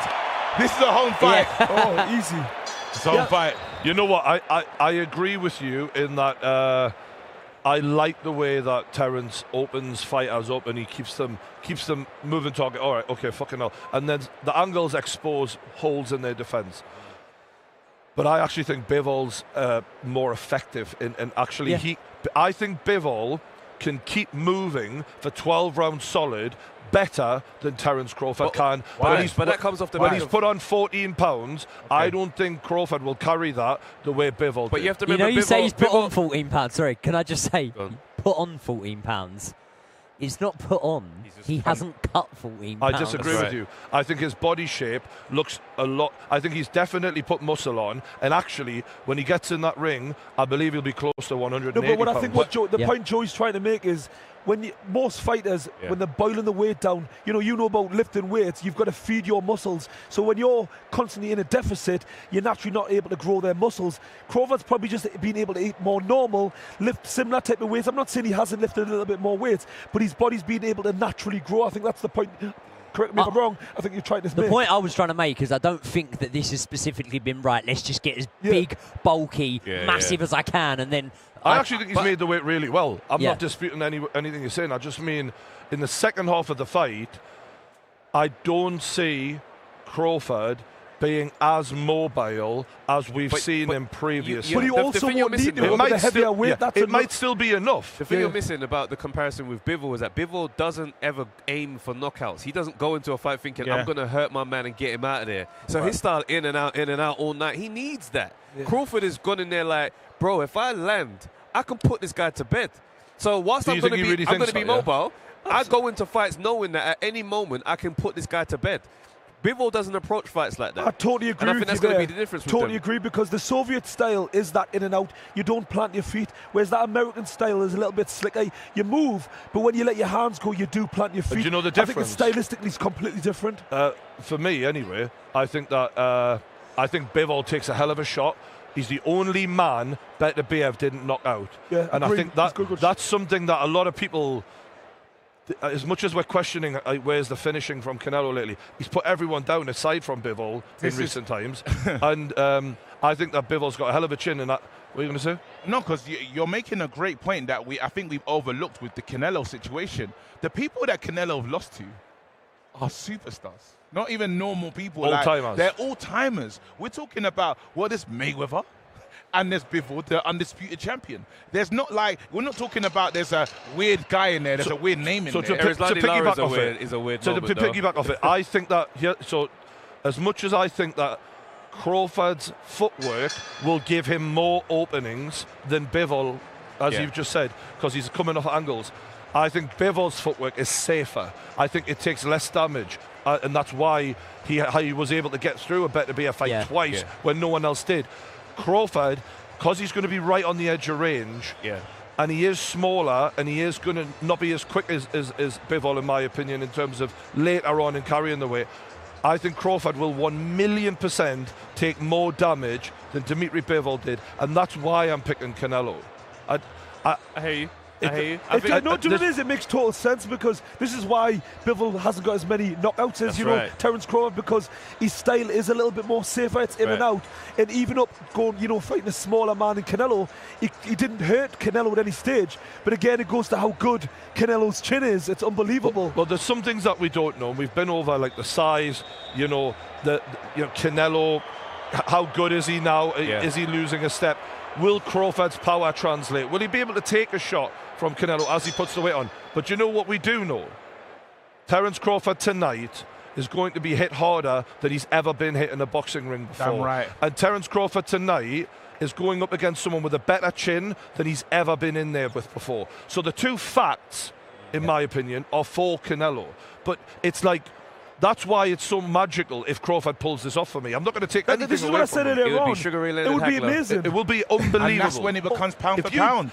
And this is part of the reason I'm picking Canelo. I'm like, this should not be happening. You shouldn't be able to go, I've been at 140, 147, majority of me, I'll do one fight, 154, then I'm going to put 14 pounds on and beat the undisputed champ who's been the face of it. Shouldn't happen. This. And you know what we talk about, because when you're talking about certain things that's happened and 3 times undisputed, what you talk about Usyk, you talk about, I like to add in the fact of degree of difficulty. The degree of difficulty for this one is insane. This is like, you're stepping in here, you're the away fighter in your own country, bro. Like, this is crazy. You're the away fighter in your own country. You're stepping in. Every shot that is thrown, the judges have to drown that out and decide if it landed or not. But you're going to hear as soon as they get excited by any Mexican in the room. But I'm telling you. So now, but you see what the opposite that favors Crawford is the deafening silence. But there won't be silence because Canelo is always going forward. Be as loud as noise. That's what I mean. Know what exactly you're saying. It's like it's clearly a Canelo crowd, but they've got nothing to cheer for. It's kind of like Daniel Dubois against Usyk at Wembley, right? There'll be noise regardless. All the time. So when there's silence, we will hear it loud and clear. No, but you're missing out something, because I would get it if it's someone that doesn't try to come forward and try to be aggressive. You're talking about a fighter that is still going to land. He's not going to be one of them that's going to be trying to work his way out. Like, if it was a Haney fight, the silence would be very loud. Yeah? But I'm saying pretty much. In this one, you're getting someone plodding forward. Even if he's hit, he's going to hit some body part of this guy and then counting it. That's what's going to happen. And so they won't be silent. Okay, There's no chance for that. Factor a reality where he isn't landing. Okay. That's going to be very uncomfortable in this big stadium. You think that is going to be really hard to hit Crawford here? No, what I think is that Canelo's foot, unless he's had a brilliant camp and undone a couple years of bad habits, and shows up fleet of foot and landing big shots, then okay, cool. But I don't think he's going to land a big amount of shots on Crawford, personally. And, when you look, one of the reasons he's able to come in behind the flick jab now. You don't really see Canelo banging the jab in now. You see him coming in behind that flick jab and coming around the side or whatever, right? One of the reasons he's able to do that is because he's got so much power. Right. So when they throw that flick jab, they're thinking, I ain't even going to try and counter that because what's about to come for me, I just need to get ready to protect that, right? Yeah. However, I feel like the angles that Crawford's been able to make, albeit at lower weight divisions, let's think Kell Brook, let's think Amir Khan, right? I'm not comparing them. Yeah. Both of them got dropped and they weren't facing Crawford. They had their back to him. They had their back to him. That's right. What does that say? What does that say That's when right. when you're able to get around someone like that? Yeah. And I Good don't. point. Listen, I'm sure I can do my research and I can maybe find a round here or two there, but there's no name that comes to my head that was consistently doing that. Yeah. Now, we don't know whether Crawford's going to be able to do that. I believe that he is going to be able to, and I think it's a very hard night if he does manage to be able to cut those angles around That's the side. right. We're seeing Let's go. Terence Crawford. I got Crawford, in the baby. pads. Omaha. Backstage. Orthodox on the pads, by the way. Orthodox on the I got pads. butterflies. It's crazy. Right now, I'm feeling like I don't know about you lot, but I'm starting to. It's too early to feel the way I'm feeling right now. I've been feeling since we arrived here in Vegas, maybe for a different reason. I've been feeling a lot of things, to be honest. But I can't remember the last time. I can't remember the last time. I felt like this. I was, you know, when we're trying to predict a fight, there was this many variables. I've never Can seen you remember this? people as split as this before. I also think one of the reasons people are split is because of that Madrimov fight with Crawford in that. Yeah. Did Crawford look good in that fight? Yes, he did. But did he look as good as he did against Errol Spence at the lighter weights? There's a question here of how does his power translate? Yeah. Because the reality is he hit Madrimov with some good shots. Madrimov, I think, has got a good chin. I think he's a very good fighter. But it didn't look quite as spectacular. I think Madrimov just spoiled that fight. Yeah, true. Yeah, you're right. And you can't take that away from things. And the thing is, whilst he was good, he was just good enough. Yeah. And I think he knew being good enough was enough. And to an extent, what you've got to remember as well is, like, if you look at trickier Crawford fights, Porter, Madrimov, these guys hit on the move. Yeah. They hit on the move, right? They will punch off balance. Canelo doesn't. Right. I said to you before, I was watching fights before, and I was thinking there's about a 4-5 second range when he sets himself up, right? Madramov's not doing that. Yeah. Even Porter wasn't doing that. So these guys hit on the move, and I do think that is a weakness of Crawford's. I think that guys that can hit on the move, I agree forward, fully. I do think that is a weakness of Crawford. And it's also for Canelo. Like, we do talk about Crawford's last fight, but Canelo's last fight, like Crawford said in press conference, was a stinker. He did horrible against Do you know Saul. the best example is? It's like when you fight journeymen, and they're not really there to fight. They make you look terrible, and that's what happened. You know, Crawford's been used to. I think that's harsh. I think Madrimov was really tagging. He wasn't game. He wasn't game, though. Yes, he was. No, there's a difference of getting success. I'm not disputing he's a good fighter, but he wasn't coming really to win the fight. You know, he wasn't willing to go that extra mile. And, you know, Crawford's been fighting guys who come to win. And when you've got a guy who's just doing enough, like you say, he said he's a good fighter, but that's all he is. It was a great fight, good performance at the level he's at, but it wasn't an elite performance where you're willing to take those risks. There was that's one point, though, where Madrimov, he landed like 4 unanswered shots to the fucking chin, and Crawford stuck his tongue out, and I thought... And he did that wiggle. But I thought, you're getting fucking lit up a little bit here, son. Do you know what it is? I think they were just popping shots. He didn't step in a range where that's going to do serious damage. You know what he did? Crawford didn't care about those shots. He went straight through the middle of the guard, right through onto the fucking chin, and I thought to myself, you know what, your defence is I think it's overrated. I think Crawford's attack is beyond a Mayweather, but I think his defence is nowhere near I Mayweather. just know fighters get Mayweather as the motivated. benchmark of defence is crazy, though, bro. No, Yeah, but it's what not I mean is, we're talking elite level he's now, in the though. conversation. And look, personally, if Terence Crawford wins tonight, I put him above Mayweather, because Floyd Mayweather would As a never career. have... Are you serious? As a career? No. As a moment. For one reason.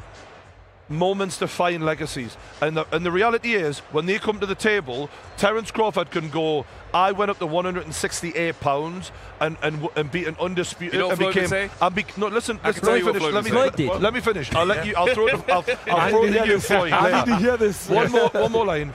I went up to 168 pounds, and I became a 3-time undisputed, something you never did, never had the balls to do. For me, I respect that more than what Mayweather did. Mayweather. Floyd would say. Okay. You tell me what another athlete that has been #1 undefeated for 20 years without a loss.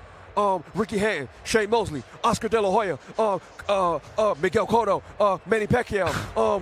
The list goes on and on. You know, like I said before, Canelo Álvarez. I mean, that boy easy. I mean, y'all talking about Canelo Álvarez. I beat that boy already. All right. Okay. Here's my comeback, right? Wow. I can't do the Terence Crawford voice.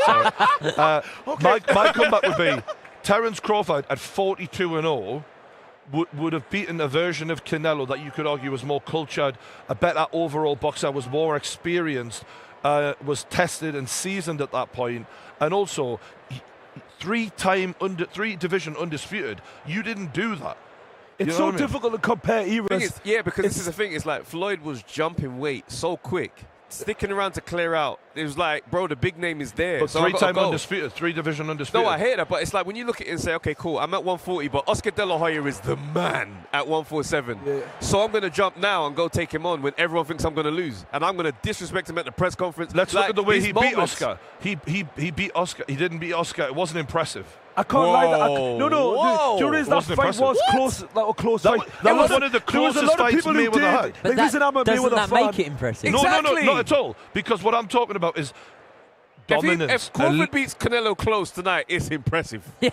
I think if it's close, like you look at Triple G Canelo. Like this is why we regard that third fight not so much. First two fights, that's why we regard it as legendary. But if it was a dominant win, it would be more impressive. Have you added the element have you not added the element of it can't be close for Crawford? He won't get the decision out here. 100% agree with that. It better not be close. It needs to be clear. Like, I'm talking beyond clear. Yeah. That's the only way you're going to get. Can I ask you a question? Here. Go ahead. Did Terence Crawford show the urgency in his last fight to make it clear? I don't think he did. You keep judging Crawford on that one fight, bro. No, you can't because it was a stadium fight in LA. Okay, but why don't you judge Canelo on that skull fight? Exactly. He is. When have you done that? What are you talking about? Do you watch my videos, motherfucker? No. I mean, right now, you've not done that. You keep speaking of Canelo and because we're talking about Crawford right now. But Canelo absolutely looked like dog shit. He looked like an old man in that fight. So why are we going further back to analyse tonight? I'm just talking about Madrimov right now. Can I just give a little example? That's what I'm not having. I want to say one thing, and I'm going to throw it to Joey. It's not fair to say, in my opinion, that Madrimov, it didn't mean anything, so that's why he didn't pull the trigger. I think he actually, if you look in the final round, Terence Crawford was going to try and hurt him and go for the finish. He just couldn't. And that's a bit different to unmotivated. I think he was motivated. I think he absolutely can, because the main goal was Canelo, in my opinion. The combo started already. Did he look motivated in the final round? The same reason why Canelo against Skull put on a crap performance, because the main goal was Crawford. I think it's equal for both guys. Question for you.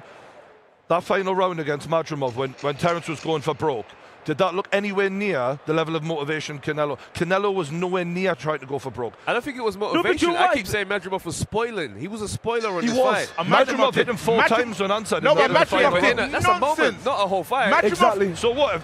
If you're spoiling, you're not fucking taking that level of risk. We can't give Madrimov ratings. Madrimov had a great moment to spoil the night for Crawford, and he ruined his opportunity. We have to more look at Madrimov's lack of ambition in that fight, because he spoke a good game, and to go and deliver that was terrible. Now I have looked at Crawford in that moment and said, Crawford, you should have done something to him though. At the same time, imagine the cornerman says to Crawford at round 9, hey, you're losing this.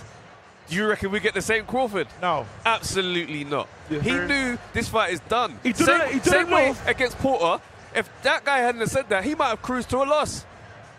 Listen, I think it's irrelevant looking at them 2 fights. I think it's irrelevant. I think it's very relevant. Why is it relevant? Because they were the last fights that they had. But stylistically... So who looked worse? Fair enough. Who looked worse? That's the easier question. Who looked worse? I think Canelo looked worse. I think because I'm totally honest, Canelo absolutely looked worse. But for me, Canelo was so obviously here's how you know it was a record low punches thrown. There was no motivation from him. Whereas here's the difference. I think Terence Crawford was trying and actually did struggle. Yeah, and that's a bit different against the guy that was a world level amateur. Yep. Good pro. Maybe we overestimated him a little bit. Eddie Hearn was making Golovkin comparisons, right? Yeah. So against that style. And then you've got Canelo, who was in there with William Skull. William Skull just went the distance with someone that Ty Mitchell beat on Misfits? Oh my God! Well, can I just say, Ty's a brilliant fighter. He's got me on that one. He's got me on that one. Thank you, Drew. See, the little man got you again. You know what? That's why he has little goals. This is why I hate these little bastards. These little You've got to carry them home after nights out. It's a fucking nightmare. No, you make a good point about the level of William's skull, and I think I was really, you know what worried me about that is the footwork was atrocious, man. Canelo looked so slow, and my only hope for this tonight is that like he really was unmotivated, because if we get anything like that, this won't just be like a win for Crawford. It'll be an easy win. Yep. It can't be like that. It'll be more dominant than Floyd. More dominant than Floyd. Then he will get chinned. Yeah. If I see a super dominant Crawford performance, I'm going crazy. I don't even. You know how you'll know. You know how you'll know. The minute, because this will happen straight away, Crawford starts circling around the corners and changing angles. If Canelo doesn't look urgent in trying to cut the ring off, it's a wrap. Yeah. Fuck it off. We can all go home. Oh no, but then I could imagine the boos that the crowd will be. Imagine Canelo letting that happen. Canelo won't allow it. I feel like this is why I'm excited about this fight and why it's such an entertaining one for all the fans, right? Because you've got someone very prideful, as you said. You know, sometimes take the pride away from someone, and that could hurt them, hurt their ego. But with what he's got on his back and how he knows he has to carry the nation, he won't be allowed to put in a performance where he's just getting pieced up, and he's going to risk it. The one thing that Canelo is going to risk it no matter what. This can't be a bad fight. It won't be. The level of motivation for both guys. It won't be. The pressure on the shoulders. This fight's going to be electric. The reason I believe we won't get the Canelo skull, the version that he fought with skull, is if you let this lad come up that many weight divisions and take your undisputed titles from you. Yeah. KJ mentioned this. Right now, we kind of have Canelo at the top table in boxing, up there with the greats. He's sitting there with the Usyks. All of them. If you let him come and rob your belts from you, he takes your place at that table. You're coming down a level now. You're not there anymore. You're a great fighter, but it turns out that when you fought the best of the best, Bivol, Crawford, Mayweather, you're lost. That's not that immediately it reframes his whole fucking and then you know what happens? We then start talking about Triple G. We then start going, well, what about this fight? What about it changes the whole legacy. What happens is with this one year, you're in the room. He'll still be in the room. He's just not sitting down at the table. He's not sitting next to Julio Cesar Chavez like he was before. You're not He's serving up the meals. Remember when they hugged him? He was like, he put his head on his head. He's like, this is my son, bro. This is my real son. That was really bad when it fucking out. Oh man, I'm so lads. I can't tell you the level of excitement that I have for this fight is beyond. When they walk into the ring, I'm gonna. Oh, bro. No, but we're gonna go mad. But then you lot ask the question in terms of if both fighters win this fight, what do they go on to do? I honestly feel that there's people that attach themselves to greatness. And I feel like Crawford might need Canelo a bit more than Canelo needs Crawford. Do you understand what I'm saying in this one? For sure. So like, kind of like how... Canelo even said that in like, what kind of elite fighters have you even fought? And do you know what? You have to admit, Crawford didn't have an answer for it. He actually said nothing. He said you. He said you. And I thought to myself, that's the weakest you've ever been made to look in a pre-fight press conference in your life. It was he honestly, and he mentioned one of his earliest wins. Burns. Yeah. And let's be honest, when you're calling Burns an elite fighter, no disrespect, he had a good career. Fucking hell, man. I think it's one of those things where it's a little bit kind of unfair on him in terms of what Errol Spence because Errol Spence would have fit that brief had he not battered him. So because he's battered him, you can't say Errol Spence is an elite. Errol Spence that had come back and had a comeback fight and knocked out Ugas. That's what I'm saying. And Ugas that went on to win after. There's this thing. There's this thing of like, oh no, Errol was never the same after that. Listen, I know the time frames are different. Terence Crawford also got shot.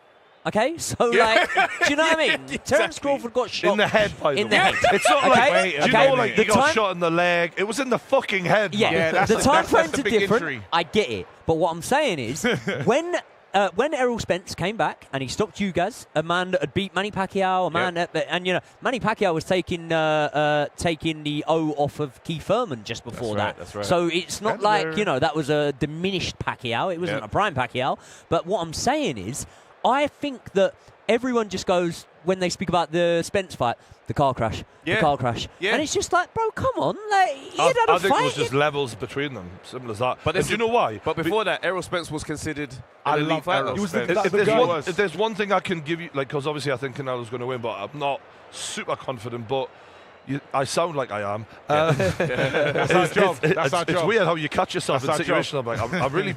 All of a sudden, I'm rooting for Canelo. I actually have been a bigger fan, probably 50-50, but the point is Errol Spence, the reason, in my opinion, he lost so badly is because when he got in the pocket, he didn't get out quick enough. And actually, it's the same fucking problem Canelo has. Listen. So, like, that is one thing that I think about and I go, that does worry me if you're rooting for Canelo, which apparently I am now. Absolutely. You are. No, you're Canelo. Canelo's been your guy the whole time, the whole trip that we've been here. Yeah, I we've thought been he was going to gambling. win, but the point is like, as a fan of boxing, I like them equally. That's right. That's fair. And I think if Crawford wins, I'll be far more impressed than if Canelo wins. You think we look at the Errol Spence fight and you take a lot of confidence from it, and realistically, you know, with Canelo and Errol Spence, it's totally different levels. I think that's the biggest mistake people are making. But because stylistically, I think there's elements. Errol Spence is quite flat-footed. He comes forward, uses a bit of head movement, and you know, Canelo does a similar type of thing, but Canelo does it way better. You know, and then obviously we look at the Madrimov fight, and you struggle with that. But we've got to remember, Canelo is more like Errol Spence in terms of style than any other previous opponent, in my opinion. That's right. So everyone's looking at that fight, and naturally, what Brian's kind of been saying, but he did have a car crash. You know what I mean? It's not just that. I also think that defensively, Errol Spence gets hit a lot easier. And actually, Errol Spence, he doesn't take advantage of the things that Canelo does. So, for example, there was times in that fight where I watched Errol Spence back Crawford up against the ropes. Yes. And he landed some shots, but I'm like, if Canelo does that to you, you're not unscathed. He was unscathed. And to be fair, Crawford did use his footwork, he circled out, but Canelo's going to punish you more for your mistakes. I think that's an important fight, and you said something and it really jogged the memory for me, because there was little moments when us Errol Spence fans turned to each other and thought we're having a 30-second like burst. You know in why? This fight. Because Errol hit Crawford on the chin flush. Yes. He hit him clean. And those moments, because I wouldn't use the words of saying that his evasiveness is overrated, but I will say that he can be got. He can be got. Every single fight Terence Crawford's in against a decent fighter, they hit him clean on the chin. Fair. That means, in my opinion, he's going to get hit clean on the chin tonight. It's just going to happen. The question is, I think we all know, if he takes it well, we're like, oh shit. He's in. For me, this is where the line is, because the power of Canelo is nothing like anything Crawford would have experienced. It's not Errol Spence, is it? It's not Errol Spence. I can't imagine him taking a shot. Who's Canelo hit on the chin other than Triple G? You know, clean on the chin and not went down, or he's not knocked out. Yeah. Nobody, even bigger men. These are bigger men, exactly. And let's be honest, he's taking a shot from Triple G as well. We're not even considering that. No, what I've said is earlier, the granite chin that Canelo's got is unbelievable. This is where you've got, combined with, you know, the elite level fights, the granite chin. I think there's just so many factors against Crawford in this fight. Like, I can't, you know, we were talking about earlier on, what is the one thing which is a really defining thing? And to me, the only defining thing I've got personally is the ability for Crawford to take his punches. I don't feel like there's anything particular that Canelo's got to really deal with that he might struggle with. People say the footwork, but look who he's fought. The only people that he's really struggled with has been bigger. And even the guys that would say, you know, Lara, he still beat these guys. You know, he didn't lose to these guys. So the only guy that I can really compare with is, you know, Mayweather. He was a boy at the time. You know, let's just write that off straight away. And then Bivol, who's the naturally bigger man. Do you know what I'm saying? I hear you. I do hear you. And it does make sense. I mean, Erislandy Lara is the one that's the messy win, even though he did get the win. That's the one where the conversations have lingered and the smell was kind of not really left the conversation. But I do understand what you're saying. I just think that there are certain variables when you deal with special fighters. Do you know what I'm saying? Because the rules don't always apply to these guys. Do you see what I'm saying? Sugar Ray Leonard should never have been able to beat Marvin Hagler at middleweight. Do you know what I'm saying? We consider Marvin Hagler one of the greatest middleweights of all time. We don't talk about Sugar Ray Leonard as a middleweight even still. Yeah. And he got it done. I got a question. Have we ever seen a fighter who's a knockout artist, which Terence Crawford is, go from 140, 147 pounds to 168 pounds and just knock people out? Canelo? Exactly. Thank you very much. Game, set, match. I'll see you later. No, seriously. No, seriously. That's what I'm thinking. I'll Like, answer after the fight. I'll give you another. Hey, James Tony? James Tony. I think not the exact weight. I get you. Thing, but yeah, James Tony. Percentage-wise, body weight. Statistics. It doesn't happen much. It doesn't happen much. It's a fucking rarity. Statistically, Crawford. If we're going to look at data, it doesn't look good for him. That's pretty much what we're saying. And that's why it'll be like I'm never going to take anything away from Crawford if he manages this, because it's like it's unprecedented. I can't fathom it. If his magic at 147 translates to 168. Where the fuck are the rules for this guy? Like he's defying logic at this point. Even if Canelo is slowing down a bit, I'm not going to take. And by the way, I hope we all agree on this. But whoever the fuck wins, lads, we got to give them their flowers, because we've all said, even if whoever you're picking, we're all saying these are elite fighters. Super flowers. It doesn't matter if Crawford was moving up. Canelo deserves the praise if he wins. Absolutely. Either way. This is what boxing has to do. Like, boxing has to look after itself. And again, we can't throw down a champion because the next man has to carry the mantle. If you get into a space now where we kind of shit on the next guy, boxing doesn't survive. You know what I mean? And that's why it was so important. Like, when Dubois took the reins, we had to get behind Dubois. Dubois made a big mistake of not fighting Parker, which he missed out on something. He missed out on you've got a plane taken off. Yeah, of course. It's so important. It's momentum, isn't it? You need that momentum. And we need to, because right now, the faces, boxing's been in a funny space. We have not got AJ anymore. If you understand what's going on. AJ has been the face of boxing for back home. Him being gone, I feel it. It's even as a content creator, we know something's lost. Right now we're talking about one of the stalwarts of boxing in Canelo. If this man gets defeated, the world has to jump behind Crawford for boxing to survive. Are you with me? So we can't play down the victory. We flowers have to be given immediately in this one. It goes down to that aura of Canelo. It's funny because I wouldn't say I've always massively appreciated Canelo, throughout his career, but I don't think I fully appreciated it. I was in the same room and felt the aura. And what we were talking about earlier on, most of the time and different people, like there's a presence which you either got it or you haven't. And this is why with most of the time, I don't know if you ever will have it. People like AJ, people like, Canelo. Usyk has it now. Usyk, you're born with that stuff. So we've been very fortunate. Shout out to Riyadh Season. Thank you so much. To be a part of so many amazing events. And we have shared the room. I knew that was possible. With legends of boxing. We like I said when we first talked about being here, we were like, imagine we've seen Usyk Fury, we've seen AJ at Wembley, and now we're seeing Canelo in Las Vegas. It's a bucket list, right? And we're just boxing fans. We've got Hall of Famers that know us by our first names. Bro, you remember when Lennox Lewis popped his head around and was like, have a good show today, lads? And to all the fans at home, like, we're just doing it the way you should do it, and we feel like we're living your dream and our dream, and it's fucking, I'm so grateful. But what I will say is, on Aura, you've just brought back a memory, because when we seen Usyk in the room. So Fury was in the room and Usyk was in the room. And I think we all felt there was something about Usyk. Totally. And I'll tell you now, I don't know if this means anything, but I went... Stephen A. Smith in the house! Stephen A! Let's get a boo! What's that? I love him! I went to the press conference in Saudi Arabia for Canelo Crawford. And they walked right past me, like I could reach out and touch them. And I'm telling you now, and this isn't a knock on him, Terence Crawford could have been any man. Wow. But Tommy Hearns, baby! Yes. If I get to meet this guy, I'll be so happy today, bro. Canelo That's my Álvarez. guy. Yo, Dave Chappelle's here as in the well. house. Come on, my brother. Come on, that's your guy. No, but you're right what you're saying. That aura is different. Oh, that shit. Canelo, He's still Leng. Charlie's Leng.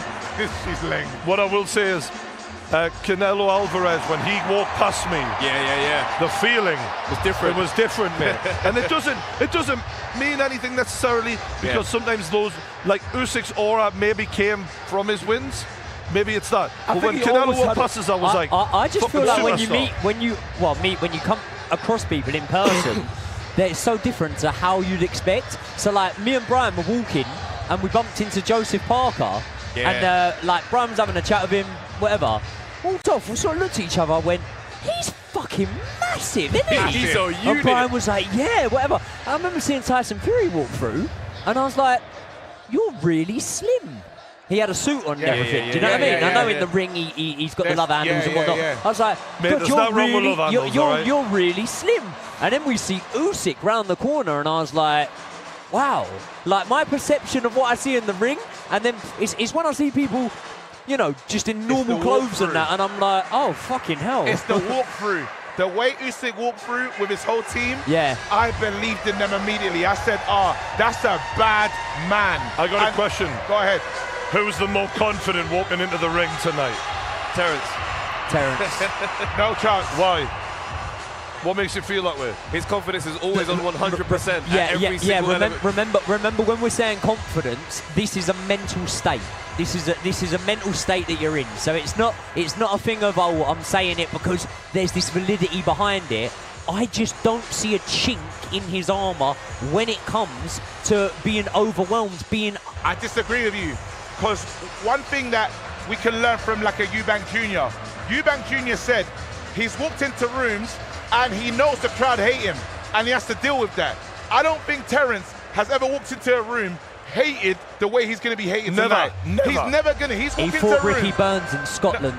No, but bro, 65,000 the other night. There's levels of this, and he's still going to beat Ricky Burns regardless, because he won't get up against super elite. He's walking into this room hated, and he has to understand. He has to get into his psyche. Okay, you lot don't like me. I am the bad guy in this moment. So it's something new. It's a new experience. Because even when Eubank was talking about it, he said he felt love for the first time, and he felt a bit funny because like, I need you to hate me a bit. Are you with me? Can I just say, I absolutely think Canelo is the more confident guy. 100. When I watched was it the weigh-in? I think it was.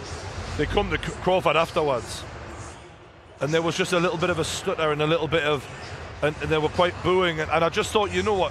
Don't get me wrong, he's one of the most mentally strong fighters I've ever watched. Like when he walked out with Eminem in his biggest pressure fight of his career, I was like, it's weird how like no fucks given he was. But in that moment, I thought, you're showing me a little more uncertainty. Whereas Canelo, he's been quite smiley. After the thing, he held his hand up, shook his hand, all right, mate. And he's backstage when he's on camera here, he's getting his hands up, he's smiling. I think he's a little, and also, I do stadiums all the time. I do 168 all the time. This is new for you. I've been doing this, so I do give him the edge confidence. I think Canelo will obviously look at things and he'll think, look, Amir Khan, you tried to come up against me. Since then, despite the hand speed thing, I've been beating guys of such a high level, do you know what I mean? But at the same time as this, I just think Terence Crawford, and I mean this in the nicest possible way, I like it. I just think he's a little bit tapped. And I think that every fighter needs to be, and I think that works really, really well for him. And I feel like that gives him that inner confidence that's just not really breakable. You know what? I just want to throw this to Lawrence and Travis, because they've just rejoined us. Loz, we've just been talking about the confidence level of who is the more confident fighter coming into the ring tonight, in your opinion. What do you think? I go Terence Crawford. That's a really difficult question, because like we say, the resume speaks for itself. You don't get, you're not confident with that sort of resume. So you've got to say Canelo. Like I say, I keep on repeating myself, but the level of opponents that he's fought in, and he's fighting a smaller man, why wouldn't he? But then what I would do is straight after that say, who's going to feel the pressure? And then I say that's Canelo. So then that's going to be, it's going to compromise his confidence to whatever degree.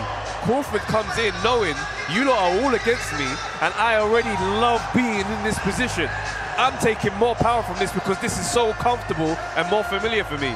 Canelo is going into this thing thinking, there's going to be a part of Canelo's mind that is thinking, why does this guy still think he can beat me? Because your confidence hasn't even dipped. And it doesn't make sense for you to feel like that about me. But Canelo did describe it as a 50-50. That's what I'm saying. And he didn't start off talking about it like that. And that's what I'm saying. And then the other day when we was at that press conference, Canelo said, 50-50 fight. Like, no, but wait. He can't downplay his opponent because then it doesn't make him look good. He's got to give him that respect because then it'll make his win look better. But that doesn't make it a 50-50, bro. They're bringing us home. They're making us feel at home, lads. Oh, Derek Chisholm. I've just got flashbacks of KG last night. The moves he was pulling off. Oh, we've had some fun, boys. Lads, we have had some fun. Can you believe we've been working? This trip has been one for the books, man. I'm telling you. And to just be here, memories of a lifetime. I know, again, obviously, Geordie never nice to say it, yeah, but to be a part of the team, and we've been saying there's been loads of little drunk like, I can't believe it. But bro, you're a real one. You're a great guy. Yep. This is a great moment. The platform in the Mandem, and we're here being ourselves. Absolutely. Big up to you. Round of applause. Absolutely, It's bro. good enough to be part of the team. To be able to say he's actually a friend. Yeah. I mean, to be honest, this goes to all of us. This is brotherhood here. That's for real. This is brotherhood. If people knew the bonding that we do on these trips, But you know what the thing is? The bonding might be Can I just say, stop you right there? They can never know. They can never know. What happens in Vegas stays in Vegas. And Saudi and LA and England And everywhere else. Fucking hell, son. There he is. He looks good, though. Bud Crawford, solid at the weight. Lead. looks Longest lean. winning streak amongst active champions. Oh, shit. Omaha. There he goes. There goes that man. Things are getting real right now. But you know what, son? I'm getting nervous. He's got some problems tonight because for the first time ever, he is walking out in front of 65,000 in attendance. That ain't nothing. And he is, for the first time ever, walking into a 168-pound weight class. Canelo has been doing stadiums. He's been doing 168 pounds. This is another day at the office for Canelo Álvarez. Madrimov was about 45,000 though in there, wasn't it? It's not the same. It's not the same. We're talking. It was about that. Guys, 40-odd. when we talk, let's actually. Stamford Bridge is 40, so I think Madrimov, I think that was about It 40. didn't really go with what I was saying. How many was winning your Ford Baby Hulk? How many was in there? Oh, one or two. Do you know what's funny is it got cleared out because of a bomb threat about 2 minutes after he knocked them out. Yeah. He hit him so hard they thought a bomb had gone off. This one here, though, guys, we're talking elite. Yeah, we've been able to watch an elite fight of Bivol Bateviev. That was really like we're dining out as boxing purists, for people that love the sport. We really saw something special. I really hope, that we don't get like a chess match where they're trying to figure each other out, and I don't want a ball fest. I really don't want that. I want them to go to war. See, honestly, I agree with you completely. I don't want a ball fest. Yeah. A chess match, I don't want it. I want a war. Yeah. A chess match, I'm all right with. Yeah. I don't want a spoiler. I don't want a ball fest. Do you know what I mean? Because ultimately, when you got two guys this high level, I feel they either do one or the other. That's They what I'm go, saying. you know what? We're so high level, we just go to war. Roberto Duran, Marvin Hagler comes to mind. Yeah. Oh, here we go. We're getting the historic moment. They're taking us back in time through history here. Around Come on. the screens are showing all the legends. I'm getting nervous now. I ain't gonna lie. I'm nervous. Yeah, I'm feeling it. I hate this, but I love it at the same time. What Lads. a journey, lads. What a journey. This is an incredible production, though. I know. They've done their job. This venue is absolutely unbelievable. Yeah. They're legion. And we have got the best location in the house. Do you know what's funny? There's so many people. Basically, we're right near all the bars looking. Yeah. And there's so many people around, like looking at us and taking pictures. It's crazy. It's just fucking crazy, isn't it? It's the fact that it's mental. where the ring is there, bro. Right behind you, bro. Right now. There's not a better seat in the house. It's ridiculous. And I appreciate spending the time with you boys. Yes. Thank you very much. Likewise, bro. Bro, we had a moment. We had a moment. I cut his hair. We're with it. That was a pivot and a half. You know what? I cut his hair. Me and KG have gotten very close. We're bold. Listen, as baldies come together. Baldies, you have to understand. That's a bold moment. Do you know what? Can I just give you credit? Yeah. So I'm like, you got any clippers? He's like, yeah, come to my room. All right. I'm like, all right, no worries. I thought he was just going to give us the clippers. I walks in. There's a towel down, a chair. I sit down. He literally puts the towel. He puts Netflix on in front of us. I'm like, shoulder rub. Shoulder rub. Nah. I said, what do you want to watch? Netflix is on, mate. At a barbershop, bro. How's your day been? Oh, that's hilarious. Lads, I fucking love you. I can't believe it. And this week has been absolutely unbelievable, and it's about to be even better because Canelo Álvarez and Terence Crawford are about to come out, and we are going to witness greatness one way or another. Absolutely. We're going to find out. For me, whoever wins this fight in the post-Mayweather era is the king after Mayweather. Yes. Yeah, like I know Usyk is he's in a spot on his own, really, but for this weight class, especially for American boxing, you are now the king of that era. You know what I'm going to say? It's a little bit different to Usyk. It's different to Usyk because when we talk about bringing Hollywood out, I don't think Usyk's really brought out Hollywood, unfortunately. It's not his fault, it's just the way it is. Yeah. The heavyweight division is a UK division right now. It's a UK division. What we've seen Charlie Theron, we've seen... Charlie Sheen is here. We've seen Charlie Sheen. Jason Statham. We've seen Statham. We've seen like the Hollywood elite is here. And that, when I think about boxing, when I think about the big names, when I think about Mayweather, that's all he did. He just brought them out. And that adds to the picture, that adds to the ingredient. So this is why we haven't had a night like this since Mayweather, really. Let's be fair. And the stakes are so high. For me, I can't believe we're here. I think we will know how this fight is going depending on how close these fighters are to each other. If Canelo can get close, here we go. Oh shit. If Canelo can keep the distance close, get those body shots going, oh my God. He is in pole position to win the fight. If Terence Crawford can keep that distance, that lead hand out, stay southpaw, keep him as far away as possible and pick them apart with the angles, then Terence Crawford is in the lead in this fight. The jacket's off. It's going to be real clear. I took the jacket off already. We're getting close. Are we going to give our final predictions? Final predictions. We're going to start with Lawrence. Canelo, KO, rounds 6-12. Wow. Joey. I think Crawford wins the fight. There you go. I think he wins the fight. How? I don't want any caveats. Yeah, no. Don't even dare. Yeah. He's no gonna way. do it. Not after this week. I think he wins the fight. You've said that, now keep going. I don't know who gets the decision. Oh, fuck. I think he wins the fight. Okay? All right. Tyson Fury fan now. Yeah. I'm getting reckless. Both fighters have never been down in their careers. I think we might see both fighters touch the deck today. We need. It's the main event. Well, yeah, I'm getting with. Listen. Go ahead. The shades need to come off. We need to see the emotion. We need to see what you're going to go through in this fight. I've already taken off the jacket, mate. Yeah. Both fighters. This is crazy. Both fighters hit the deck. Both fighters hit the deck, but Crawford wins this one. I don't know why I said that. You're going to look like a genius if that comes I'm telling you.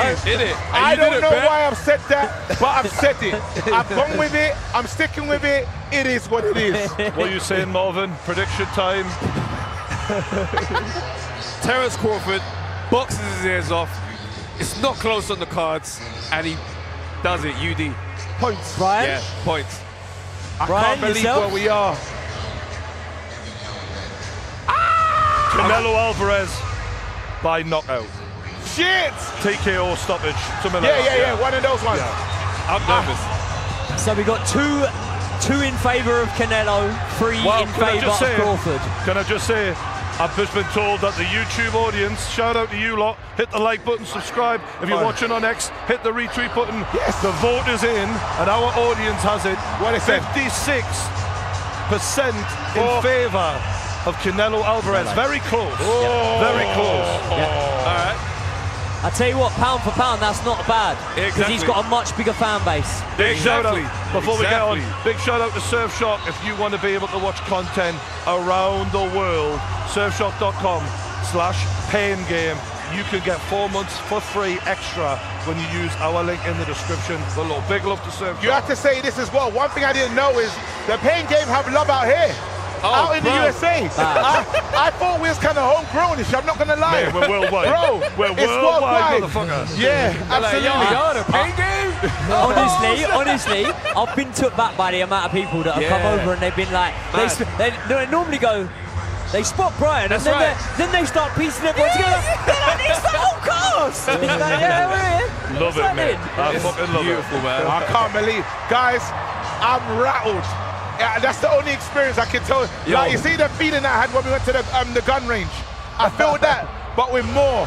Like, we're about to witness a historical moment. You see, bro, even AJ, yeah. Oh shit, fuck it, it's over.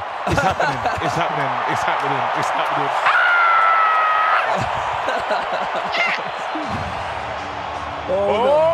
Wow. Okay. Bro, I remember watching fights at your call. Dillian White against Chisora too.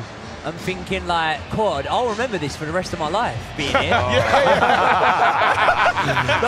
Can we just say? Now I can't even fucking remember it. I'm like, you know what's mental? Can I just give us another pat on the back as if we are? Joey's the best at this, but I'll give it a try. Go on. We're independent.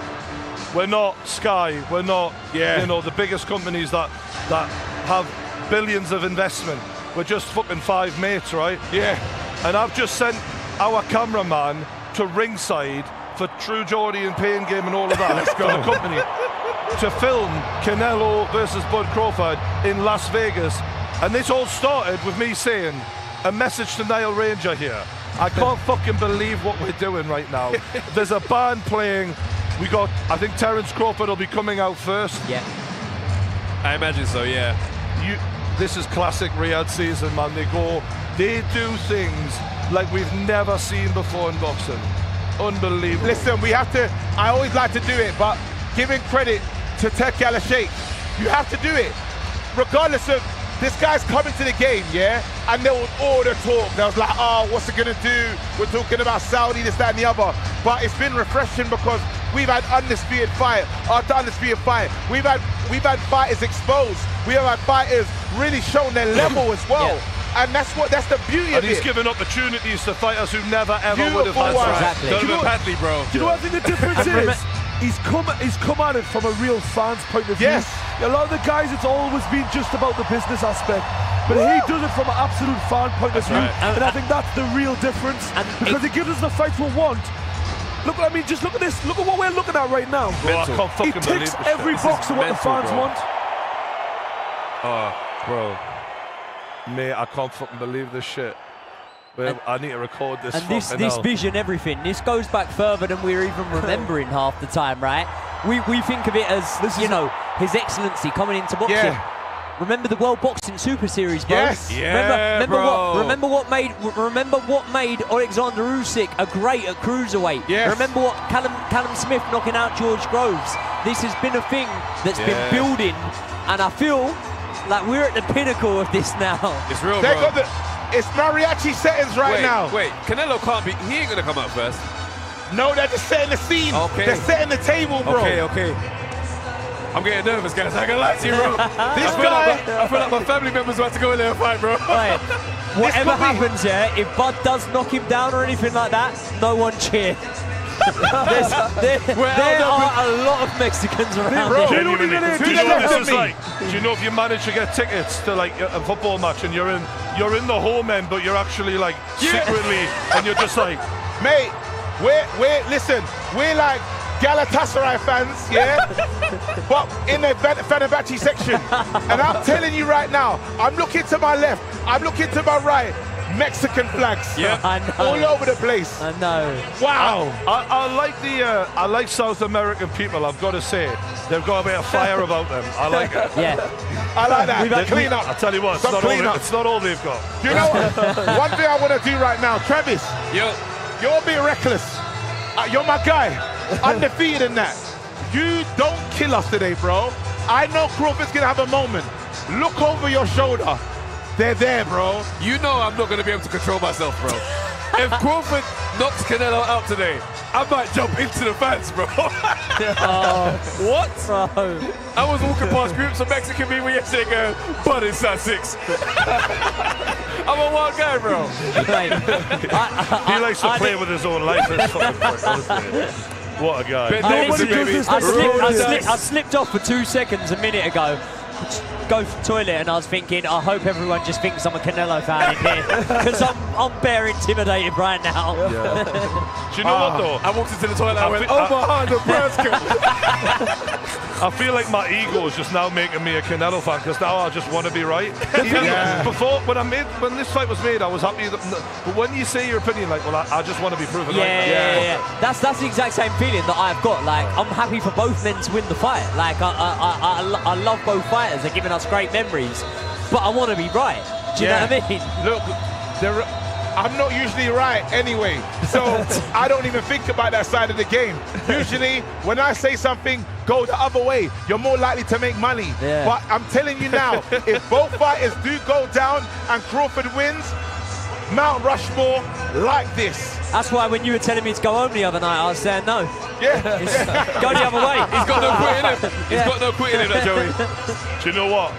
I hope we see Terence Crawford stumbling like fucking Joey Knight was the other night. No, that'd be bad. One thing for sure, yeah, Joey's not saying stuff for content reasons. When he was mash up, I like to test guys and see what's going on. Joey was finished, and I goes, Joey, who's winning the fight? He goes, mate, Crawford. And I said, he knows it, he believes in it. At least someone's got some memory of it because I don't remember saying it. Oh my goodness. This is crazy. This could be like the Mexican Beyonce. We don't know who this guy performing is. Wow, Crawford's coming out now. Holy shit. It's time. What's that? Is he going to guitar with him? What's that? Is he going to play mariachi music? Do you remember last time? Piss off. Do you remember? And this guy's not confident, though. Remember last time how we came out with the fishing net? He's holding something else. That film, Once Upon a Time. On his way. Once Upon a Time in Mexico. Oh, snap. Once Upon a Time in Mexico. The Once Upon a Time in Mexico with the gun in the suitcase. That's got to be the reference. He looks really confident, by the way. Terence Crawford looks very confident. Is he coming up? Is this his music? This is his music. He's got Floyd Mayweather. He's doing a Floyd Mayweather. That's my He's take. done Once Upon a Time in Mexico. Smooth masterclass. Remember when Floyd came out dressed in the full Mexican attire? He's done the same idea. Mate, to come out with the suitcase, because the tune was like, I don't know, but as soon as I saw the suitcase, I said, he can't be doing that. He's on smoke. That's very disrespectful. What did I say the other day? What did I say? I said the other day, we was in the cab, I said the other day, Terence Crawford needs to walk out to something Mexican. You did. Something Latino, Mexican. I love it. He's locked in. Final prayers. Walks into the ring and cements his name as one of the greats. Let's go. Terence Crawford is on the ring. Do you know what? And he's ready to make history. Come on, wait, hold on. Let me say this right now. That is total mind games. That is the total mind. Look at that. I love it. That's he's not confidential. Look at that. Relax. Bro, let me tell you this. Genuinely, I think I'm ready to change my pick now. That's a legend. That's a legend. Yeah, and then you'll change it back when we see Canelo's ring walk. No, but you know what? It's a mind fuck. That was really confident. It's clever. Yes. No, but like, you know what I was thinking? First mega stadium fight, hated fighter, 168, Canelo. I thought he may be a little more reserved. Like, remember when we thought Daniel Dubois came out against AJ and he had an aura about him? Yeah. He's just come out like he's going to walk this fight. Anarchy, bro. He looks like he's going to walk this fight. No, but do you know what's important about this moment? And remember, we talk about degrees of difficulty, but what he's done to the crowd just now, they thought their guy was coming out. We didn't know that's the intro tune. He waited. So now they've walked in. All the Mexicans were standing up because they didn't realize it's not their guy. So they almost already liked him. He didn't walk into the booth. He fucked them over. He didn't get booed. No, KJ, you're honest with me here because you know what he's saying. Yeah. I'm one step ahead of you. I'm ahead of you. Yeah. I made you cheer for me. For me. You fucking idiot. Remember, I said he's laughing at everyone. And then he walked out. Geordie, he's made a mockery of all of them. Bro, I said one thing. He's going to walk into the stadium and he's going to get booed heavily for the first time. But he went in with their music. They didn't realize no, but you he know didn't what get was booed. No, can I say what was deliberate about it? His picture, his name, they made sure it wasn't shown. Yes! Until he showed his face. So everyone was cheering and they didn't know what the fuck was going on. Think it's a halftime show. And do you know what that is? Misdirection. Misdirection. That's exactly what he's going to try and do to Canelo. He's Álvarez. a bad man. Listen, I hope everybody... Wait, you got to give him credit for this. Listen, you got to give him credit. Although I'm picking Canelo, I'm a fan of Crawford. Okay. Don't get it mixed up. I'm just seeing what I see. I'm impressed by this. I think Mind games. That's the smartest. Mind games. That's some of the smartest shit I've ever seen. You have to give him, bro. Wonderful work, bro. These guys are intelligent. You don't my become God. undisputed not being He's an intelligent. anarchist, guys. All right, here we go now. It's one of the greatest of all Canelo's time. about to roll through. He didn't get booed. That Canelo counts. Álvarez is about to join us in the stadium. I can't believe in what I'm Las watching. Vegas. It's the paying game live. The lights are out. The lights are low. It's about to get real. Wow. I need to record this shit. Fuck me, son. The energy out here is Wow. crazy. Like nothing I've ever seen. Canelo. I broke my phone on my I broke my camera on my phone the first night. It's not that I'm not appreciating the moment. Oh my brother. Yes. Give us a combination. Yes, sir. What? Hey, this is how you know we're independent media. That's how you know we're independent. We're supposed to be being professional, we but can- like we're not we can professional. do this. You know what I mean? So We fuck can it. do this. Fuck it. Unfiltered, this is what we do. Literally, we don't give a What? fuck. We can't believe the fuck. We cannot believe that we're here even still. I can't fucking believe this, lads. Honestly. It's another day at the office. It's another day at the office. Here he is. The King of Mexico. Mexico. Canelo. This is badass, lads. I can't lie. This is insane. He's got Listen a to the massive band. mariachi. This music, this does something to me. This is the real stuff. Do you know what this is? It feels like some Wild West type vibe. You know what I mean? Look at the colors. It's all Amazing. Mexican. Amazing. Yeah. Oh my I God. told you he's at home and it's not his country. Jeez. Oh boy. Wow. This is crazy. I can't believe what I'm experiencing. I love this. I like this, you know. This vibe is cold. Mate. Maybe I'm going to be the Mexican in me. I'm feeling this. Do you think? I'd like a bit Mexican in me. So you're watching him come into this. Do you think there's a single back step in Canelo walking into this? Absolutely Well, not. you're gonna have to force get it that out back. of your mind. There's a man in the ring waiting for him, bro. You don't deserve it, bro. Fucking hell, lads. Oh, This is my about to get goodness. fucking serious now. Oh. I feel like I want to get a bit of salsa thing going. 2 4-weight world champions, lads. Going head to head. Unreal. For the king of the last decade. The But what is post-Mayweather this era. though? What is this though? What is this experience though? It's the fifth. What is this? The experience is the 5th undisputed fight that we have covered on the Pain Game. Yes, In the space of a year. in the space of a year. I can't Just fucking saying. believe it. Just saying. I can't believe it. Honestly. It's very rare, yeah? I'll tell you lot that I'm lost for words. You lot know I can yap. There he is. I can yap. There is Canelo is Álvarez. Canelo is here. Does that Canelo is here. Does that look like a man that's struggling with confidence? Absolutely not. Let's see how he is when he enters the arena. The We're seeing him in the fireworks. tunnel. The belts hold a belt of his head.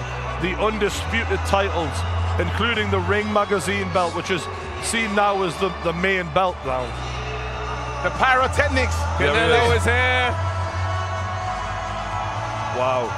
Oi, do you reckon Oscar De La Hoya? Who's he voting for in this one? He fucking hates Canelo. doesn't he? yeah. Canelo looks quite Pensive. he looks serious. Yeah. So Terence Crawford looked quite light-hearted about. He looked like he was smiling. There's no games.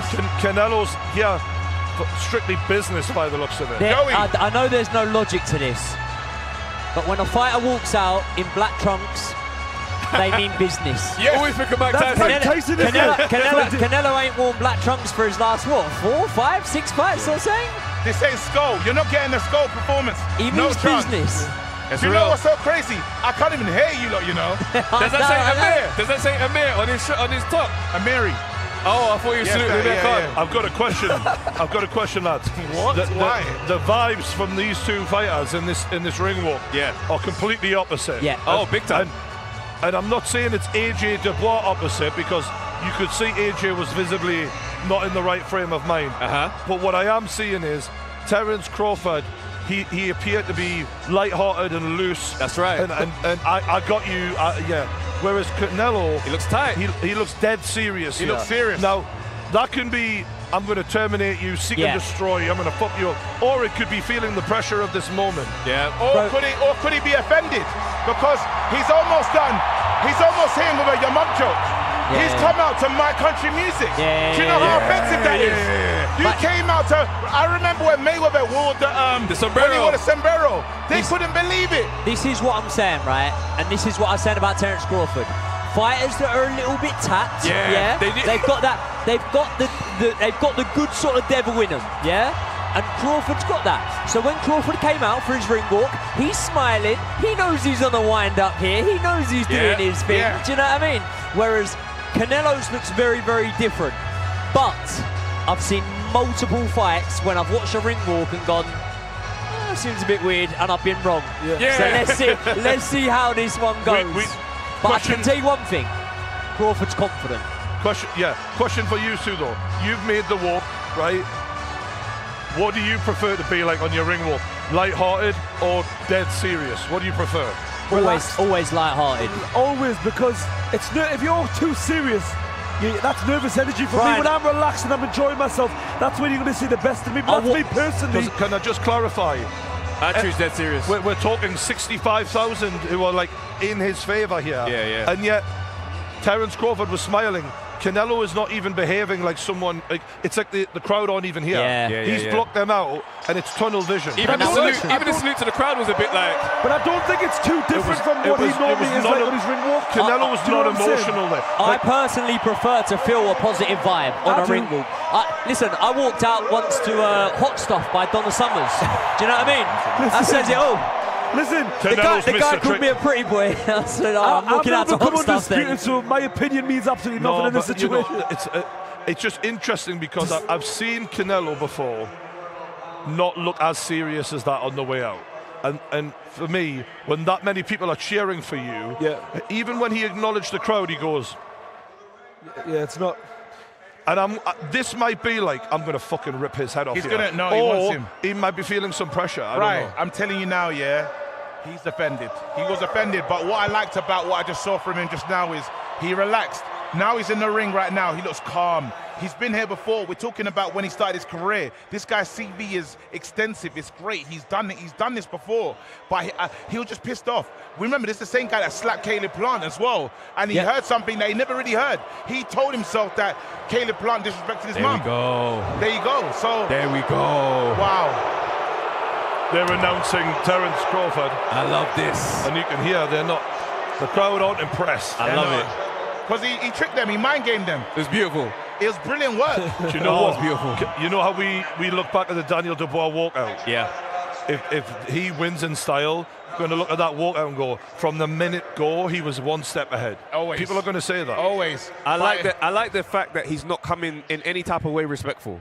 Do you know what I'm saying? It sets the tone quite nicely. It's like, bro, yeah, cool. I want you to know this is not your occasion. Yeah, I'm walking in here as the man. Being nice in boxing gets you nowhere. Exactly. How many people have fought Canelo and just been happy to be in a ring with him? Yeah. Yes. Caleb Plant literally said to him, this is some high-level shit, man. And Canelo went like that. Just give him a nod. That's a fanboy and he thing. went, you respect my skill? Yeah. And Canelo went, that's crazy. Like that. And he went, I respect your skill. That's crazy, and Canelo bro. went, all of the niceties. Like that. But that was the limit. That was the limit. Because Canelo's obviously a good person. Yes. You know what I mean? Like he wants to be a good person, but at the same time, we're fighting, bro. Exactly, guess what happened after that? Thank you. Canelo fucking wrecked him. Yeah. That's what I mean. Do you know what's so crazy, I remember seeing these guys. Oh, shit. Oh, this is a moment. Do you know what's cool? We've heard that a lot now. So many times. I don't record it no more. I don't record it no more. That's crazy. Yeah. I remember the first time you were gutted, you didn't record I missed that. it. So I missed it. There we go. Right, Terence there we go. There we go. There we go. That's 5'9". That's right. 167.5 pounds from Omaha, Nebraska. Comfortable, loose, ready to destroy, bro. You know what though? Terence Crawford's face has changed also. Yes, now. it has changed. The lightheartedness is gone, and now it's serious. Oh, he knows it's business. time. It's time to go to work now. But this is the point I was going to make, lads. When they were being Look so at respectful. Bomac. Bomac in the back. Bomac in the back. Served some years in a UK prison. But when they were being so respectful, I knew that this fight was going to go off. Two guys being so nice to each other, cordial, but you know it's going to go off in the main thing. And that's what they've done. So I knew it was going to get a gun show. Why am I looking at Bomac and thinking that was Joey on the last stream? Same way. Why is that the undisputed fight's about to happen? That's what I'm thinking. What's going on? There we go. There we go.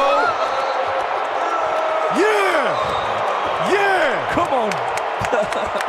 Unbelievable. Fuck it. I'll take a ball to the head. I'm clapping him. I'm clapping him, bro. I don't care. I'm surrounded by Mexicans. Listen to that. And this is a real atmosphere. This atmosphere is crazy. This atmosphere is mad. Have you seen this light? We've been through a lot, lads. This is right up there, isn't it? This is right up there. This is the one. Absolutely. I'm not going to lie to you. This is the one. This is the one. This is the one. Well, what's Canelo? Jesus. Wow. What's he just dropped? What? What happened? I don't know what's going on here. What are you saying? Canelo's dropped something. What do you mean? What dropped? What the hell? Just their facial expressions. Yeah, that's a bit interesting. Was he in Vegas last night? Was he on the strip? The jaw's going mad. That jaw's going crazy. Do you know what? All of a sudden, I'm even more confident Canelo wins this. He's got some energy in him tonight, let me tell you, lads. I'm just worried he's going to get popped after the show after what I've just witnessed. This is the biggest fight ever. This is the biggest fight ever. This is unreal. Oh my God. Oh boy. The biggest fight ever. Boy, oh cats. Right, lads. We're going to find out who the fuck the king of the last decade is. This is what I love about sports, man. High-level sports. You find out who's the best in a moment. It's beautiful, bro. There we go. Look at that, middle of the ring. I want to know what you think of the physique in terms of size-wise right now, lads. Now Canelo's looking bigger. Canelo's looking a lot bigger. Canelo looks like the bigger man right now. Let's see when the angle changes, because that was quite close up. When we get the further out angle, you'll get a better idea. I've got a score. Why is this coach still rubbing his back so much? Leave him alone, man. Get on with it. Southpaw. Southpaw. Absolutely Southpaw. Oh man, feeling nerves, man. Shit. Hit the like button and retweet if you're watching us now. Round one, Canelo Álvarez versus Terence Crawford for the undisputed title. I feel like I'm about to go out there. You know? Okay. Wow. He comes out southpaw. He's out southpaw from the start, as predicted. Pokes the jab out Crawford straight away. on the front foot. Yeah, pushed him back. Remember, he's got to let him know early. What was talking about that Bivol thing where you've got to set a marker.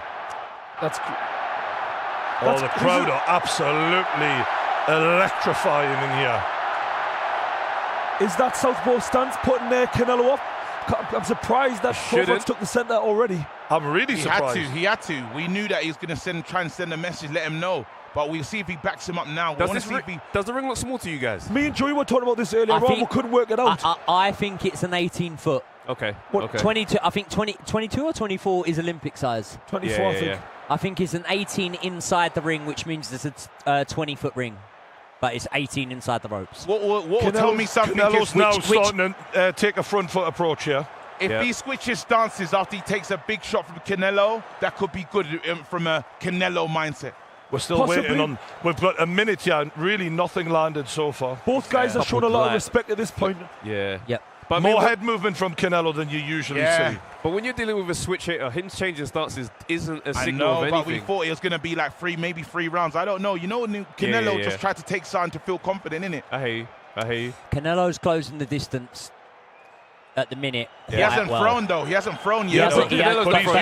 But that's a natural. He's using his feet better than what we probably. And he's thrown a shot and he missed there. This is what Canelo does. He's applying the pressure. At this point in time, it's taking more energy out of Crawford because he's got him thinking constantly. He can't relax. Especially with that 168-pound jump that he's made. You want him working as hard as fucking possible. And actually, you know how we watch Usyk get people working? Yeah. A little bit like that. Right hand lands for Canelo. He blocked that. Second body shot lands. Left it to the body from Canelo there. I know they look similar sizes when we're seeing them come face to face, but I'm looking right now, obviously, after the win. There we go. Good one. Crawford lands a good combo. Nice. You have to remind him. Right hand lands for Canelo. He blocked that. He blocked that. It's on the glove. Body shot landed though. And Canelo coming down to the body. This is going to be something that's very significant when you're boxing a southpaw. You need to throw that right hand to the body as much as you can, really. And he's good at the left hand to the body as well. He showed that against Billy Joe Saunders when he would leap in with that body shot. And Crawford's defense is looking pretty good so far. I feel like, is it just me, but Canelo just feels really confident in there. He doesn't look like he's worried at all. Nah, he looks fine. This is how Canelo looks, to be fair. This is not abnormal from him. To be honest, body language of both guys is similar. Crawford's always a slow starter, so I'm not used to seeing Crawford on the back foot as much. Canelo's thrown 2 left hooks to the body. That means it's a matter of time before he throws a left hook to the chin. Yeah, absolutely. Yeah, he wants to get that pattern going, doesn't he? But you notice that Crawford's like, his right guard is like tight upstairs and downstairs. Who won the first round, boys? Like, I'm going to go with Canelo for that round.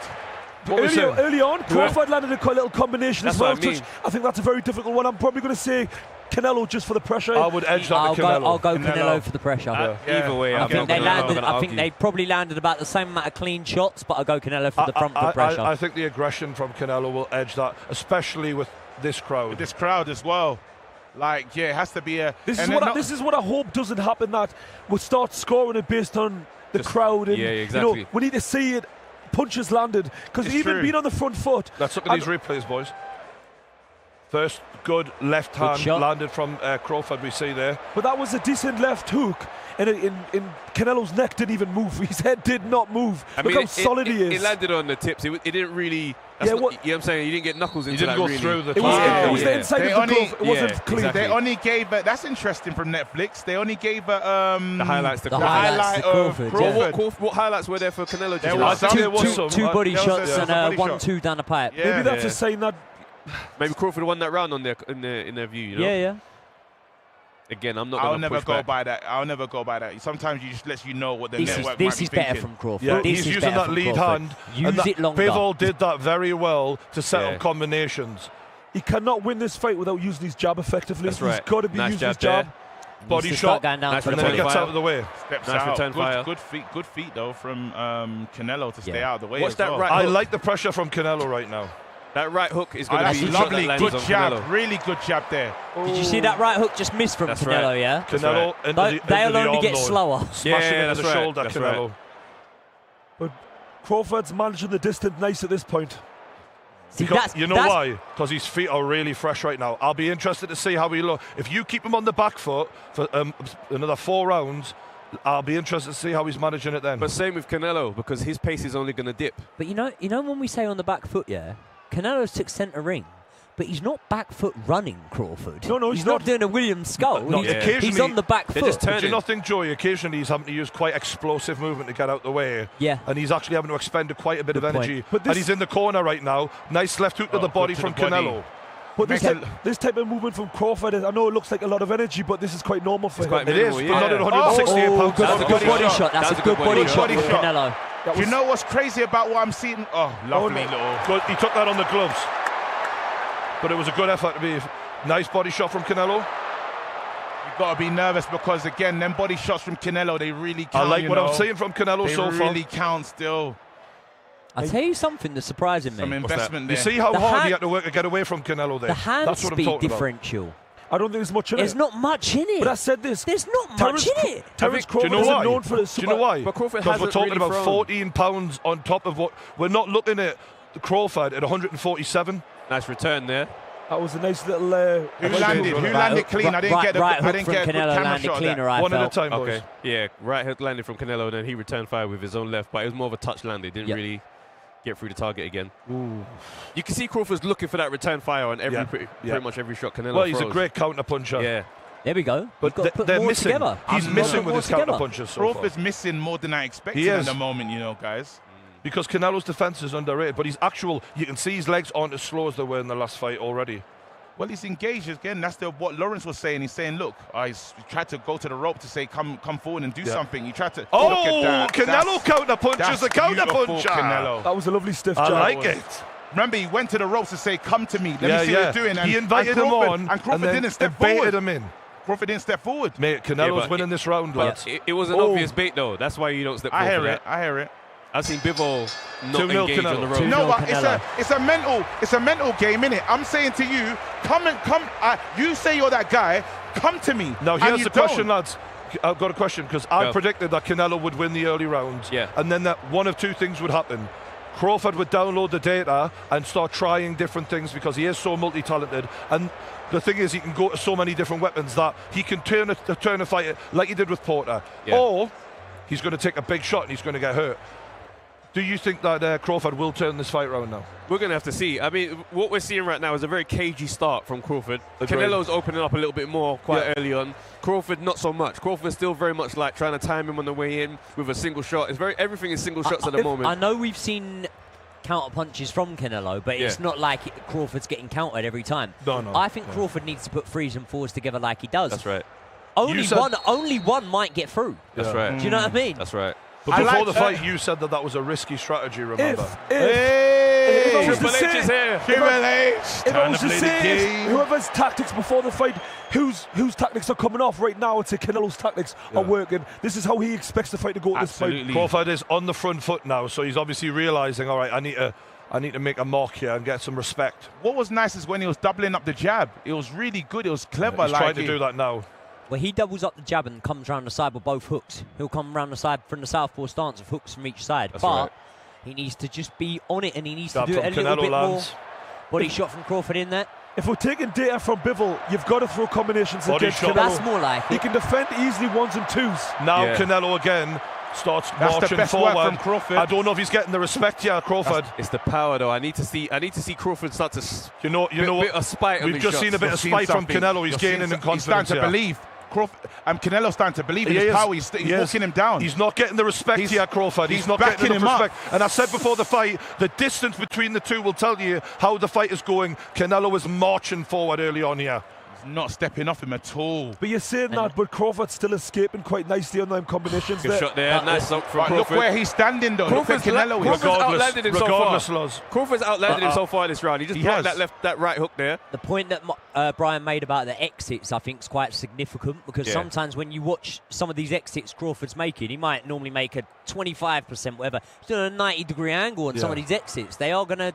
He's having to be really explosive to get out of these danger spots. And fair enough, he's doing it.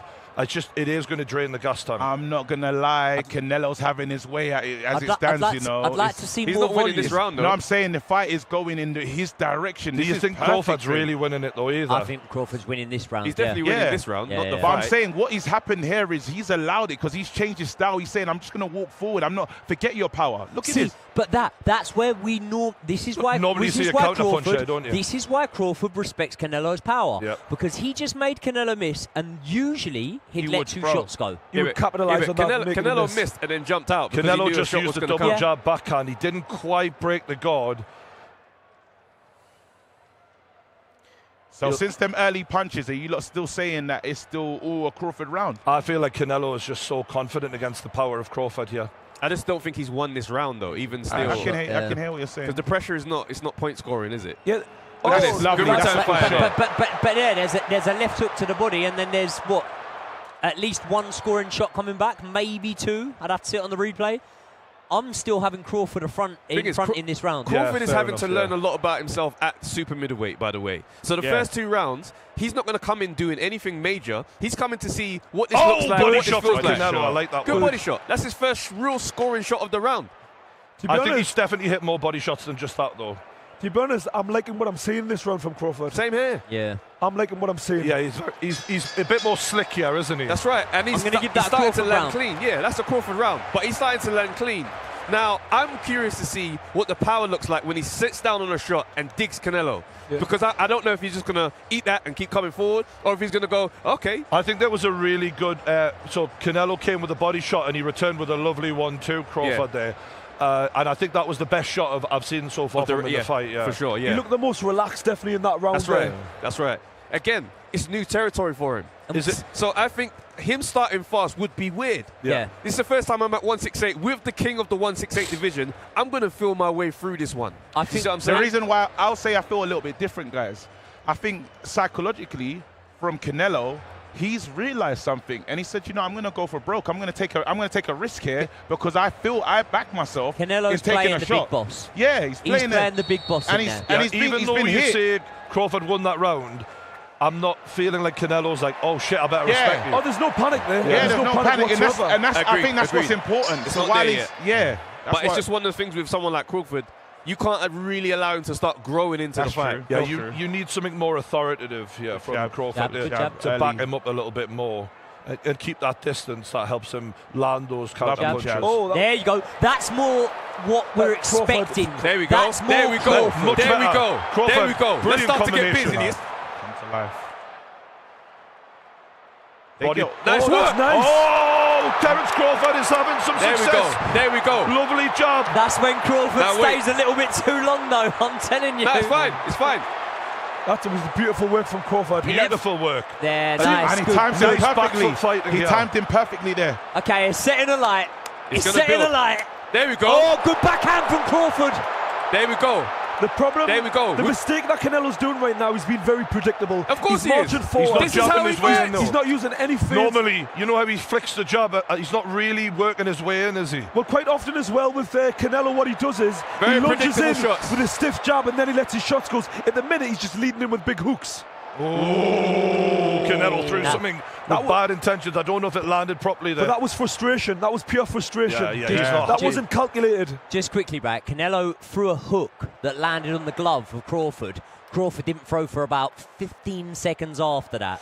That's an indication to me that maybe he knows this guy's got some power. Listen, he knows. Make no mistake about it. But you see, it's interesting. In the middle of the ring, Crawford seems to get the better of the exchanges. Of course. Canelo needs you to be against the ropes before he believes he can throw. The space behind him is helping Crawford for sure. Like that's because he's got slow feet. So normally that's what he does. He pressure. Kind of like the bevel. Oh, body shot, That's Canelo. a good body shot there still. But what I will say, them body shots are going to start to take the toll as the fight goes on. Backhand Canelo. Right hand. He's taking over still. Good. He's Body doing shot some Canelo. good work. In what- Canelo's doing some good work, guys. He It is. started, Half it started one to beautifully And from another backhand Canelo. It started beautifully from Crawford, but Canelo's done some.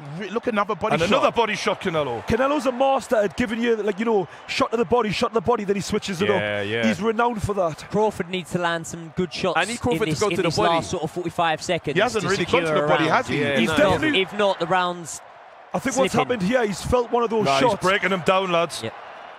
That's lovely. Oh, punch. nice. I wouldn't say that. 1-2. He's There we go. smiling. And he smiled. I appreciate it. I rate that. I rate that. that. That's elite stuff there. Mate, we're witnessing a really good fight Nice. here. Go aren't to we, the body lads? again. Fuck me. This is so much better than their I'd last like fight. for him to just shoot that shot to the solar plexus. Do you know what I'm saying? Just every once in a while. Really hard fight round to score this for me. But again, you know what you was talking about, Joey, before about playing chess. It's an exciting chess match That's at the what I'm way saying. because you can see they're both trying to figure each other out. Look at them smiling, talking. Put the stamp on it. Someone needs to put the stamp on this. Round. Yeah, exactly. This is a swing round right now for me. I don't know how you're not going to score it. I probably. Canelo right hands! hand. Canelo hands with a good backhand! That shot. That's a Crawford right hook, Interesting. wasn't it? That's what I mean. Look, that's a Crawford You right wait till you see it No, again. but they both. Who reacted worse? The problem is, there's some lovely body shots from Canelo, which definitely played it, definitely affected Crawford. say this. See that last moment. That last shot in the round can sway the judges sometimes. That's the Uppercut. last shot to remember. Covered up. It's covered up. It skims him a Where's the little bit. fucking replay, man? They're not showing any of his work. Yes, Clean. That's the one. Yeah, he took it though. Crawford took it in credit. Bam. Nah, mate. Nah, that was the last shot. That was the last the shot. last Was that shot. when? I don't know. Nah, if it was nah, that. nah, That was earlier in the round. Nah, that's earlier.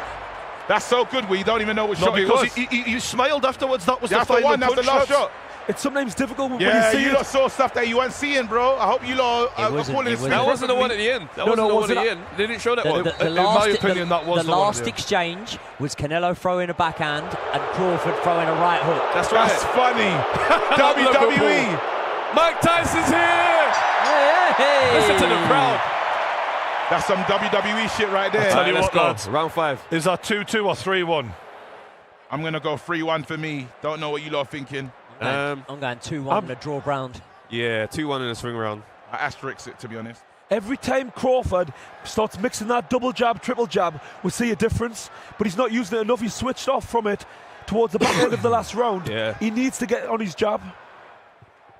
Completely agree, mate.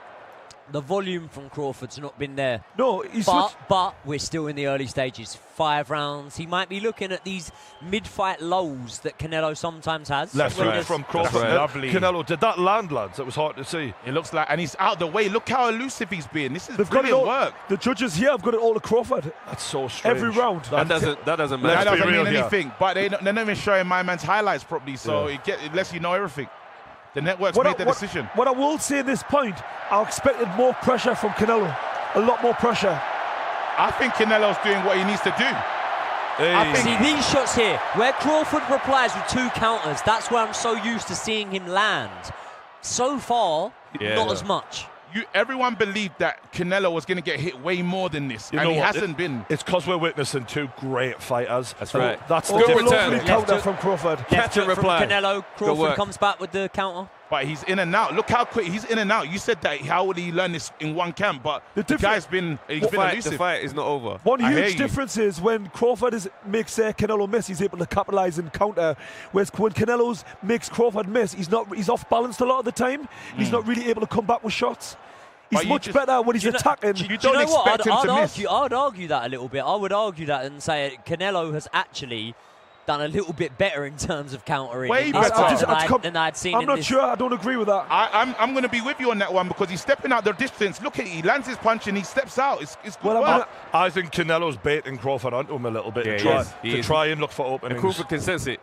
This is what he does. He waits. He's patient.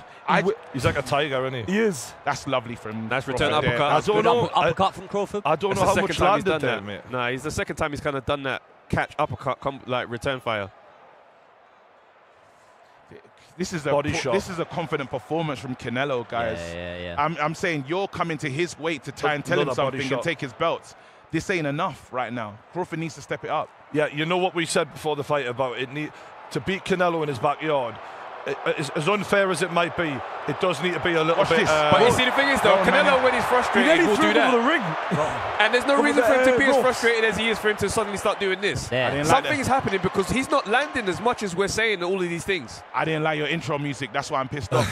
Yeah, I hear it. But think about it. Canelo is not just landing constantly throughout this fight. There's a lot of following each other around. No, but you're talking about someone. Can I say one thing before we score the round, yeah? We had a question today. Can Canelo's feet be better? Oh, yeah. And they're good. They're better. They are better. I've just seen him feint in and out of range. They're better. They're better. I haven't seen that the whole fight. Better than the skull fight you're talking about? Better than in his last couple of fights. Better, yeah. Not saying better than Crawford's, I'm saying better than his last couple of fights. How are you guys scoring this round that just happened? I think that was the least eventful round that we've seen so far. I think there was so little landed that you come down to things like pressure. Yeah. I think Crawford won that round. How? Because he landed the shots. Like we're gonna score Vegas, pressure. bro. No, but we're scoring pressure as if they're punches. Yeah. No, but I think that's weird. I think what Joey's saying is it was so even. You start to then look at the pressure. Do you remember Canelo landing any punches that round? I remember Canelo landing a right hand to the body. I remember Crawford landing a left uppercut, and I think maybe a couple of touch jabs. So it's quite even for me. So then I look at. I always say it's like football. You go down to goal difference. Do you know what I mean? I kind of look.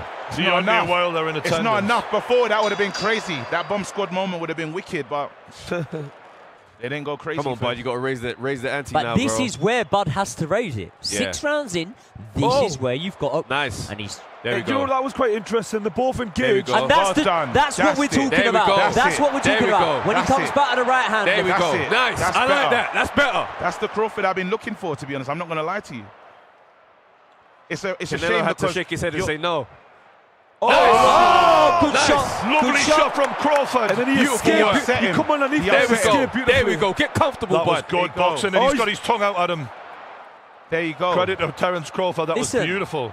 I said to you, Crawford's a menace. Yeah. Do you know what right. Turn him around. See what I've just witnessed there? One thing that people didn't appreciate is the strength of Crawford, which I wasn't sure he was going to be able to do. But he's resting in the background there. He picked him with one hand and just turned him easily. Do you know what's so that crazy surprised as well? me. That moment there is a big moment for me. That jab to the body is going to bring rewards, bro. He's got a jab to Canelo's body. Do you know what I'm saying, lads? I'm not sure that the power of Canelo is what it used to be. Like, you know, the explosiveness. When them body shots are sinking in, when he used to sink them in against Billy Joe Saunders, it don't look the same anymore, mate. Yeah, but you have to understand, I think the stamina, the engine is not the same either. Look at that. There was a good right hook to the body. That was a good body shot. To the body. And a right hook. I don't know if he's hurt. That didn't land. Skinned him. That was skinned off the cheek, wasn't it? Didn't land. No, but the body shot landed, didn't it? The body shot from Canelo. He's got to go to the landed. body on Canelo. I'm telling you, that's the way to win. He hasn't because tried. this. That was just the feet. He's aware of the power. No, that was the feet. That was I the know feet. that. fun. I know. I'm saying he's obviously you've got to be evasive, but he's aware. He knows what he's in there. I feel like this is a pretty Look at the even punches fight landed, right now. guys. But you know what I said about downloading the data? I feel like Crawford is downloading. He's downloading it much better than Canelo has. And he's changing the direction a little bit. Whenever you see Canelo skip around the ring as if he's now the loose, fleet of foot guy, you know Canelo is having to think about stuff he shouldn't be. Yeah. So this is a Crawford round so far. But I think the jab to the body is going to be what brings the most rewards. Do you know for what Crawford. I'm not seeing though? One fighter massively outlanding the other. No, as you're much right. as I'm impressed with Crawford, you know, handling the situation, he's not massively outlanding Canelo at all yet. No, I agree. And that's why I expected to. That's why I expected to happen. But what's interesting for me is that Canelo respects that counter shots are coming back. Yeah. Every time he throws, he straight away he wants to get out. Yeah, That's a you're good right. body. That's a good Absolutely. shot. Which actually will hurt him planting his feet because he likes to sort of not give a fuck when he throws. But what I mean is the power is making him think about this. Yeah, he's where getting he that could just respect walk now. through. No, nice. I think it's the power and the southpaw stance. So one of you mentioned earlier on, I think he's really struggling with the southpaw. It's really weird to see how much Terence Crawford is smiling. That's and right. He's laughing. comfortable in there now. It's I a think real at times Crawford he's round. making Canelo look quite clumsy. But then also look at this round. How much has Canelo's pace dipped? Yes, massively. Okay. It's a real Crawford round. You have to, Of course there's it no is. way to just. Of course it is. And it's only going to build. That's a Crawford It's round. only going to build. Bud round. I think Canelo really needs a big round coming up here because we're seeing him. And look, we mentioned the gas tank in the second half of fights beforehand. He has, but I kind of thought because he's throwing so many power punches, but realistically, Crawford doesn't look unfit at all at this weight. He looks fine. But not just that, but you considered what we know about Canelo and the gas tank and all those type of things. We're at round 6 now. He should have hurt Crawford way more. Exactly. This is your part But of then the fight. if you're being fair, you have to say that Crawford should have landed on Canelo way more as well. Listen, let me just say this. Fair. I said from the beginning fair. that Crawford is the most skillful fighter.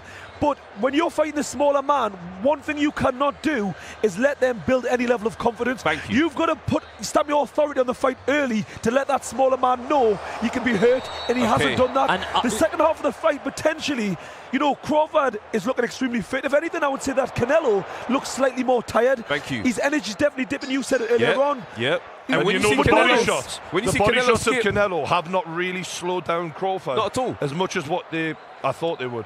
I haven't landed cleanly. That's the reason why. Nothing's been super clean. The only clean shot I think he's landed Look at is his that watch. Look at the right wrestling. cross to the Look at body. the wrestling. He ain't dominating him in those grips. No, he hasn't won those. No, but Crawford is was good enough to be what, like a state level wrestler or, That's what I'm or saying. national level wrestler or something. Crawford. There we go. Push him back. Good shot There there. we go. There we go. Play with him now. Canelo wants that left hook. That's right. He wants that Stand left there hook. with him. Let's he go. wants that left hook. Let's go. It's a dangerous. There we Canelo's go. getting aggressive now. Keep him in the middle. There we go. Uppercut, baby. Hey. Let's go. Canelo looks desperate here. Crawford's a Canelo looks madman. desperate. That's a Batman right He's there. a madman. He's Come on, playing bro. with fire. He I don't love care. it. I'm really Do you impressed. know There we why? go. Because he's a fucking fireman. Love it. That's what we do. I've got to say this round is beautiful from Crawford. So skillful. That's right. Yeah, look, Sometimes just stand there. There you lot. go. I'm not running away from you, bro. I hear what you them lot are shots saying. from Them Canelo shots look count. nothing. They look nothing. They count, They were bro. in close. He tried to throw some right hooks. There was one shot that hearing I what you thought. lot There say. it It's is. like this sharpness has gone from We the mentioned shots. beforehand about making Canelo overreach look desperate. There you go. Look at it. Look at this. Look at He this. did that a Watch. little Look, bit, listen, sure. Crawford's willing to hold his feet. He's like, Guys, these shots Canelo count. wants to punch arms. Canelo wants to punch arms. Canelo We've is seen him do landing this. here, to be He's fair to landing. him. This He is is what I'm landing. saying. Cannelo's not This landing. is how No, he- he's landing body Oh shots. my That's the God. punching on the Yeah. arm. How man? He's targeting the arms, He's though. landing, bro. He's What are landed you some talking body about? shots here. Come on. Guys, He's when you landing. watch I this feel round as if you're 7 back, witnessing something different than what I'm witnessing. Thank Are you. you saying I'm he's not not saying landing? that. Loz, I'm are you not saying he's saying not Canelo- landing body shots? Not clean. It's like on the arms. On the That's arms. what not he's. clean. But how but many he's times have you seen targeting him the do arms. it? He's targeting Wait, the arms. Loza, is it the first time you've seen him punch the arms? That's what he does. No, I'm aware of that, but I feel Yeah. like you're discrediting what Crawford's No, also I'm not doing. discrediting. I'm saying right now Crawford's doing his job, but I'm saying Canelo is still doing what he usually does. We have to be honest. Canelo's regaining some energy here. Right now, Crawford is outlanding Canelo. Yeah. Simple. Yeah, that's fair. That's fair. I think that Crawford's landing the better quality. Okay, so look there. 6 punches thrown from Canelo, not one landed. Exactly. And then Can I just say, lads, the dipped. stats on here though are the opinion of a man clicking the No, button. No, I didn't. I just read that off my head. No, I looked at it. All right, okay, fair.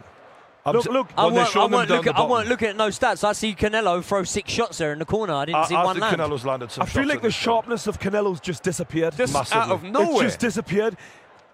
You know, Look at that. Can we just say though, Crawford is hardly being ambitious here either though. Crawford's winning the round. He's winning the round. Look at this. But I'm telling you. I'm not Canelo's gassed, This bro. round isn't fucking great, is it? It's not the best round so far, is it? How it started with Crawford standing right in the pocket and wrestling with him and catching and shooting. Bro, Canelo hasn't responded to any of those points that was scored earlier. Was cheeky. That was a cheeky. I feel Listen, it looked like a forearm. It looked like that's even on it looked like he forearmed I predicted that Canelo would win, right? That's a bad round. I'm saying that Crawford is winning the round. Yes, you're saying it's not impressive, but I did not expect it to go this way. So he's going up against a bigger man. Can I just say, He's in the what we pocket. have to remember though is, you can't constantly bear in mind that what Crawford is doing is amazing because he's coming up 14 pounds. You have to judge the rounds just on the round. Let us finish my sentence. That was a low activity round, a low scoring round for both fighters. You could say Crawford edged it with a better quality shot, but it wasn't amazing. It wasn't. That first part of the round, that first minute of that round was all Crawford.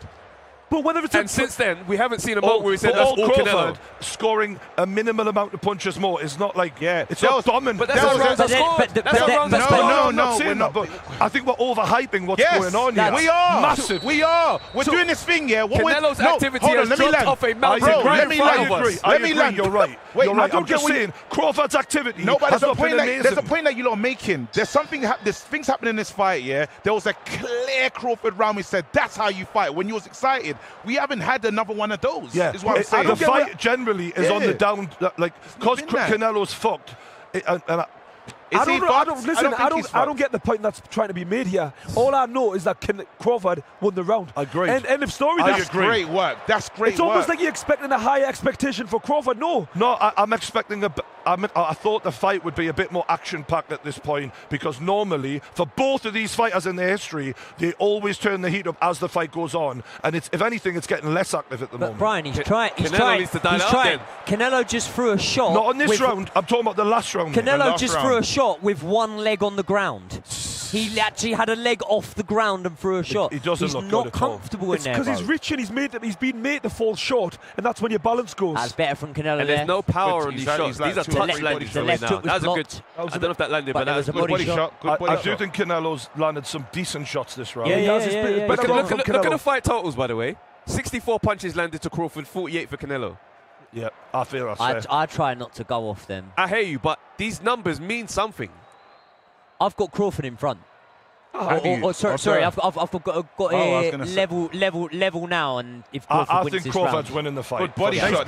This is a good Canelo round, guys. This is a better round from Canelo. This is a good Canelo round. We got to be honest. Let's call it how it is. That's exactly what I've been doing. I'm saying, I feel like there's some fan bias in this. I just want to see the best man win. There's a 4-punch combo, and I'm not saying they don't do damage. But to score, they're not scoring. And what's Crawford scored in this round? What's he done this round? Exactly. Nothing. He's done nothing, lads. There's no doubt about it. Canelo's winning this round to this point. That's all we were arguing. The last round, Crawford was still winning. It wasn't spectacular. It was the way we were talking about it, as if it was like I think accurately. I don't think it was an impressive round. This is good work. This is good work. I'm telling you now, Canelo respects Crawford. He's thrown right hands and stepped back about 4 or 5 times. I never see him do that against heavier guys. He's turned him easy. He's a way better wrestler. Jeez. Yeah, that's you know what? Terence Crawford should come to the fucking UFC. Way better wrestler. That was nice. Man. And the thing was that clinch was initiated by Canelo. He done some work and then wanted to hold. He's lost every time he's held him. He's lost those exchanges. Crawford is comfortable on the inside. Canelo wants out of it every time they engage. I didn't expect this. We're going to be honest and call this a Canelo round, though. This is a Canelo round, right, guys? It is. To this point, I was only 13. Just want to know who I'm podding with. I'm kind of wanting a bit more. I'm wanting more from both guys. Yeah, I agree that's with what I'm you're saying. saying. That's what I said the last round. I just want a bit more intensity. I'm scoring that to Crawford. Are you mental? Yeah, I'm scoring that round to Crawford. Why? I felt he landed the cleaner punches. Oh, wow. Mate, All the body I don't know shots, what that's the- crazy what That's you fucking are insane doing. to me, like. What are we doing I today, get what you're guys? saying. I get what Joey's saying because Tell I think, me what he's saying. I think there was a lot of shots from Canelo which were landing on the arms, but they were still damaging. But I think the cleaner, proper point scoring shots to the actual body into the head was from Crawford. I get what you're saying, but it's again, this is where in boxing it's what do you like? Do you like the volume? Do you know what? No, accuracy? it's not me. It's It's not. not. No, that's exactly how boxing goes. All I seen Crawford do there was wrestling better. The shots were landed better by Canelo. Yes. It's obvious. right? Sorry, I saw some really nice work to the body at the start of the round. I also saw a left uppercut from Crawford, and what I also saw was a lot of punches hitting arms from Canelo. Is question for is Canelo comfortable right now? Absolutely not. Is Crawford comfortable? I'm just saying he won the round. If I was going to say, I'm just saying Canelo won the fucking round, lads. But you know what it is? Sometimes you can be winning a round and you're having to force it and you're still not comfortable. That's what I'm That's saying. the difference. It's not about who's comfortable. I've just been told last time it's about who won the fucking round. Now it's about who's comfortable. There we go, Crawford. Let's dial it up now. Look at that. Knock this boy out. That's the way we're going to have to do it. That's because good. we're going to see what we want to see. Let's go. Body. There we go. In the pocket. In the pocket. He's in the There we go. pocket. Fucking piece him up, bro. That's my dog. There it is. That's what I'm talking about. Crawford's going for Right it. up on the suit, bro. And that's There it good. is. Wow. There we go. And Canelo's And looking that's tired. good. You man see this, yeah? You man see this, yeah? And that's good. I'm going to call something good when I see it. Of course you are, We bro. can't call something good when we don't see that. Hey, That's the headbutt, first time. headbutt, Can I headbutt. just say? Got a head clash. Can I Is just that a ask you a coach? question? That was fucking amazing, right?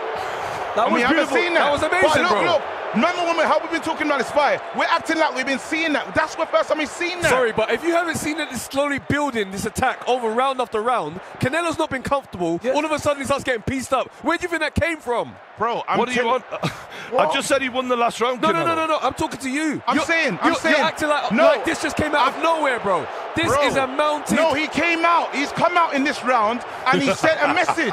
That's what you're missing. All right. It's All right. right now, because you're a fan, you're not judging this thing properly. Okay. Is what I'm Canelo's saying. gonna I'd love go to see for the him right comments now. bro. You're not doing this thing I'd love to see the properly. comments Lads, this right is fucking amazing. I've Canelo's got to admit. uncomfortable, He's very and Canelo is uncomfortable. going to go for him right now. Of course he is. And it's watch him get caught now. He's going to go for him Let's right go, now. Bud. He's going to get count over right hook. Let's go, There. Bud. Was there a cut, by the way, or was it just, there wasn't a cut? It was just a headbutt. Just a, Oh, body shot from Bud. It And wasn't another. even. It was a slight clash of heads, to be fair.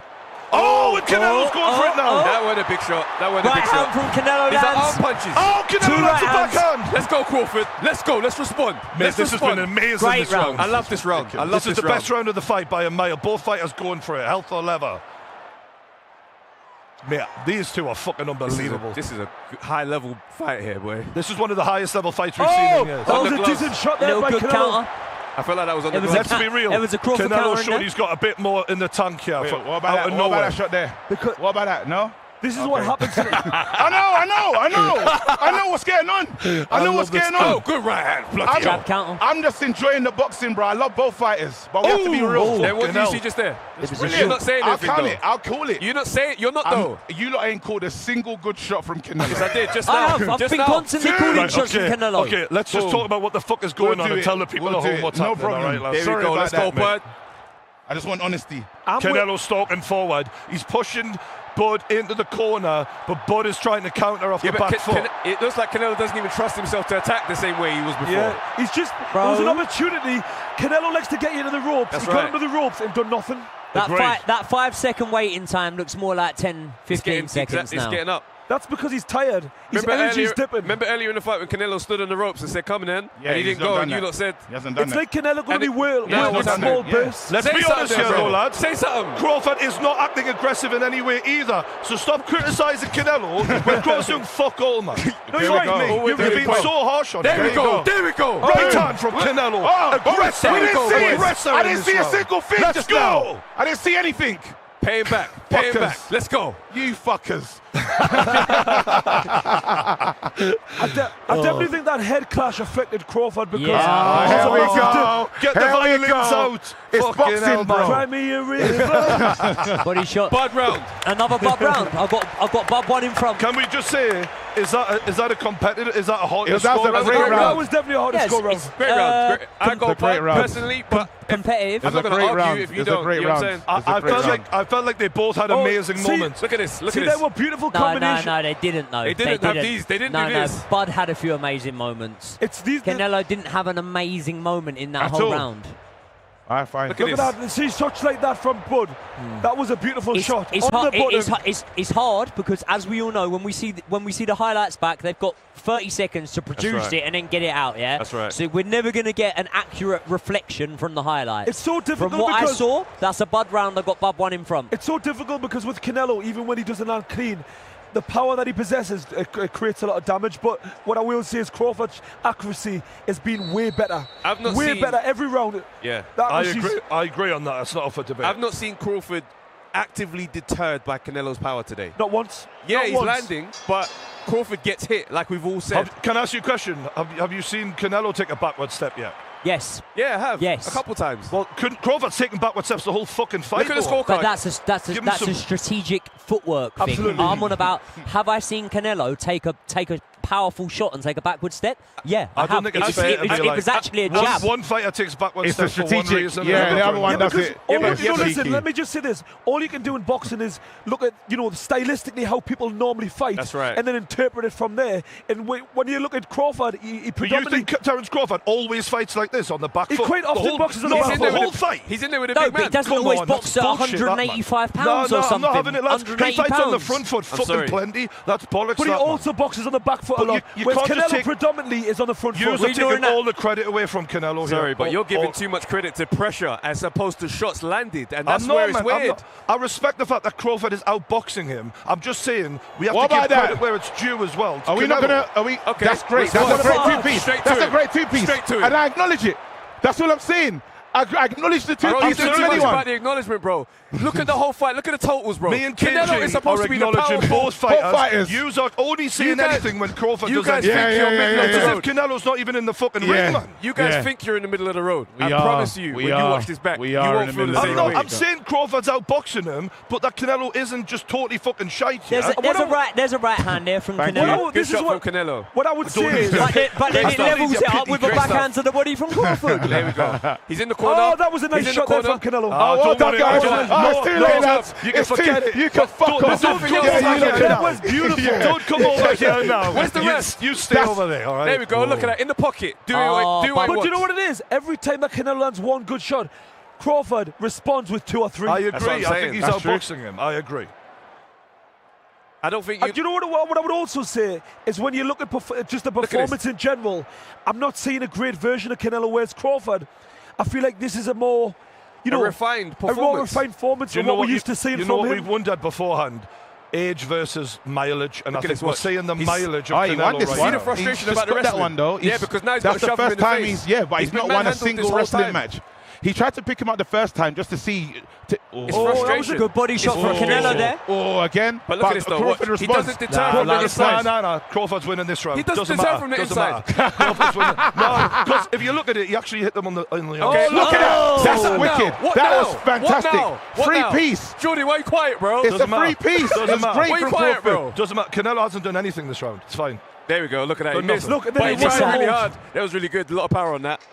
I hate what's happening here. I thought it was going to be calling you this. made it an us and I them thought, thing for no, no it's not reason. us and them. Yes, you have. I You're thought it was taking going it to call personal. this. I thought it was going to You're call taking this it personal. fight He's boxing like his ears off, bro. professionals. Bud round again. I thought it was But going to two call for this me. fight like professionals, and I can see Brethren bias. All I know You're too is the emotional, bro. quality work is coming from Crawford. Brilliant. That's what I'm Brethren saying. bias towards who?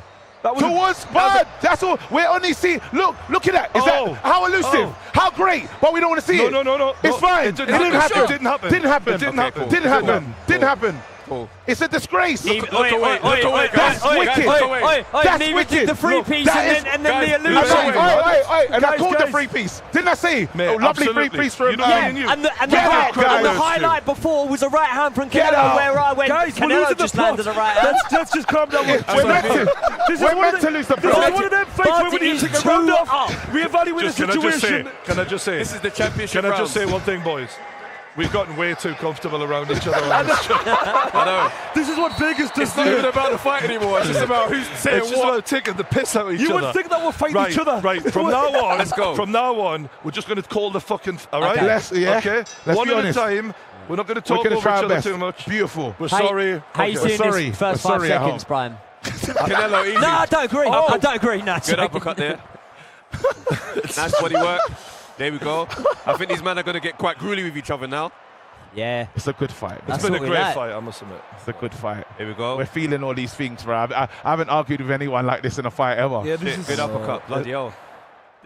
Nobody expected. Nobody was. That right hand's looking a bit slow when it's a hook. What's interesting to me is that we don't really often see Canelo engage in any kind of grappling, close, like inside fighting when he fights anybody. Oh, well done. Well done, Crawford. That's beautiful But then we've got Crawford, the smaller man, and he's quite comfortable in there. I'm quite curious of what that power feels like for him. Oh, uppercut from Crawford. That was a big shot. Unbelievable from Crawford. Beautiful. Canelo responds very well. backstep. 2 body shots from Canelo. No backstep from both fighters, though. They stay in the pocket. I got a question, yeah? Oh, look at that.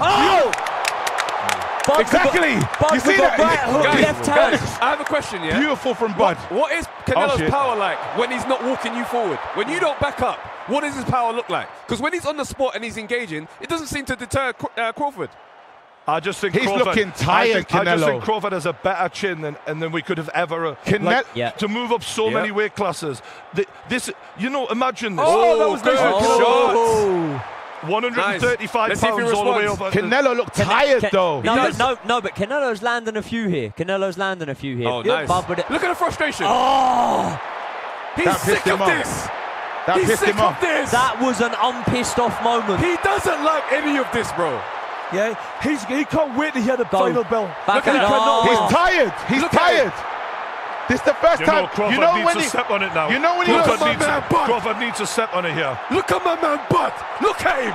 The hands dropped. That there was I've never seen him do that. You know what happens? Oh, Bud's lighting him up. It's time. When Canelo drops his hands, it's because he's out of ideas. He's tired. He's frustrated. Whenever he does this, it's because he's trying to bait you to throw so that he can counter on you because he's run out of ideas. I think that was really bad body language from him, though. Terrible. It was horrid. That was horrid from him. We're about to see the third loss of Canelo's career. Look at him. He's sick of this, bro. Wow, this. You lot don't predict that loss, though, because we're still in Vegas. Listen, we're still in Vegas. The fight's not over. Mad things can happen. But right now, we know he is sick of Crawford as an opponent that he has to deal with. Absolutely. I hear that. I'm with that. And look at that. Look at that. That signature left hook to the body.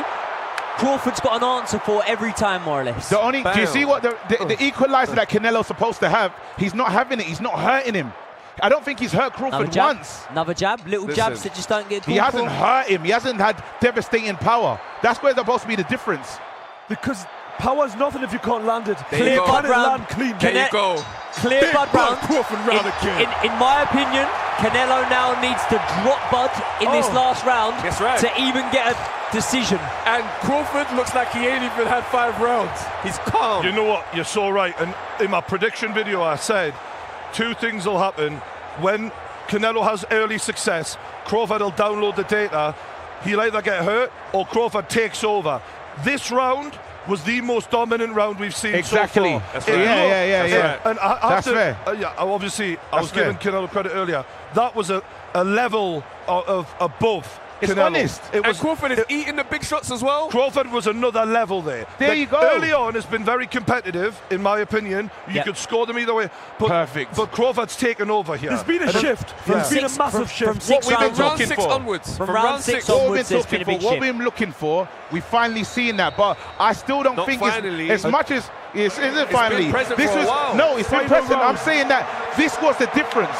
Let me see if they actually do touch gloves. I don't think he will. There's respect there. That last round was baby. absolutely crystal clear. so dominant from Crawford. Now we're in round 12. Let's go, Two bud. big Canelo, shots it's from do or Canelo, die. though. Two We big asked the shots from question, Canelo. does he have what it takes to push and go He for a has to finish hurt him. when He he's needs desperate? to go for broke. He has He's to got hurt go him. for broke. But Crawford just looks like the more fresher man. He does. Unbelievable. He looks comfortable. I can't believe I'm going to see Terence Oh, Crawford. comfortable. I He's can't believe it. absolutely lighting him up. He's sick of this, bro. Look at this. Watch. Desperate. The footwork has just been too He should good have for shown- Canelo tonight. Canelo should have shown From some of this Crawford. energy. From Crawford. What I'm shocked at is at 168 pounds, Crawford's feet look exactly as good as they were 20 pounds lighter. How the fuck is that even? He's unbelievable, mate. Hey, listen, he's don't like be- everyone who says that when they spar him, they say he's skinny strong. Yeah. He's not. You He's get those not. guys that they're just naturally built He's differently. not hurting him. Dude, He's we- not we- hurt we, Crawford. We better keep our heads down when we're Sorry. on the way out of here because Mate, I know. Oh, big beautiful shot from shot. Bud. Beautiful counter. Got a chin from That's a Canelo. lovely Oh, shot. baby. That's One a lot. We You know what's Canelo's got a crazy? chin. He hasn't hurt him once, Canelo. There's not been a shot where there's not been a moment where you thought he's in trouble Did here. you see that combination there from Canelo? It The looks so reach. lazy and The tired. reach, yeah. The legs are not involved. That's Do you why. know what? I actually think that Canelo's engine is You're what's not really doing it. suffered with his Yeah, age. yeah, His yeah. engine is. That's Because fair. when Billy Joel was outboxing him, he just stepped on the He gas. stepped on the gas. There is no step on. There's no fifth gear now. He's got. Oh, shit. Good shot from Canelo. Good shot from That hurt him. Canelo. That hurt him. And then Bud with a return right. But the hands Look are at him. low. Canelo having his hands all the way down there. He's fighting like a total frustrated fighter. I don't think he Because was he's hurt. I ang- think he's he's just more angry. so tired and fatigued. Yeah. He He's hasn't pissed got the off. energy to respond. He's pissed off. Yeah, he's more pissed, pissed off. Very emotional in there right now. He knows his career has come to an end tonight. It's over. I'm sorry, but You this don't is get a this man move up 3 fucking weight classes and take your belts. Oh, my heart. This is the doesn't shell happen. of what I've seen of Canelo. Bang! Oh, big Knock him shot out. from Bud. Knock him out Big now. shot from Bud. Step on. Go get him. Go get him, bud. Go get him. Hey, was he wobbled there? I Was the feel legs- as if Canelo, It all hurt he him. wants to do Was right the legs now is see wobbled? the end of the round. Yeah. He's not interested in finished. go for Last broke. 30 He's seconds. done. I think Bud's going to It's over. step on the pace. He is. over. I think Bud's going to step on the Canelo pace. wants out. He doesn't over. need to. Canelo wants out. He doesn't need to, but he's over. he's tapped. He's looping. Look at him. He's He knows. gonna do it. He knows. He's like me. No, it takes one Look to at know him. one. Look at him. He's like, yes, right, baby. This is your night. This is your crown. Beautiful combination. Wow, Bud incredible. Crawford is going Bud for Crawford beat him. Crawford's letting him know. He's beat him it. Canelo up. doesn't want to be near Yeah, him. he's beat him up. Canelo's so. Ten. Canelo's big hurt. shot. Canelo Álvarez Beat is him hurt. up. Beat him up. Beat him up. There we go. Bud fucking Crawford, baby. Bud fucking Crawford. That man is a William legend. just witnessed greatness right there. That's That's a legend. unbelievable. He might not get the decision.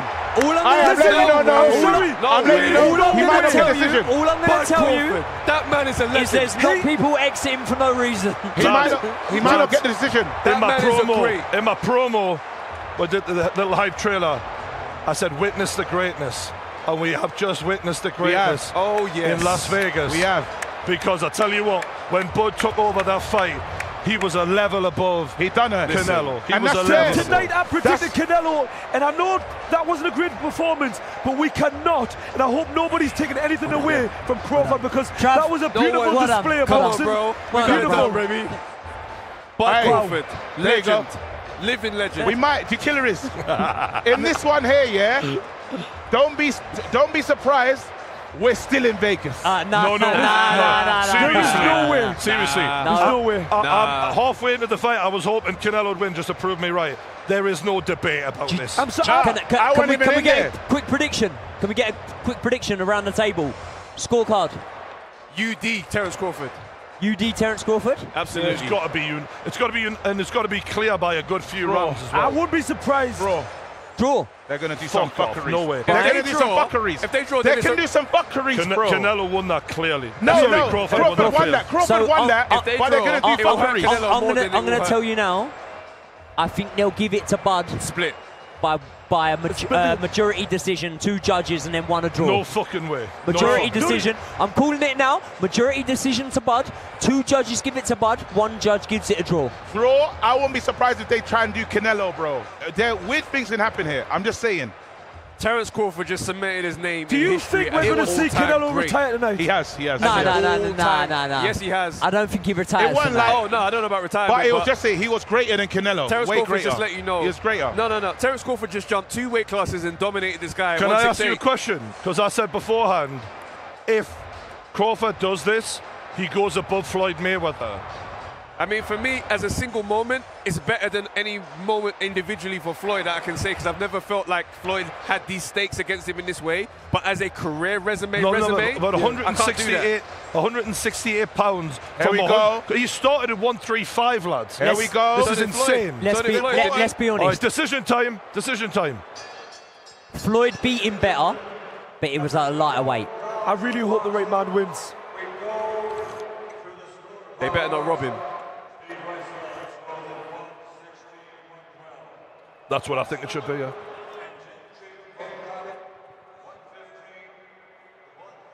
Unanimous decision. Well done. They done the right thing. Terence Crawford. Terence Crawford! Yes! Get the fuck out of here, man. This man is a legend. He deserves it. This man is a legend. Hey, That's a good book. this is cheers. These are cheers we're hearing. They're cheering Do you know him. what? They're cheering him. Because they've witnessed greatness. You've got to give the man his credit. Can I just say, You've got to. Terence Crawford is in tears in the ring right now This man is a because he legend. knows what he just did puts him at the very top table in boxing history. That's he is, incredible. in the modern era, the first 3-division undisputed champion. He is up there with Alexander Usyk. He can talk to any boxer ever and say, I'm on the level. You know what's crazy about what we've seen tonight as well? We talk about degree of difficulty. Coming out here, unanimous decision. And the scorecard was so real. They were honest. Yeah. They kept it real. Yeah, and I like that. It wasn't up for debate, I like mate. that it happened like that. I prefer that. And even the audience, their reaction as well has said, hey, yes, we are Canelo fans, but we've seen you you beat our guy. Yeah. That is now the man in boxing. Can It I ask goes you- like that. can I ask I'm you- happy can for I them. ask you a question, They lads? appreciate greatness. Yeah. In your opinion, Canelo could have took a Bivol rematch. He could have. He could have got the Bivol He didn't want rematch. it. He didn't take it. He didn't want it. Does he take this rematch? Absolutely not. It's pointless. I don't think he He does. couldn't. Do you know what? I bet you he does. No. I think he's he finished. Can't. I think he's Do you completely know why? finished. There was a moment in the fight here where I can say he's finished. You see when he... the We interview. can hear him though.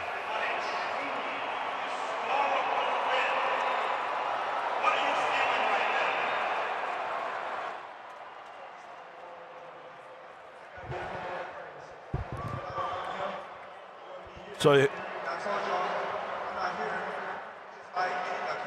remember, Terence Crawford survived a gunshot to the head. Like, Yeah. what a story, man. I did a profile on him on my channel, and I looked through his life story. This guy he went through some shit. Oh, yeah. He's number one, and I've never seen Canelo do this in a fight. When he got hit and he was so disappointed, he dropped his hands and he was looked away. And he looked away. Then he almost turned, and I said, we haven't seen that because remember he's a dog, and he comes forward. He took the fight out of him. Do you know what? Beforehand, Joey said, we've never seen Canelo jack it, and I'm not saying he didn't jack it. I don't know if he jacked it fully, but he was so discouraged. Beyond To be frustrated. honest, I think I can honestly say that was a Daniel Dubois moment. No. He jacked that. I'm sorry. No, listen. Let me just finish this Let him second. talk. Let him talk. Where this crowd here is 95% Mexico. He should have been given every last ounce. I don't care about miles on the clock and all of that. He gave up in there. He didn't give it 110%. That's unfair. I'm sorry. No, I'm going to come back. Exactly. That's the word. He was outclassed. He didn't give up. He tried to get close, and he couldn't cut the distance. He couldn't stop him. He couldn't trap him. Great fighters give more. No, Even when the stacks no. against. Let's just talk about the fight we watched earlier on. No. Two guys went to war just before the fight before this. Those guys give everything. Can you honestly say Canelo give absolutely everything in this fight? In this fight here, there was a man that tried to get to him, and he was tired. You lot said that was tiredness, and the tiredness creeped him from 8, and that's because of the greatness of Crawford. Listen, Styles make fights. I believe Canelo did give all he could. He gave everything. I believe he gave everything. Styles make fights. Yes. I believe Canelo did give all he But could. he couldn't do anything because he's great. Southpaws are awkward, bro. Sometimes it looks like you've got a low output Do you against them. It looks like you're not good against them. Whatever. It's awkward. Okay, Yeah, one at a time. Can I just say this quickly? There was moments in the fight when they come together, okay? Fair enough when you're getting outclassed at range, the footwork, you're struggling with the southpaw stance. But there was moments when they were in close and they came together, and that was essentially, you could argue maybe that was Canelo's territory and he wanted to hold. He didn't try and have a fight, he took a shot and wanted to hold. Them are the moments when you're losing in a fight where you go for broke. He didn't do that. He wasn't prepared to take the necessary risks. So to me, he took can I say this? See, even when you talk about the holding, yeah, Canelo tried something early. There was a moment when their first grabs that he got hold of him, and he tried to lift him up and tried to kind of throw him out the ring. But every time he tried to really reignite the holding, he always lost. So he was bested in so many moments where he wanted to be stronger, and it broke him. I think mentally, he's like, I'm trying to get to you footwork, I can't get there. I'm tired. This was what he was going against. Just to play both sides here. For me, there was a couple of questions before this fight of Canelo hasn't finished someone in a long time. Is his power declining? Yeah. The answer for me is yes. Is his engine declining? The answer is yes. Does that take anything away from Terence Crawford? Absolutely not. No. Because what we witnessed in there, the level of skill, as the fight went on, he picked them off and picked them off, and the angles, it was beautiful. And although I debated his in the middle of the fight, because I think there were some close rounds from 6, 7 onwards, there was only one fighter in this. And for me, listen, I mean, we talk about how great Usyk is. I've got them right up there together now. When we talk about the table of boxing goats, I think we need to get another chair and put Terence Crawford here. In this table with us. Oh, yeah. We're all the goats. Do you know what? What I liked again, we're going to debate. What was beautiful about this fight is you're going to see different things, and it brought something out of us. So we were seeing good stuff in the fight. We saw 3 different fights, bro. Yeah. We saw 3 different fights. And then it changed. We saw something that was a little boring, for a bit. Yeah. We then saw a chess match of a very high level. And in the last 3 rounds, we see him go at it, and we see Crawford stand his ground and fight. And that was the most impressive thing about Crawford's win for me. Wasn't that he was able to counter punch, and it was that he stood his ground against a man who has a history at 168. And yes, naturally the weight difference isn't that much between them, but to just be man to man with him and outman him. Unanimous. It was so impressive. Come on, look at this angle. Like when Tyson Fury against Usyk in the second fight, we're really wanting to see him. It's undisputed. Really go for broke, even if you can't match on skill level. So this is the way I see it, because this is undisputed. You can be beaten on skill, but what I didn't see him is just, go at Crawford, give it everything. I don't care if you get knocked out. Go out on your shield. I didn't witness that. Can I just say, Lazar, to be fair, he was dejected. I think Canelo tried harder than Fury did. I think Fury mentally didn't have a lot of belief in the second fight. I think Canelo did try, but he was just beaten by the better man. He was in the second fight. So far, second place in this fight. Fury in the second fight came in mentally. In the second he fight. He didn't have enough self-belief to go I've for got it. to say this, Whereas obviously Canelo didn't realise until he was in there, and he was like, fuck me, I'm getting outboxed here. I've never been so happy to be so wrong with my prediction. Me too. I am so happy for Terence Crawford, because he put on an absolute masterclass, and he had everything against him. Can I tell you a story? When I first met Turki Al-Sheikh, he told me he wanted to make this fight, and he said to me a year ago, more than a year ago, he said, they're saying I can't make this fight, I'm going to make this fight. And he said, and Crawford's going to outbox him. And he called it, and he was so confident. And in my head, I'm like, fuck, I don't know about that. And it's happened. Turkey's made him a star. He's put him on the biggest stage of them all. Showed complete faith in him, and he's been proven completely right. Unbelievable. Do you know what I want to do, though? What's important? Just so we can because I don't want to diminish the star of Canelo while talking, because he done something great. He beat a great. This guy Crawford has gone in against Canelo, and he's bested him. That's still a great. He's had a great career. This is the man now. Bro, imagine how big Errol Spence was at welterweight. Errol Spence against Canelo was the kind of fantasy matchup. That's great. Bud's took out Spence. Yeah. He's took out Canelo. He's at the top table. Can we just acknowledge He bought that watch with full confidence. Hey, for a reason. Now that looks so fucking so gangster. Okay. Even the intro, him coming in, we didn't even realize that was his walking music.